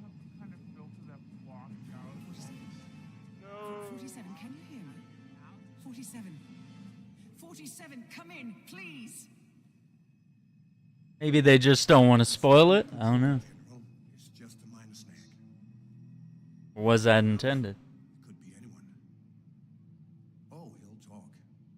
Trust me. Wait, is he doing the rope thing? Yes, you'll get your money. I'm on a winning streak. Hold on, he's waking up. I'll keep you posted.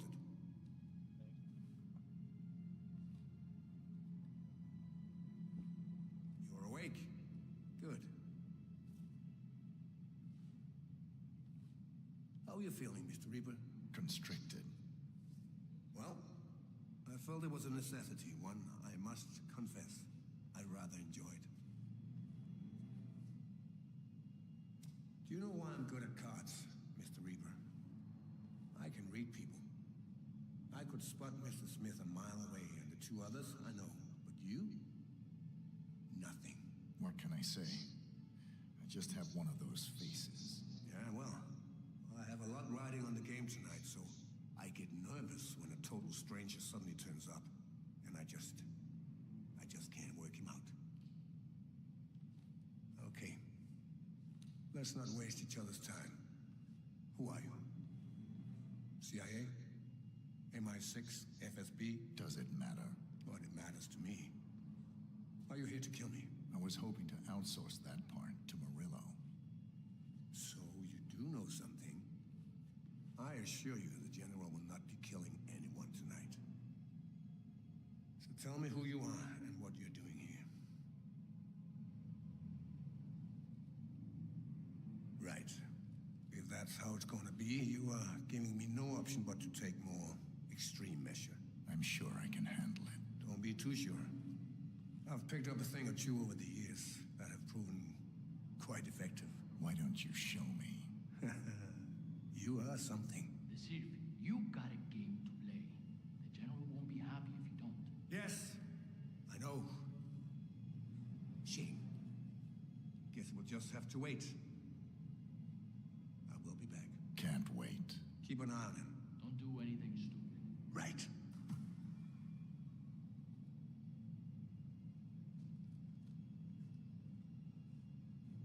Can you hear me?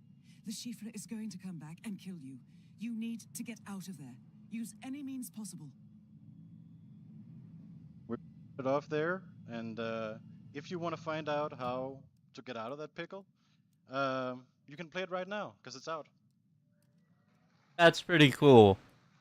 Their storytelling has evolved. That's really cool. Not just your simple little mission.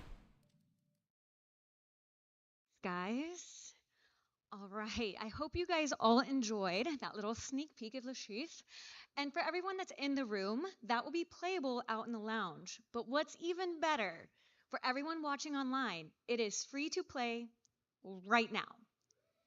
You don't even have to own the game. Go to the store, you can play the mission right now. And you know what? Let's go ahead and take another look at what's next for Hitman. Introducing Vero, our Chief Development Officer at IO. Hi.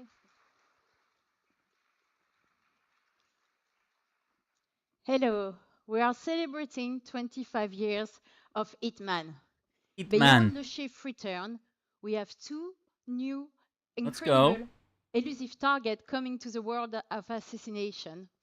One will go live this fall, the second one in the winter.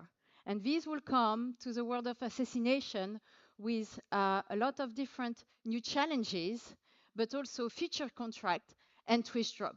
So stay tuned. Hitman is also expanding onto multiple new platforms. In fact, the pod in the lounge are running natively on the newly launched Nintendo Switch 2. And we encourage everybody here to go and have a go at it. And following the amazing reception of Hitman in VR, we wanted you to know that our team back home is extremely excited to bring further enhancement and content in the update that goes live tonight. Wow. And there is more.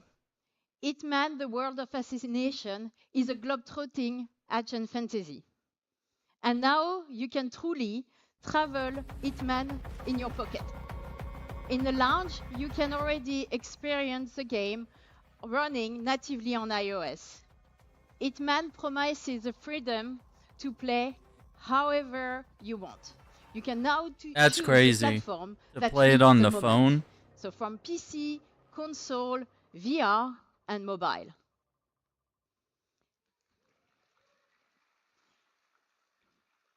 There is more. And as a final twist, Hitman is also going analog. We are partnering with Mood Publishing to bring Hitman to life in a completely new format.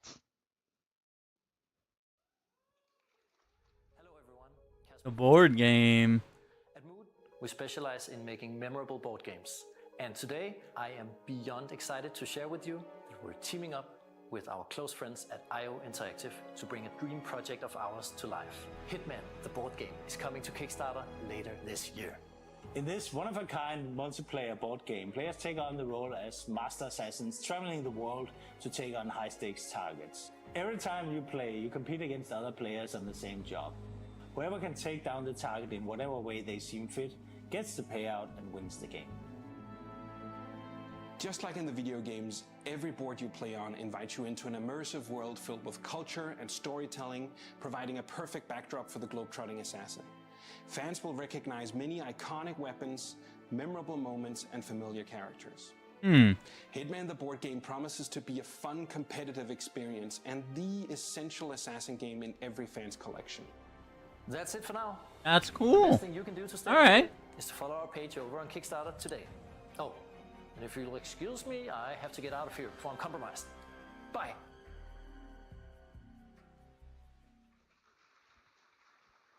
All right. We're prototyping and working closely with a great team at Mood. And I can tell you it feels really special to sit there with the other players, your fellow assassins, and you're trying to take out the target first. And speaking of playing Hitman with friends, we have one final sneak peek.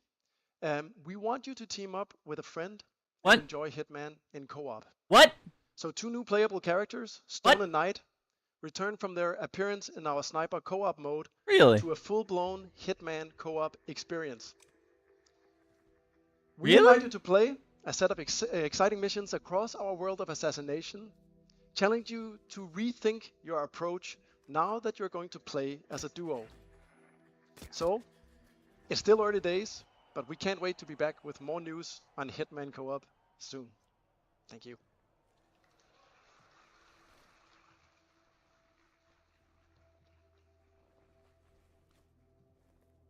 What? Hitman Co-op? Thank you so much, Christian. For those of you who are with us today, you will have a chance to try the demo of the iOS version of Hitman World of Assassination in the lounge after the show. But that was a lot of exciting news for Hitman. News for the Anniversary Edition coming out in October, the release on the iOS, another on Switch 2, 3 new elusive targets coming in Le Chiffre, and a collab between 007 and Hitman, the summer roadmap,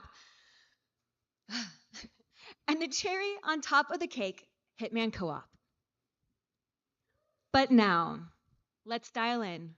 Focus, because what's next is a different kind of assignment. The stakes, global. The style, impeccable. The mission, for your eyes only. You know the number, you know the man, but you've never seen him like this before. It's time to step into the origin of the world's most iconic secret agent.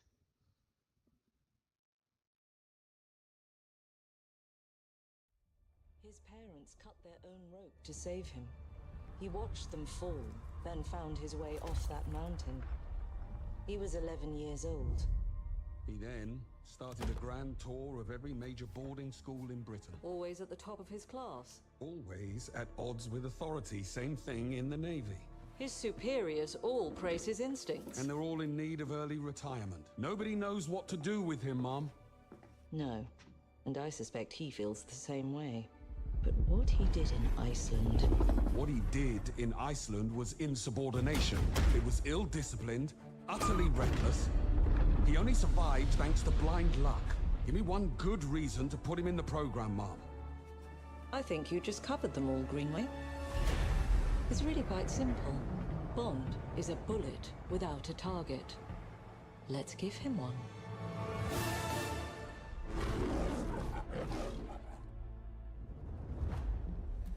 Do you have an appointment? The name's Bond.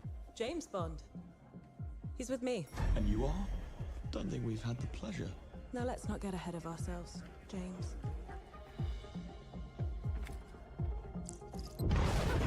So you shouldn't have.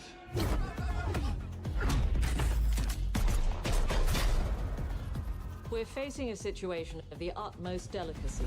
I need all my pieces on the board. 009 is a master manipulator. Whatever the endgame is, we won't see it coming.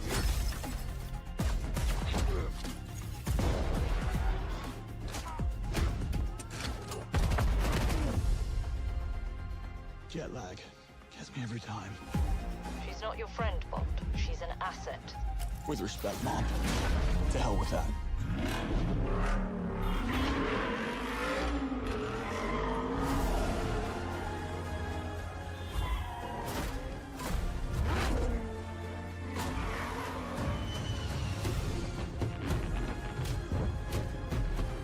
Tell me, what do you do, James? Lately, headhunting.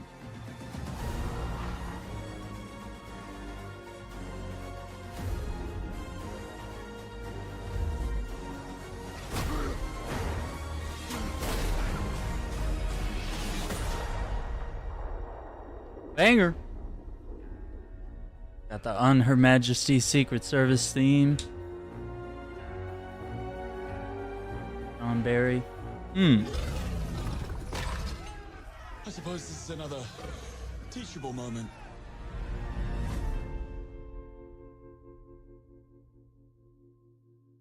All right, what else do they have to show us?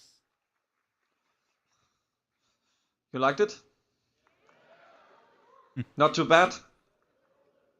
I still have goosebumps when I see this. We just revealed to the world a new James Bond game, the first one in over a decade. Yeah, for real. To be able to bring to the gaming world a 007 franchise for the players. Reimagine the first steps of James Bond as a young yet rebellious air crewman who, thanks to his instincts, defied all odds and got propelled into MI6. We also reimagined versions of the characters that shaped Bond as we know him today, such as a younger and ambitious M, who strongly believe in the human judgment on the field. It's not only a faithful and original take on James Bond's origin story, but it's also an incredible action-adventure game, building on 25 years of mastering the agent fantasy at IO Interactive. Creative approach is what makes Bond defy the odds, and we want players to feel like Bond when they play First Light. But we will talk more about all that later this summer. And that would not be an authentic Bond experience without the partners who helped us design our vehicles, our costumes, and game moments. And we are working closely with NVIDIA to bring the latest ray tracing technology to First Light. Game modes.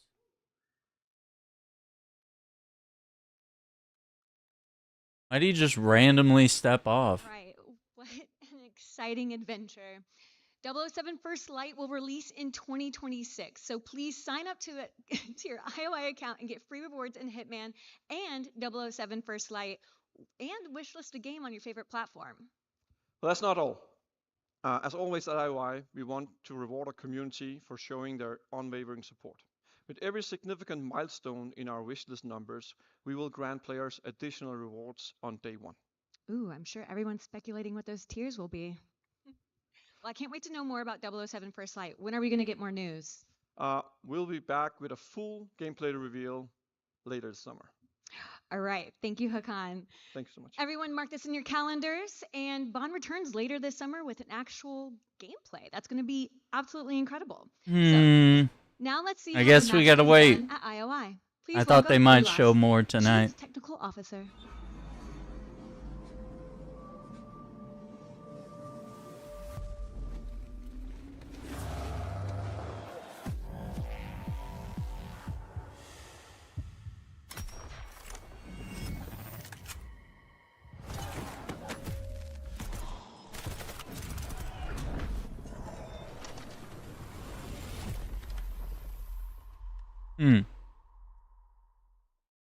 Hello, everyone. This has been a transformative year for I.O. The progress you have seen today across our games, trailers, and announcements is a direct result of our incredible talent in our studios, empowered by our tools and technology we built over decades. Every title we have showed today runs on Glacier, our own game engine, and Glacier has been continuous development over 25 years. That's not just a matter of the heritage, it is because no off-the-shelf game engine could handle the systematic complexity of Hitman and Bond, nor support the kind of cross-platform and performance we're delivering today. Glacier is a purpose-built for the kind of games I.O. makes, deeply interactive, technically ambitious, and globally scalable. What sets Glacier apart? Its modular design and ability to scale seamlessly across platforms from consoles to PC to mobile without compromising the creative intent. Glacier is the foundation that allows our teams to move fast, stay creative, and build the kinds of games that we believe in. And it's the reason we can deliver at the level of the quality and the scope of we've seen today. Thank you so much.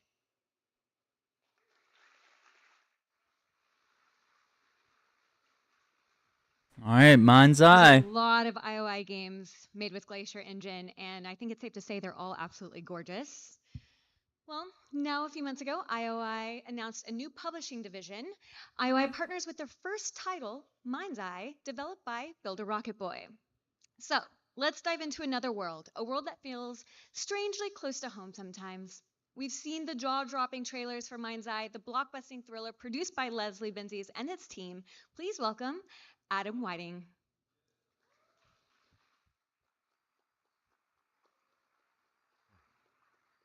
I think they're also learning to Hey everyone, Adam White mic here, the game audience director so you at get Builder the applause. Really excited to be showing you all some new gameplay footage from MindsEye. Like that odd Comes out on silence. Tuesday, the 10th of June, so not long to go now. Now what we're going to do is we're going to jump straight into the action here, straight into a mission. Yeah. Allegedly. Here we go. Straight into a mission from the latter third of the game, and at this point, Jacob Diaz, our protagonist, has had his MindsEye implant reactivated, and he's accompanied by his companion drone. Now this drone gives Jacob some unique combat abilities that we'll see during gameplay here. Now we've worked tirelessly to create a very immersive and cinematic experience, and the story is a key part of that. So we've bleeped out certain bits of dialogue. I don't want to spoil anything for players, looking forward to delving into the narrative. What I can say though is that something very interesting has just taken place that's thrust the city into chaos. It's raining for the first time in years, and the city is under martial law. The military have moved in and are locking down the city as the automated AI systems that drive Red Rock have started to come undone. Now Rigby is going to be assisting us on this mission and helping us navigate the predicament Jacob finds himself in right now. Now, in MindsEye, players can't just run in all guns blazing, but instead have to navigate the environment methodically and carefully, looking for vantage points and environmental elements that can give them an advantage. Shoot the There is barrels! no surefire, one-size-fits-all way to approach combat, but by utilizing the vast array of weapons and the potency of the combat drone, players can approach combat in a variety of different ways. Players can also utilize the lens device. Now, this is an AR contact lens that is the replacement for the smartphone in this world, and they can use this to scan the environment, and it'll actually help players keep track of where enemy targets are and help them strategize how best to neutralize them. And it also handily highlights pickups on the ground. So the DC-2 companion drone has a few key functions. One of them we're about to see right now is a zap ability. Now this stuns targets, and it can be used to override electronic systems such as keypads and doors. It's also particularly potent against robotic enemies as it temporarily disables them.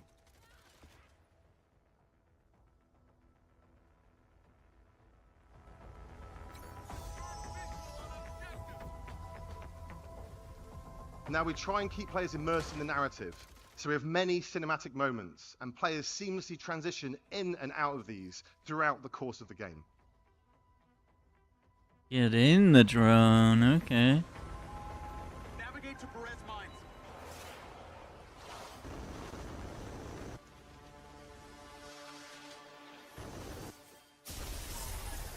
Oh no.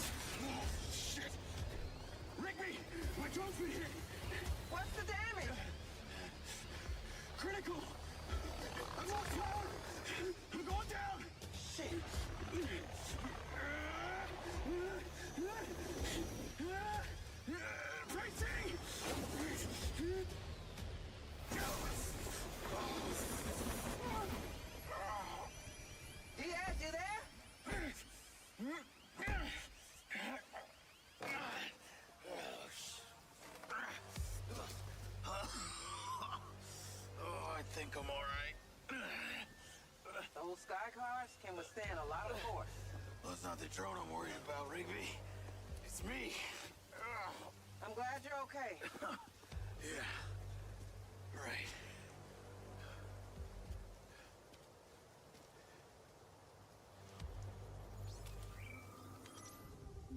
Now we're on the ground. We can see how the city feels different right now.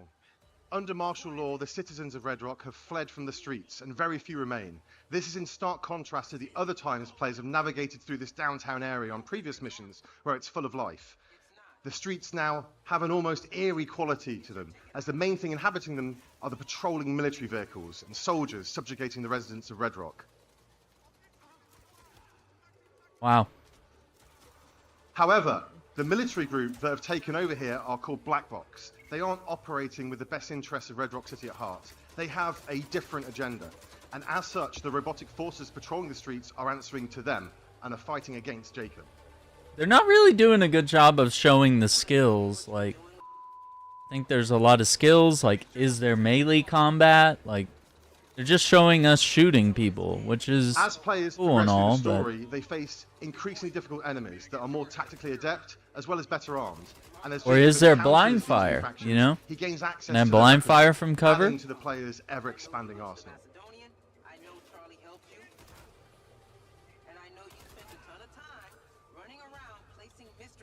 Now, the robotic enemies players encounter are also susceptible to the companion drone and its ability to hack them, making them work alongside rather than against Jacob. This is a key Hard to strategic do element, this as they can live, cause but distraction, they're doing tank all some right. of the shots for Doing Jacob, pretty good. or they can just be a useful and potent combat ally, using their advanced robotic weaponry to aid players in battle. Hmm.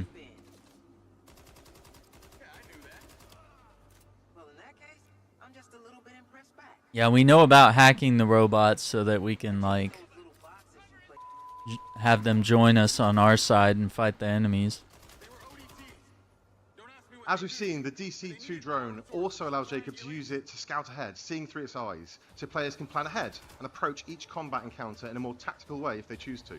I also want to highlight the music and audio design. We've got a really talented audio team, and they've really given MindsEye a unique vibe through not only its sound design, but also its soundtrack, building tension and ramping up the excitement as the action escalates.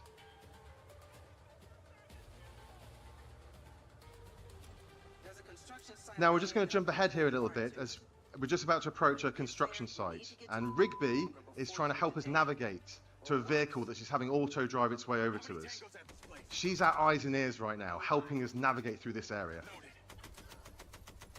We're gonna fix this. We're the only ones who can stop Lamry. Right. Now if I can get this thing overhead, I might be able to... Shit. The drone... Well, at least she was. Now shot it down.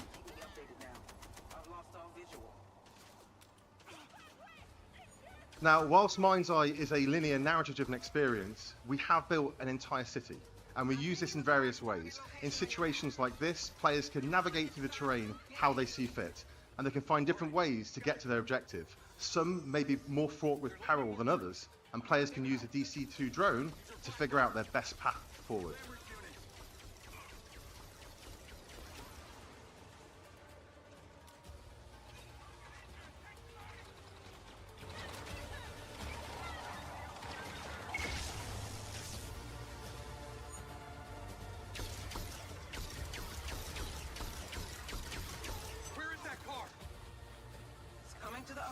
As you can see, there are a variety of different weapons to suit different playstyles and scenarios. Some of these laser-based robot weapons are particularly potent and a key part of your arsenal as you get into the latter stage of the story and are fighting highly trained military personnel as well as cutting-edge robots.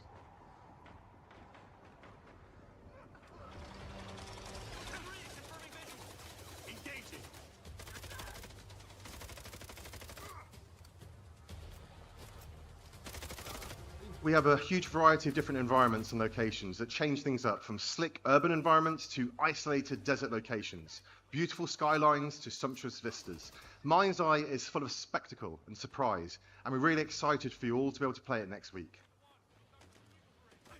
As you can see, players will also have to keep their wits about them at all times, as these black box enemies are quick, agile, and tactical with how they'll try and flank Jacob from various sides. Now we can flee the area in the vehicle Rigby has sent over to us. However, the city has a different feeling right now. Instead of being full of traffic to navigate through, there are now military checkpoints the player has to try and avoid. The driving in MindsEye feels fun, responsive, and thrilling as you take corners at high speed, and we use this in a variety of different ways. Oh. Now, one of those ways is through Play MindsEye. During the story, at certain points, the player will find portals that allow them to jump into side missions and stories, some expanding the world and giving more narrative context, some are just there because we think they're fun.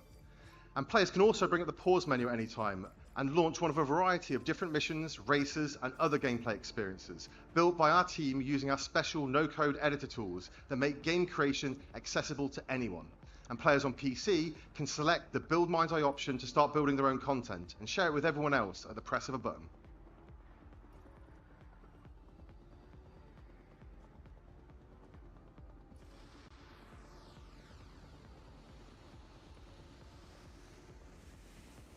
We've already got some exciting updates in the works that will allow players to build their own environments, not being constrained just to Red Rock City, and also adding in multiplayer.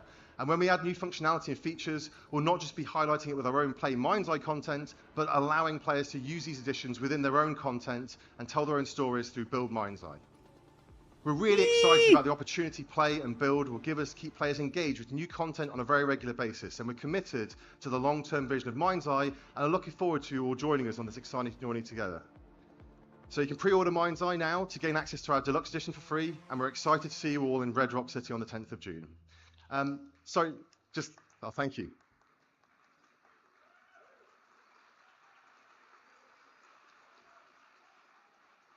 And lastly, I just want to thank our partners at IOI for sharing this vision for the future of gaming with us and for allowing us to be part of their special showcase today.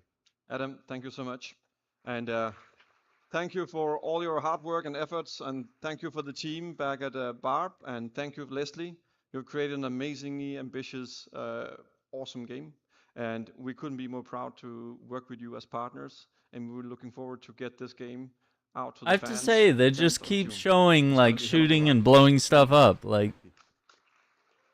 But they also don't want to spoil their game, but, I don't know. Hello, everyone. We are out here in the lobby while you guys are inside exploring what is about to be available to you. I am with Nicole, the global brand manager for IOI Showcase, or no, IO Interactive. Yeah, you're like, Anna's, but like beyond that, there has been so much planning and passion that has gone into tonight. Tell us about that. Yeah, it's been like a blast. I mean, like we are working on all these news, all these like new features, new addition to the Hitman game, and Let's for go. like so long that actually in the end, being able to reveal everything tonight here and showcase it to the world for the first time is just like amazing, and we are super happy. And I'm super excited to be here and have like actually guests trying on some of our latest addition to the franchise.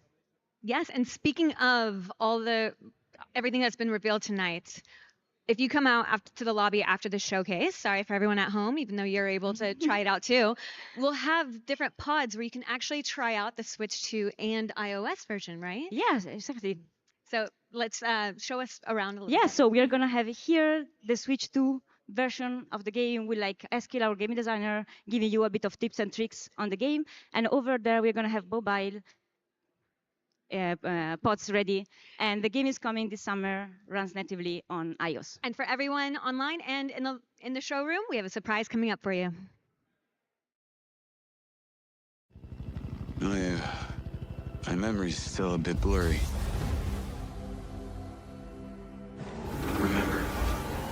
Remember this. DS! Did they drop in like a demo or something? I have these gaps inside my head. Satellite gives us a 10-minute window. You made it. That's just leftover hardware. It's been decommissioned. What the hell is happening? All I know is that Silvercorp is a piece of my story. I'll cover you. All this time, you just wanted answers about the tech in your head? Are you kidding me? This thing has ruined my life. You have no idea who you're dealing with. What you did should have left you in debt. This is not the first time we've had a fatal error with your tech. Yes, make it stop! Make it stop!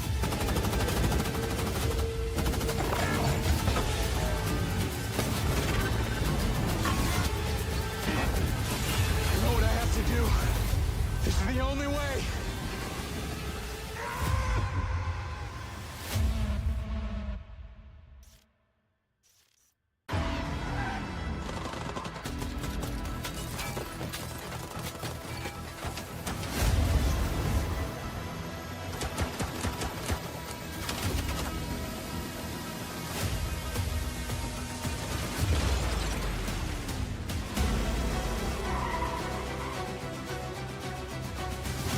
What's going on in there?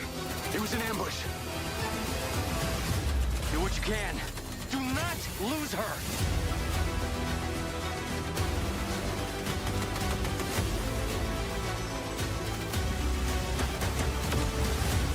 Tires are out. Proceeding on foot.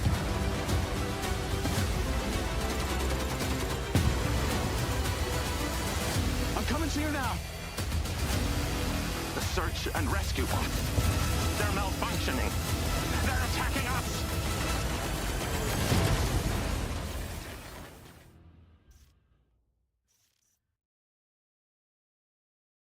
In his research, Dr. Morrison identified a They paradox. just keep running the like minute-long trailers.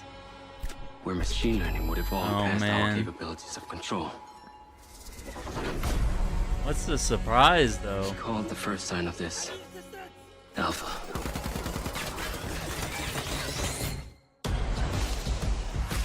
Welcome to Red Rock. Man, is it always this hot? You'll get used to it.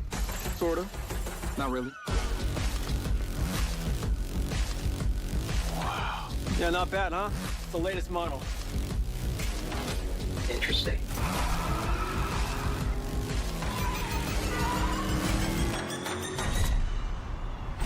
Companies like Silver Corporation, instead of being thankful, have turned their backs on the very stars and stripes that made them a success. You're still haven't given us clearance for launch. Give me access to the back-end system of my city bot, and then we'll talk. Today is a very special day. Well, it's not every day we get to test the existential potential of man with machine. This city loves me, Marco. I can spin this like I always do. I will not let them stop me!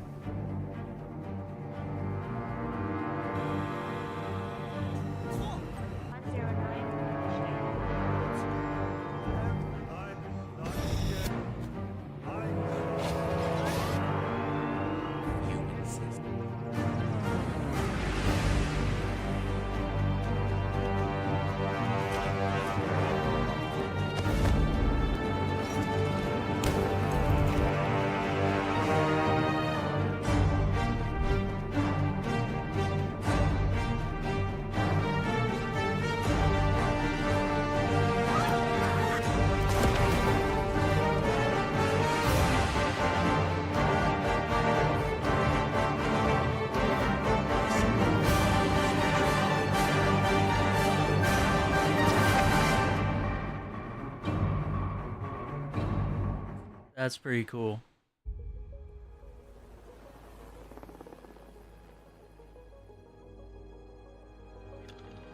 Mission. Your target is the elusive shadow banker, known only as Le Chiffre, a financial mastermind with suspected ties to the criminal underworld. He has arranged a high-stake poker game at the Casino Monarchique in Paris. Our clients have deemed this unacceptable. I've invited these people for a reason. So that's kind of special. I always love whenever we get to work with voice actors from the games.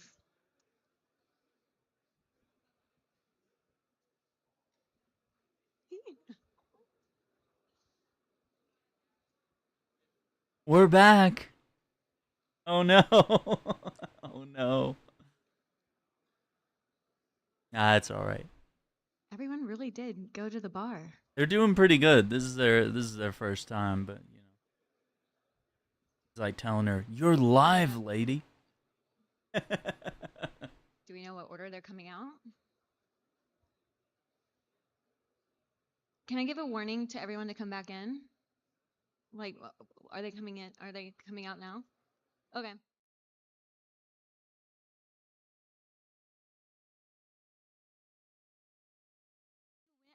See what else they're gonna show. We are about to begin the panel and Q&A. Trust me, you're going to want to come back in for this. Oh, okay. Not everybody like hitting the bar just because there was a little All right, intermission. so speaking of the panel, we're going to go ahead and get started and bring out our guests. Shush your mouths. First off, well, are they back here? We got a whole slew of them. Who's going to come out of the curtain first?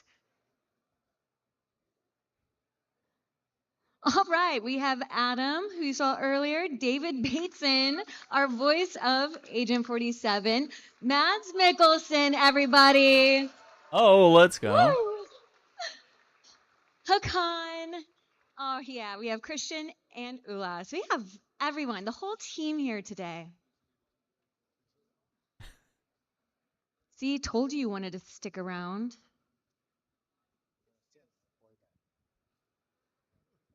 Look at you guys. Everyone's so handsome. Okay. So we're going to have a couple questions that I'm going to give our panelists, and then we're going to take some questions from the audience. But I think what would be really special is starting off with, you know what, a little story, because Mads, David, you guys have known each other from before Hitman. And I know there's a little anecdote that can be told here that's quite special. Yeah, it's this is a real premiere. Mass and I worked on a small film together back in 98, 99. You was 94. Oh my God. You're that old, David. Who am I again? Anyway, Oh no. you were at drama school, which is so scary. We did this little movie. It was a love triangle. He was having an affair with my wife. Yeah. And the short story is this. I go away hunting. It's set in 1895, a long time ago, right? I go away off hunting. He turns up to seduce my wife. She's putting sheets out on the line, and he starts sneaking up and fumbling around with my wife. And anyway, he did something. I'm watching this scene. He's about 25, 30 feet away from me. I'm standing next to the director. We got a monitor in front of us, and I'm watching it live. He goes and leans against this pole as she's putting these sheets on the washing line, and he's like, waiting for you. I'll wait. And then he does something which totally rocked my boat. He starts spitting because he's such a romantic guy. No, he's looking at her. His arms are folded, and he's leaning back, and he just goes, and he does this a couple of times. So I lean across to the director, and I'm going, wait a minute, that's not very sexy. And I'm looking at him doing it live, and then I looked at the monitor, and something was insane. It was brilliant. It was sexy and raw, and just, I'll let you finish, and then you're mine. The point is, I leaned across to the director during the take, and I whispered to him, Sarah, go, what did I say? Yeah, I've got to get this right, because that's right. Oh, yes, right. I said to him, does Mass know what he's doing? And the director leaned over to me and said, I don't think so, but don't tell him. Because it was insanely good. Oh, you no. worked on your wife, though. No. Oh, my God. I'm rather pleased about that because she's here tonight. No, but that was maybe a sign of what was to come. And I've waited 100 years to tell you this story of the talent I saw that day. And he was still studying at drama school. So, yeah, give it up for Mass. Yeah, thanks. Yeah, I didn't know. I walked into the room today, and the guys were pitching me the game, and I was watching it, and all of a sudden the Hitman comes in, and I'm like, wait a second, is that David? So it was my very first thing I ever did. Yeah. And I got to shag his wife and kill him. Oh, yeah. Let's see what happens in this game. Yeah. Oh, We'll call no. it 50-50. We'll call it a draw. Yeah, you killed me, asshole. It's so rare that, you've been able to work together for so long on different projects. It's actually an incredible story, and I'm happy that you were able to share that with us today, because when else would you have been able to tell that story otherwise? Yeah. Thanks. But I had no idea that you were Hitman. No, but you killed me first. And maybe let's see what second. happens. Yeah. All right, so Mads, what was it like to reprise your iconic role as Le Chiffre for this Hitman mission? They got a and pretty how's it good different than banter. the movie? It's different in the way that I'm not in a studio, I'm not in a set, I'm not wearing a costume. So obviously this is an imaginary world. I think I was doing the recording in Spain, and you guys were sitting in Denmark. And I knew the game because my son has been playing it forever. And how I fit in, I didn't know at that point, but I got a lot of notes about it, and then you guys was pitching every scene. And eventually I realized, why don't we just do every line in 5 different versions, and then you guys can play around with it. And that's kind of how I approached it, because I mean, there's so many different opportunities in every scenario. So to tell me how that worked, half an hour for every scenario, would be me standing there for 2 months. So we just dived in there. I don't know how you guys are doing it, but I mean, you might have a little more visual to work with. No, I have nothing. Okay, here you go. I'm kind of all alone. Yeah. But, Yeah. So it's a different approach, obviously. I mean, it was great to come back to him. I was always, when I did the original, I loved the film, but I was always super angry when I read the script that, I mean, a Bond film, I'm an ex-gymnast, I'm really good at stunts, and the most crazy stunt I did in the film was folding 2 aces. It was like, oh God. So I'm so pleased that this character has actually got his hands on a little more. Yeah. Listen, I think what's cool about this is, unlike the film, obviously, you get as a player to approach you, the target, in so many different ways. And I find that infinitely interesting to use your imagination that way. Although I liked what you did to me to James Bond in the movie. So that's another story. Well, he deserved it. He took my money. Yeah. Asshole. All right, so David, you've been the voice of Agent 47 for many, many years now. Many. How do you keep the character fresh and engaging for both yourself and the fans? How do you keep the character fresh? Oh, well, listen, in a way, it's kind of easy. I don't know if you have this thing, but one, I treat Agent 47 as my best friend, as I mentioned earlier. So I kind of thinking, I'm going to have a good time hanging out with my best friend. We'll work it out.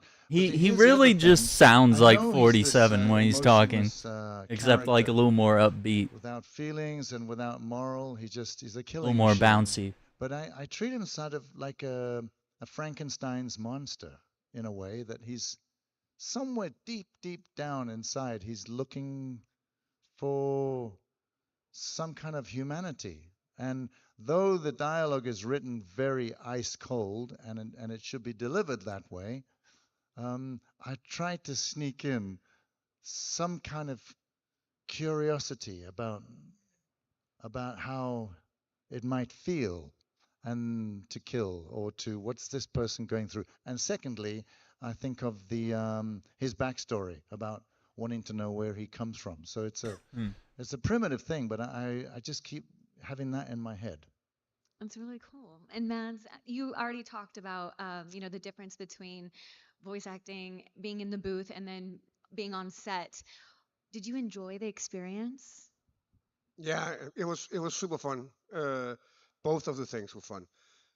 It was obviously fun to revisit him for a number of reasons. I also to just see that even though he looks young in the game, his voice is kind of more rusty now.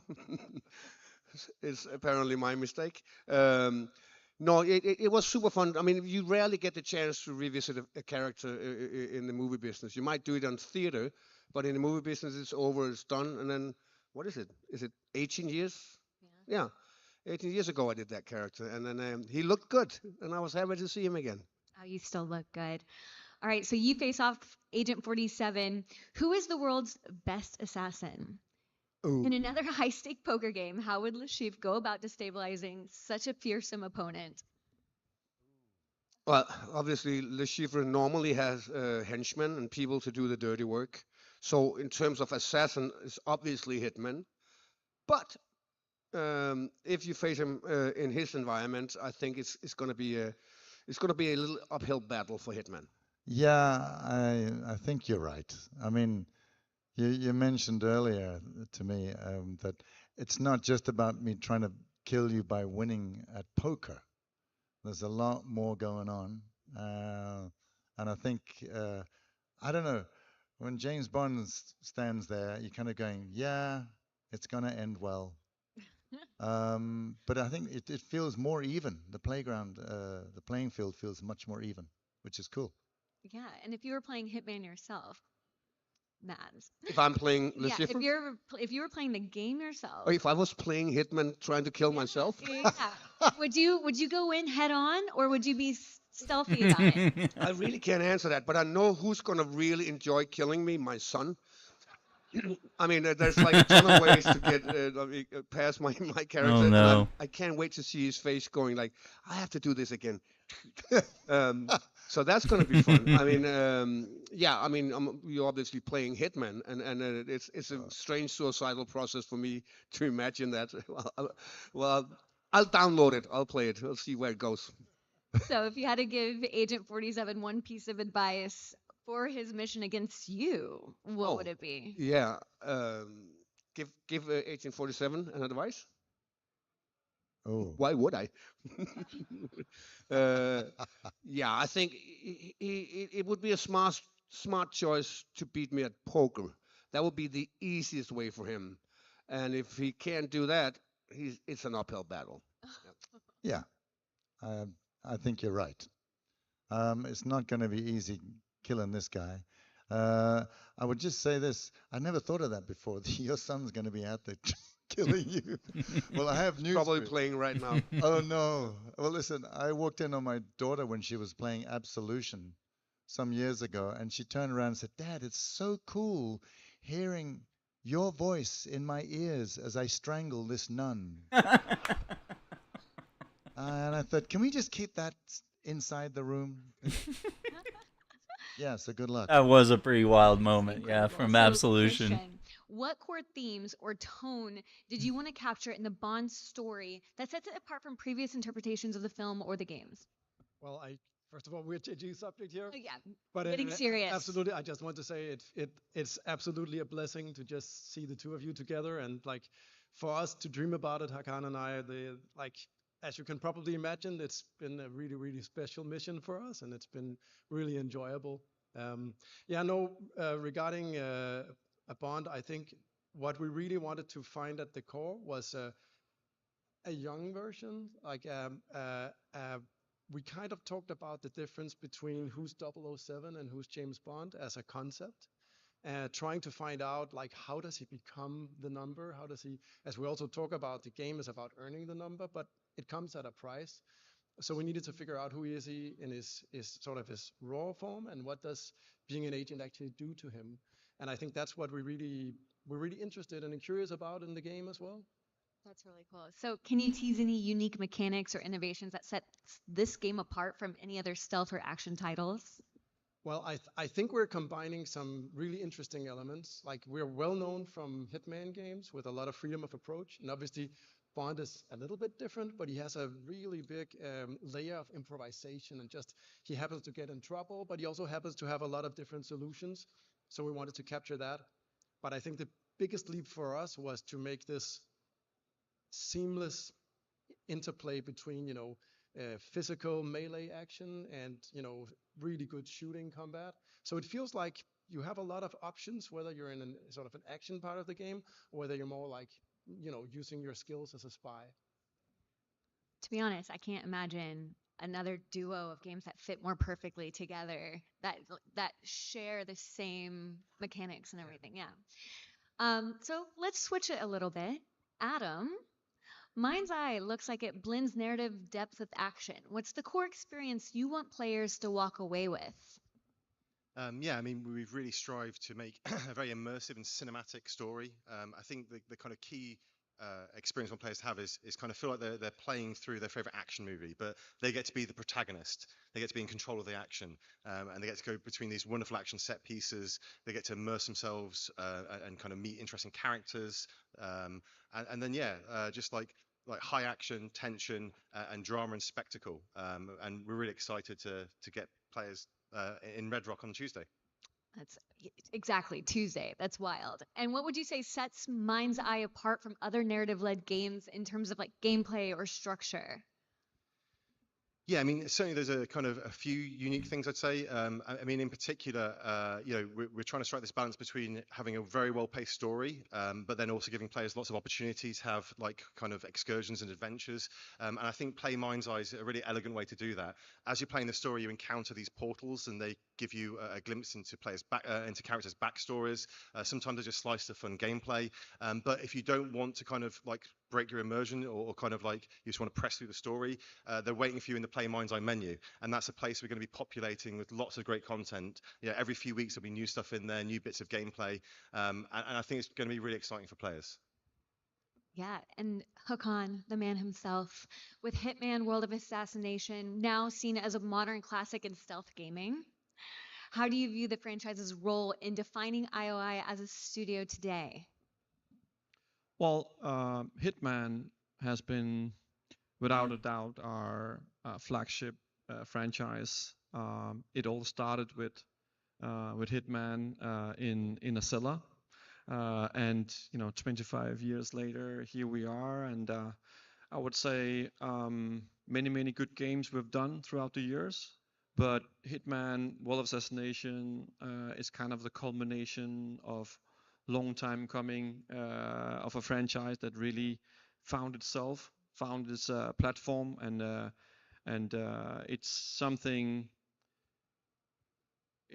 we started 13 years ago, 14 years ago, envisioning and working on it, and then starting it like from one episode to one game to three games, all melded into one universe. And it's been a long road, but like as you saw today with the co-op edition, which we are extremely excited about, it's something that when we say it never sleeps, it never ends, we mean it.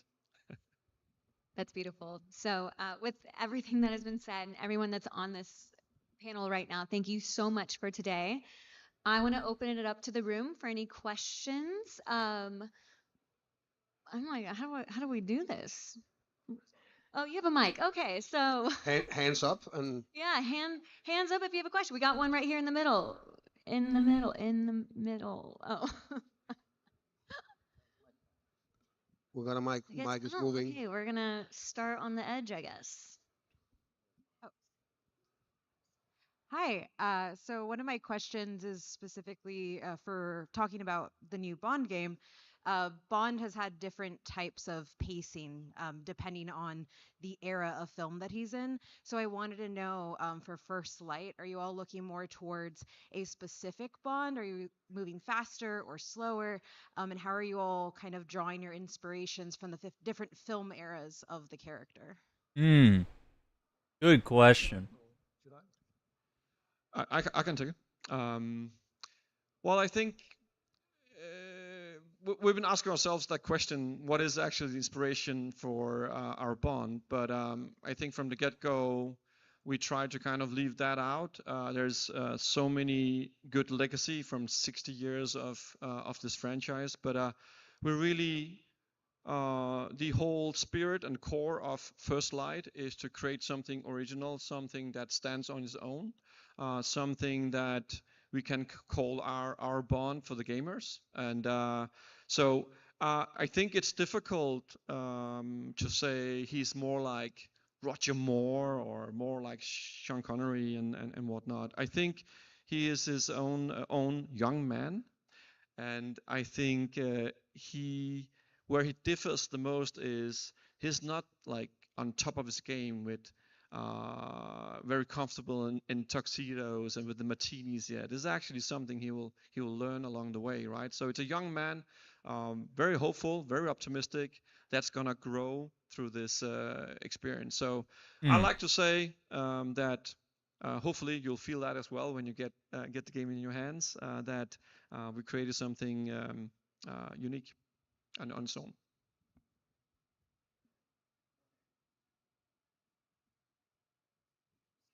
Bravo.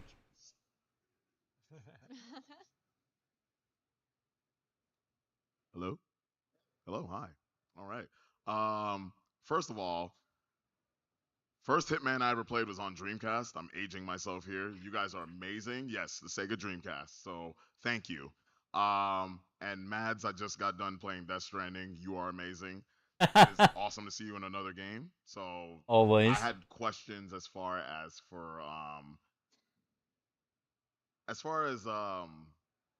your approach with this one versus the last one that you did. Was it any different, or did it just feel like you just jumped right back into it? Was Hitman on Dreamcast? They belong in the same worlds in the sense that I don't have a setting. There's no sets.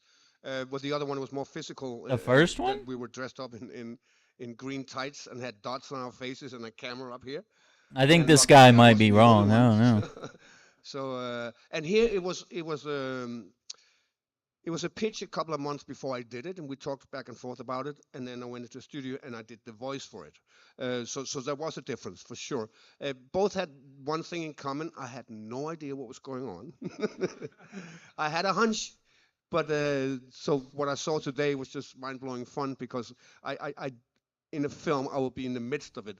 Here I'm on the outskirts of it, and then I see the product later. So it's I'm like you guys. I'm like crossing my fingers. Yeah, yeah.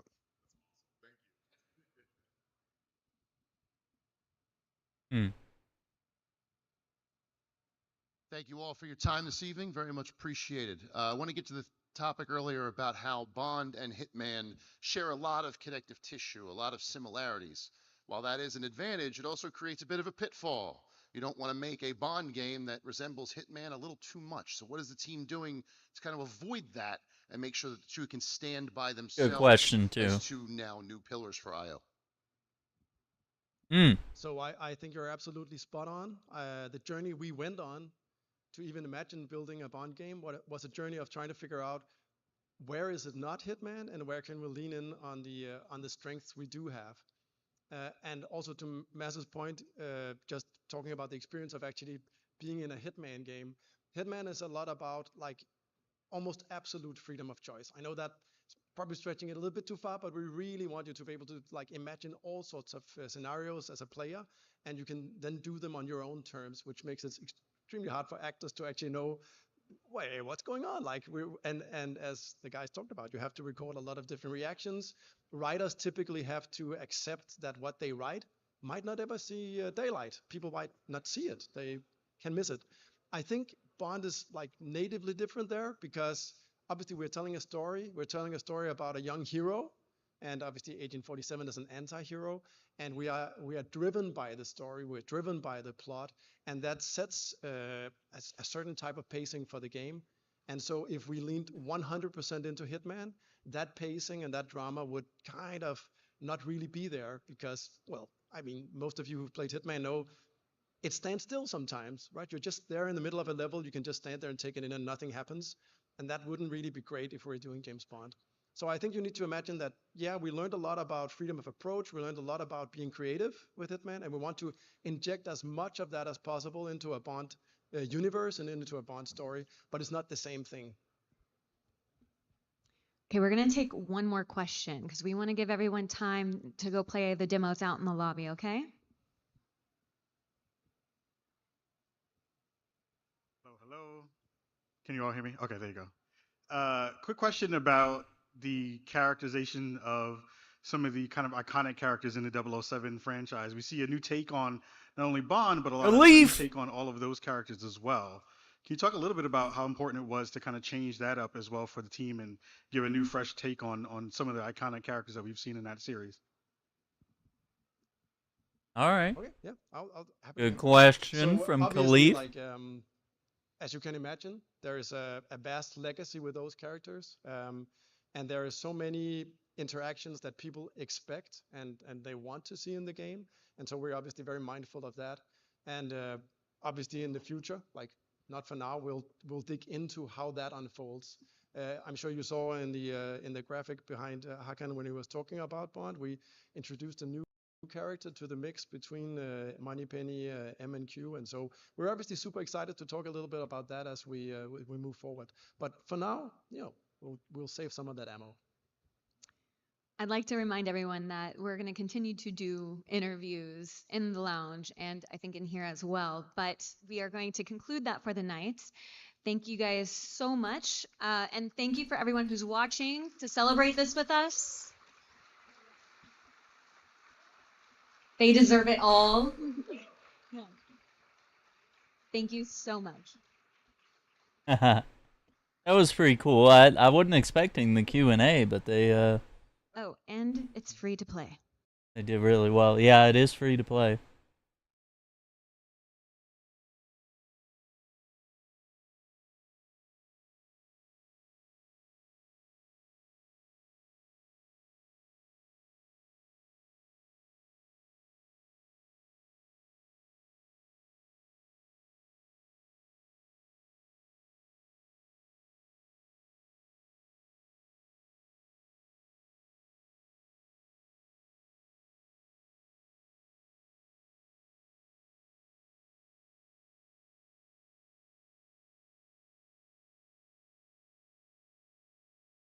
Well, I think that's going to be it. That's going to wrap up our coverage for today. You can sign into an IOI account to unlock cool stuff for 007 First Light. Of course, they said if you play this mission, Is the elusive shadow banker, if you play this known mission, only as Le Chiffre, you are a financial also mastermind with suspected get ties stuff to the criminal for underworld. He has 007 arranged a First high-stake Light. poker game at But the yeah, I Casino think they Monarchique in did a really good job here. Summer Game Fest was pretty dope. Of course, Day of the Devs showed us some really cool indie games. Devolver Digital showed us some really wild stuff and a nice critique of the industry. And then IO Interactive did their first, appreciate that subscription. Hope you're enjoying the content here. But yeah, and IO Interactive did their first showcase here, which, some ups and downs, some audio things and some live broadcasting stuff that, are definitely a struggle to deal with. But I would say overall, like, they did really good. Like, they had cool stuff to show. And, they were able to deal with various, situations that happen, like mic volumes and live broadcast woes, having to switch camera angles or cut to some B-roll while they diagnose things, So I'd say overall really good and something that they probably learned, like, it's not super easy to do a showcase like what they did. Having a whole audience, a Q&A, having several games and different footage for each game, and but I think they did a good job. And I think the big struggle is like showcasing those games live and then also doing the commentary live and making sure that whatever you're saying is aligning with what's on the screen. And that's definitely not easy. I've done it before, but it's definitely not easy. So overall, got to give them a good hand for that. MindsEye, I'm a little concerned. They didn't really show much new stuff. And that is a little concerning to me. Yeah, they got people on the floor playing. Yeah, and once again, they just keep showing short bits of footage, and I don't feel like they're putting their best foot forward. I think I would have shown more about the build engine that's on the PC that allows you to just, like, create your own maps. They didn't really show a lot of footage from that, even though they have shown footage previously. I think you have a chance to show that to a bigger, newer audience on that. And then First Light, it would have been really cool to be able to show something extra, but I think they're saving that for later this summer. Maybe they just legitimately, showed what they wanted to show. But anyway, this is really cool seeing Hitman running on the Switch 2. I have Hitman on, I think on every platform except for the Switch and VR, so I might need to see how it runs and give it a go. But yeah, we can jump into the Le Chiffre hit for free, so very excited about that. I think it was a really cool surprise having both of the voice actors for, Agent 47 and Le Chiffre himself.